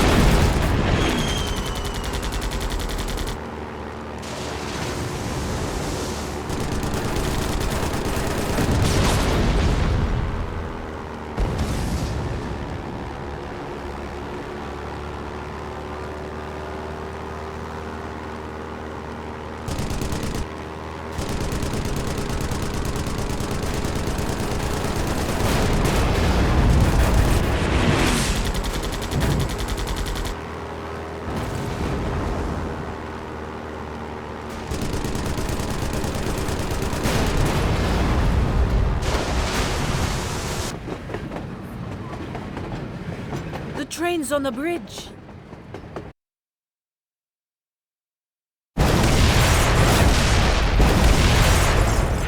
That was the sound of the German logistics being crippled.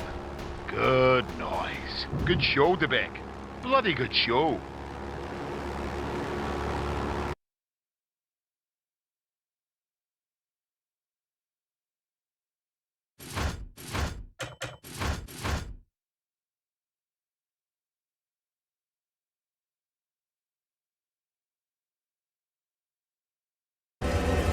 Soviet armor. This is actually happening. We're reclaiming Belgrade. Concentrate. The buggers are cornered. They're still dangerous. McIntyre's trusting us with this one. You're his secret weapon. The RAF Vulcans boys will draw fire while you slip in and do the damage. That's the plan.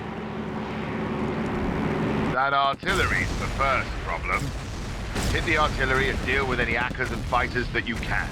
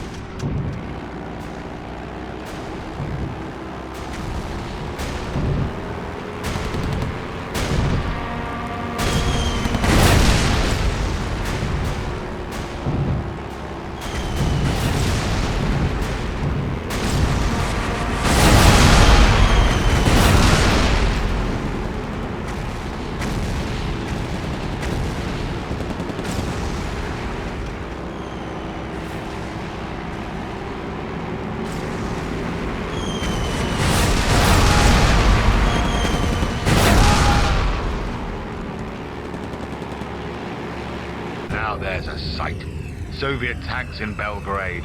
Those bloody Nazis don't stand a chance. Do you remember Dukla Pass, where the Russians were held back politically? This isn't the time, Dee Dee. It's a different situation. It's exactly the... Tommy! Enemy planes incoming! Dee Dee, protect those tanks. We can't lose them now.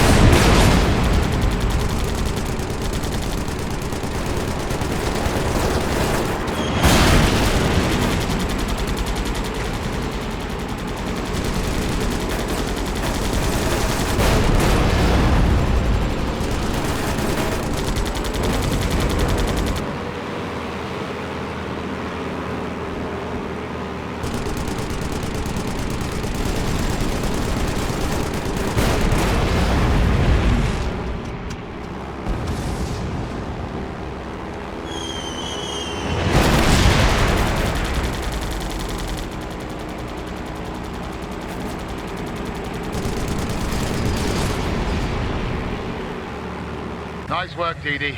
Looks like the tide is turning. Partisan resistance fighters are advancing on the Parliament building. Maybe we can help. Stick with Nazis. Let's give the ground troops a hand and clear them out a bit. On my way.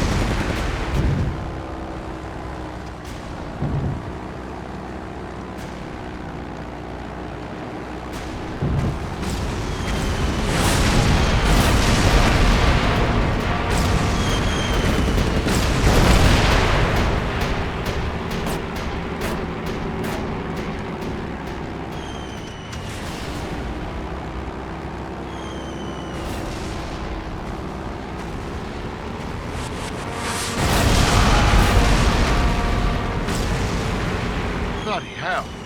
I think we did it. The Nazis are retreating. They're abandoning Belgrade.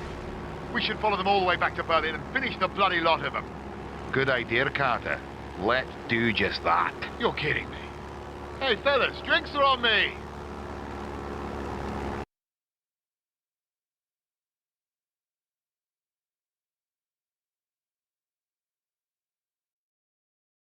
It was difficult to believe we were actually at the outskirts of Berlin.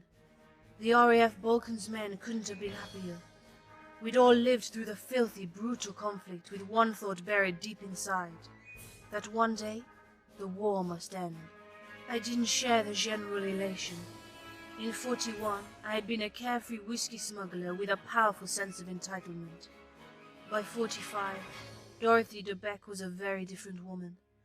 I felt I was taking someone else's path through life, walking a road with two branches, one that had been chosen by McIntyre, the other by Night Owl. But somewhere, I must have taken a very wrong turn. In Azerbaijan, Yugoslavia, Poland, I couldn't quite remember. All wars must end, that seemed clear, but so many people had died. I felt an eerie chill in my bones. Surely such a monumental conflict could not end without one final blood sacrifice.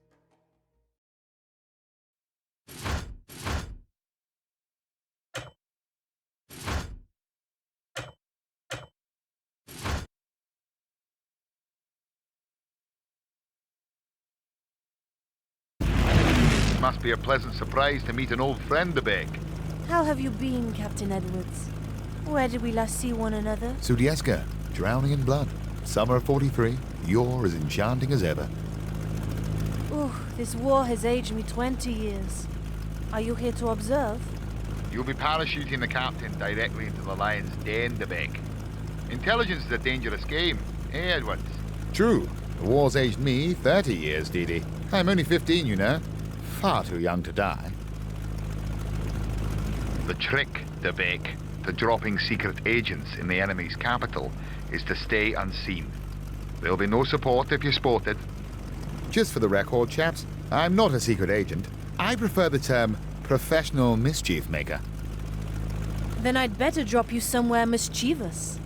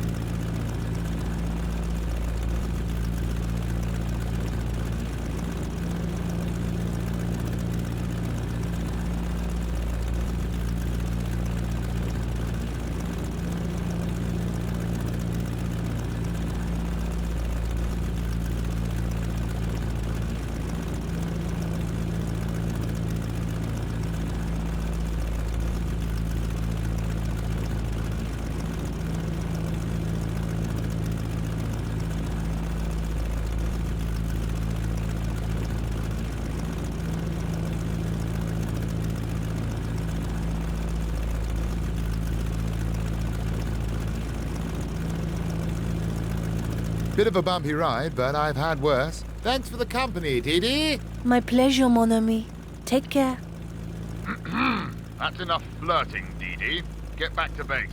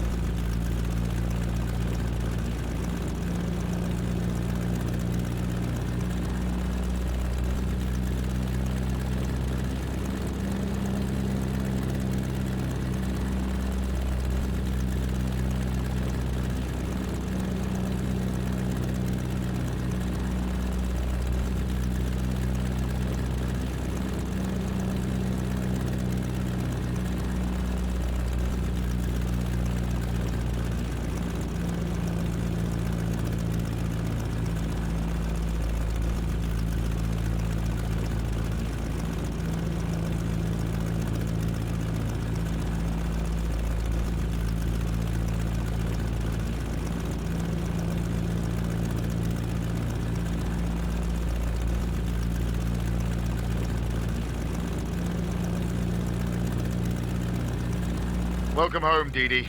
That was a bloody good run. Let's hope Errol Flynn there can get the job done.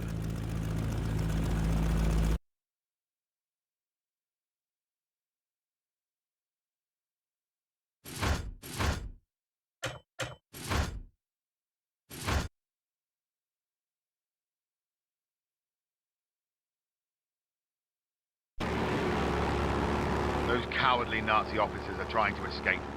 Our spies say the first one will be heading to a secret airfield near the Reichstag and Brandenburg Gate. Let's make sure he never leaves Germany.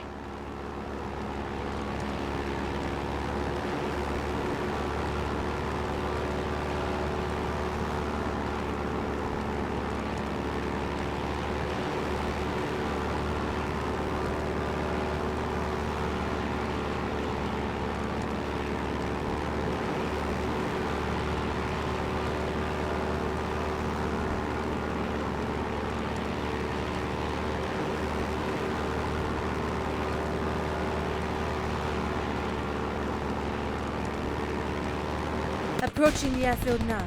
There's a plane leaving the tarmac. It must be German brass. Blow him out of the sky. Roger.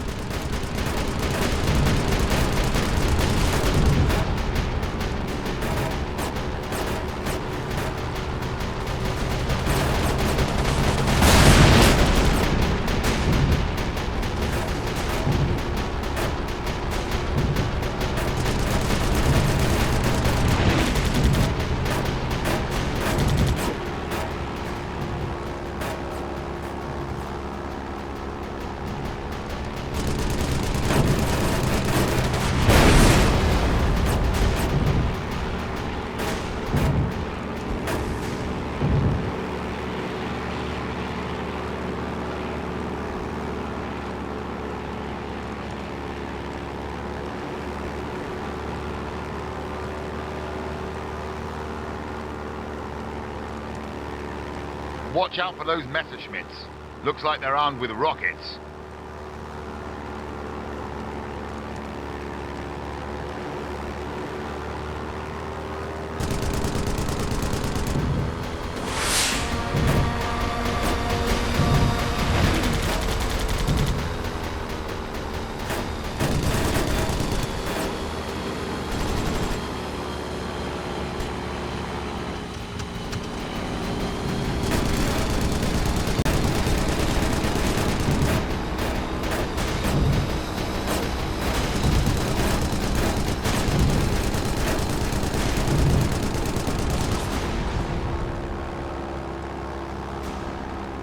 Down you go, you bastard.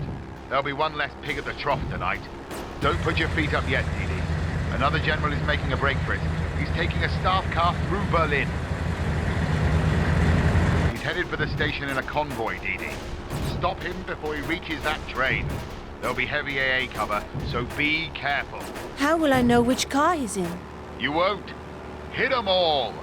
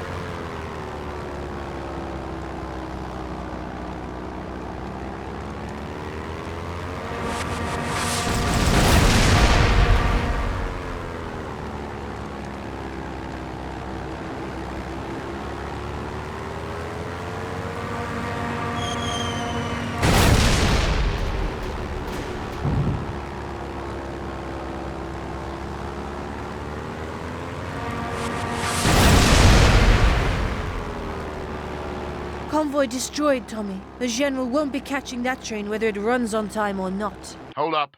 More generals are being flown out in bombers. 3 of them this time. High ranking from the sounds of it. I've got this one. Can you handle the others?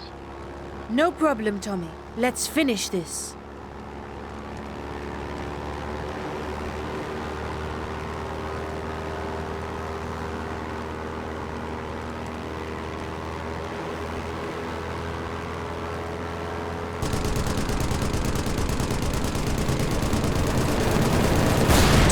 The first bomber is down. How are you doing? Don't worry about me. You just concentrate on that second bomber.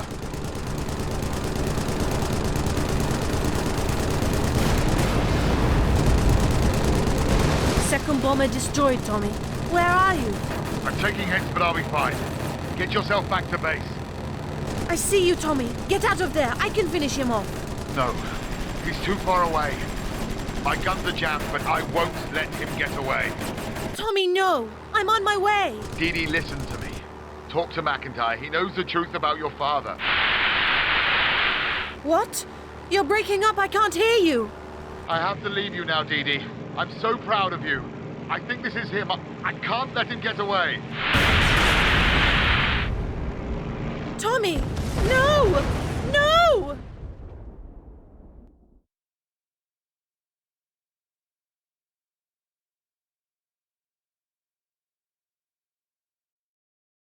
The thought of losing Tommy had crossed my mind 100 times. Every time we took to the sky, there was the chance that one of us wouldn't come back. But it seemed so impossible. Tommy had always been there. No matter how selfish or bad-tempered I had been as a girl, Tommy always had been exactly where I needed him. He was more important than the sky to me. Now he was gone and I was truly, utterly alone. I cried. I was numb. Berlin burnt around me as I tried to find some tiny fragment of my life to cling to. But there was nothing left but ashes. It was only later that I realized that Tommy had always been my father. Guillaume de Bec was just a story. I had followed that story across the world, and Tommy had been with me every step of the way. It was so obvious. Tommy, I'm so sorry. You were my father, and I love you. There was one thing left to do, to see how the story ended. Tommy had told me that McIntyre knew the truth, so I challenged him. His proud demeanor instantly evaporated, and his shoulders slumped with the relief of knowing he could finally unburden himself. He must have been waiting to do so since that first day we had met in Tobruk.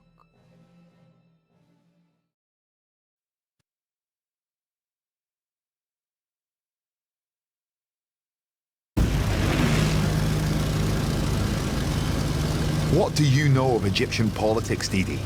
Forgive me for being patronizing, but I shall assume you know very little. After the Great War, Egypt was still a British protectorate, firmly under the guiding hand of the Empire. Of course, the locals weren't always happy about this arrangement. There had been dissent, nothing the politicians couldn't handle, but after we exiled Saad Zaghloul, a rabble-rousing firebrand, the mood turned decidedly ugly. Revolution was in the air, and I was asked to try and nip it in the bud. Discreetly, of course. It's my speciality. We knew where some of the more prominent agitators lived. Bombing them flat was far too messy. But there were other methods open to us. You were carrying chemical weapons? As per Peterson's letter, yes. Our mission was quite simple. Escort the bombers carrying an experimental concoction and ensure they delivered their payload to the target. This wasn't a military target, was it? There is no such thing as a non-military target, lassie. My father would have had no part in such a cowardly attack. What makes you so sure? You never knew the man. I just know. Sadly, your instincts are right. De Bec had been erratic for some time, especially where this sort of mission was concerned. I suspect father had rather changed his outlook. Suffice to say, he kicked up quite a stink when he saw the target was a civilian village. Of course he did. What you were planning was no better than the Nazis. You are as naive as he was. A soldier's job is to follow orders, nothing more. Leave the moral quandaries to those who see the bigger picture.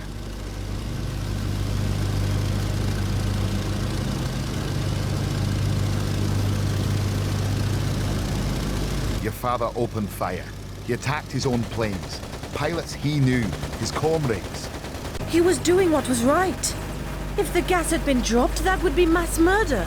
No, he was insane. He disobeyed direct orders and attacked his own squadron. Death was too good for him. It was you.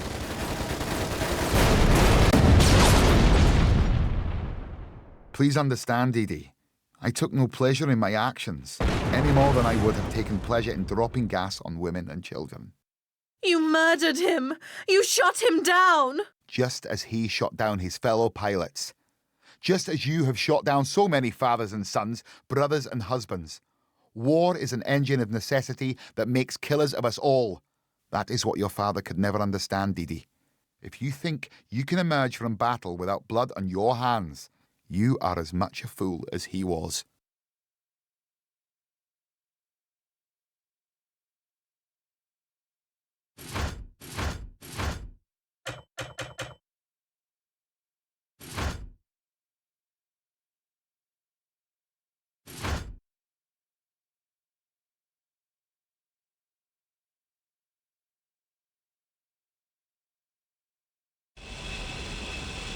I know you don't like me, Didi, but I hope a hardened pilot like yourself would understand that there's no easy decisions in war. I'll be leading this mission myself. Can I count on you to follow orders? You can count on nothing, McIntyre. But I have no intention of walking away from this battle. I will fight, but for my own reasons. I see. I suppose I can ask for nothing more than that. Get in the air and await further orders. The Russians are taking the Reichstag. Germany will have no choice but to surrender. You'll be providing air support and keeping the skies clear of enemy fighters. I think I can manage that, to end the war.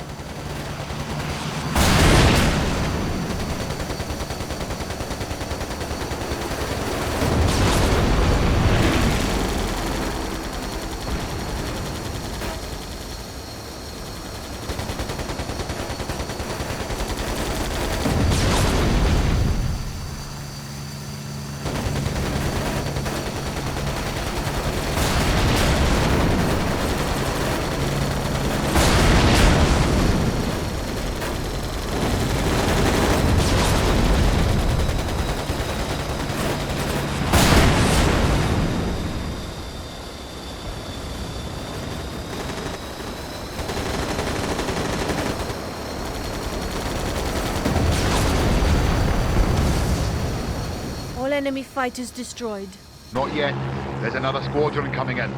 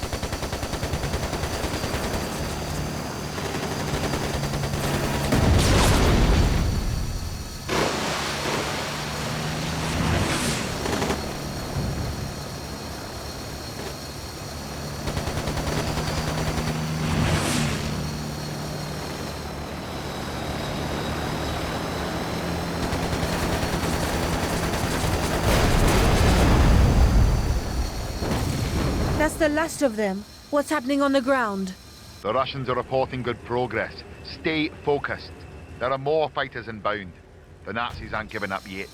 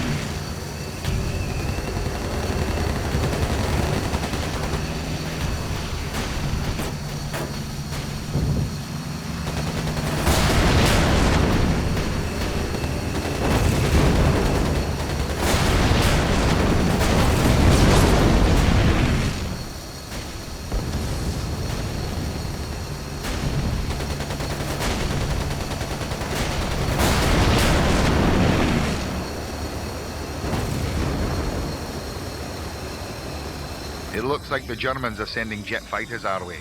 This complicates matters considerably. Worry about your own flying, McIntyre. I know what I'm doing.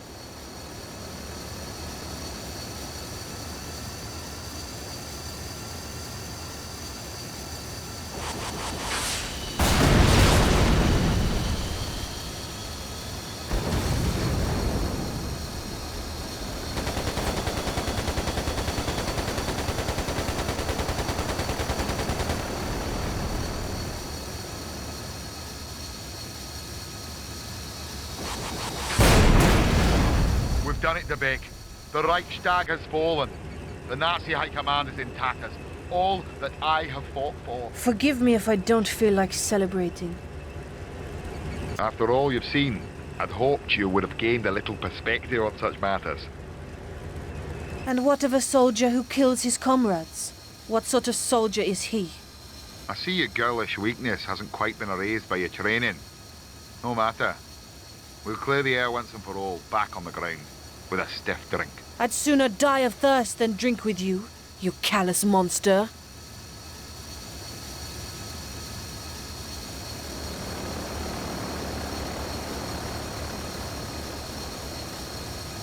Enemy fighters, out for revenge. Snap out of it, De Beek. I need support. Support? You? You and your kind? English, German, Russian. It doesn't matter. You throw people to the flames and justify it to yourself with pompous political abstractions. I should leave you here to die, or shoot you down myself. Damn you, girl. How many pilots have you killed? If you don't help me, you'll have your petty revenge, but you'll be making the same bloody decision I had to.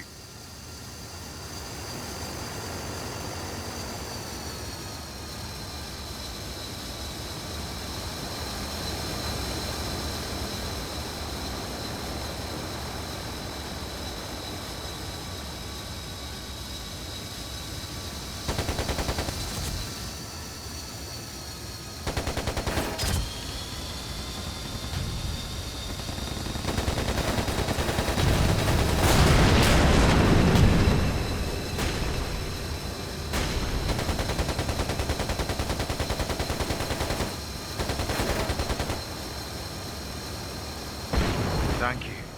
Thank you, Didi. I'll see you get a medal. A commendation. Keep your precious trinkets, McIntyre. I'm no murderer. I learned that in Azerbaijan. Come near me again, however, and I will not think twice.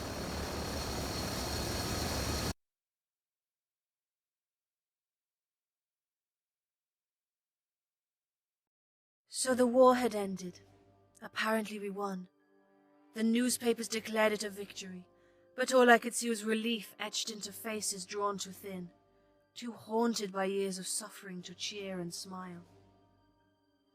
I take solace in the fact that Tommy and Clive, and all the many others who fell along the way, did not die in vain.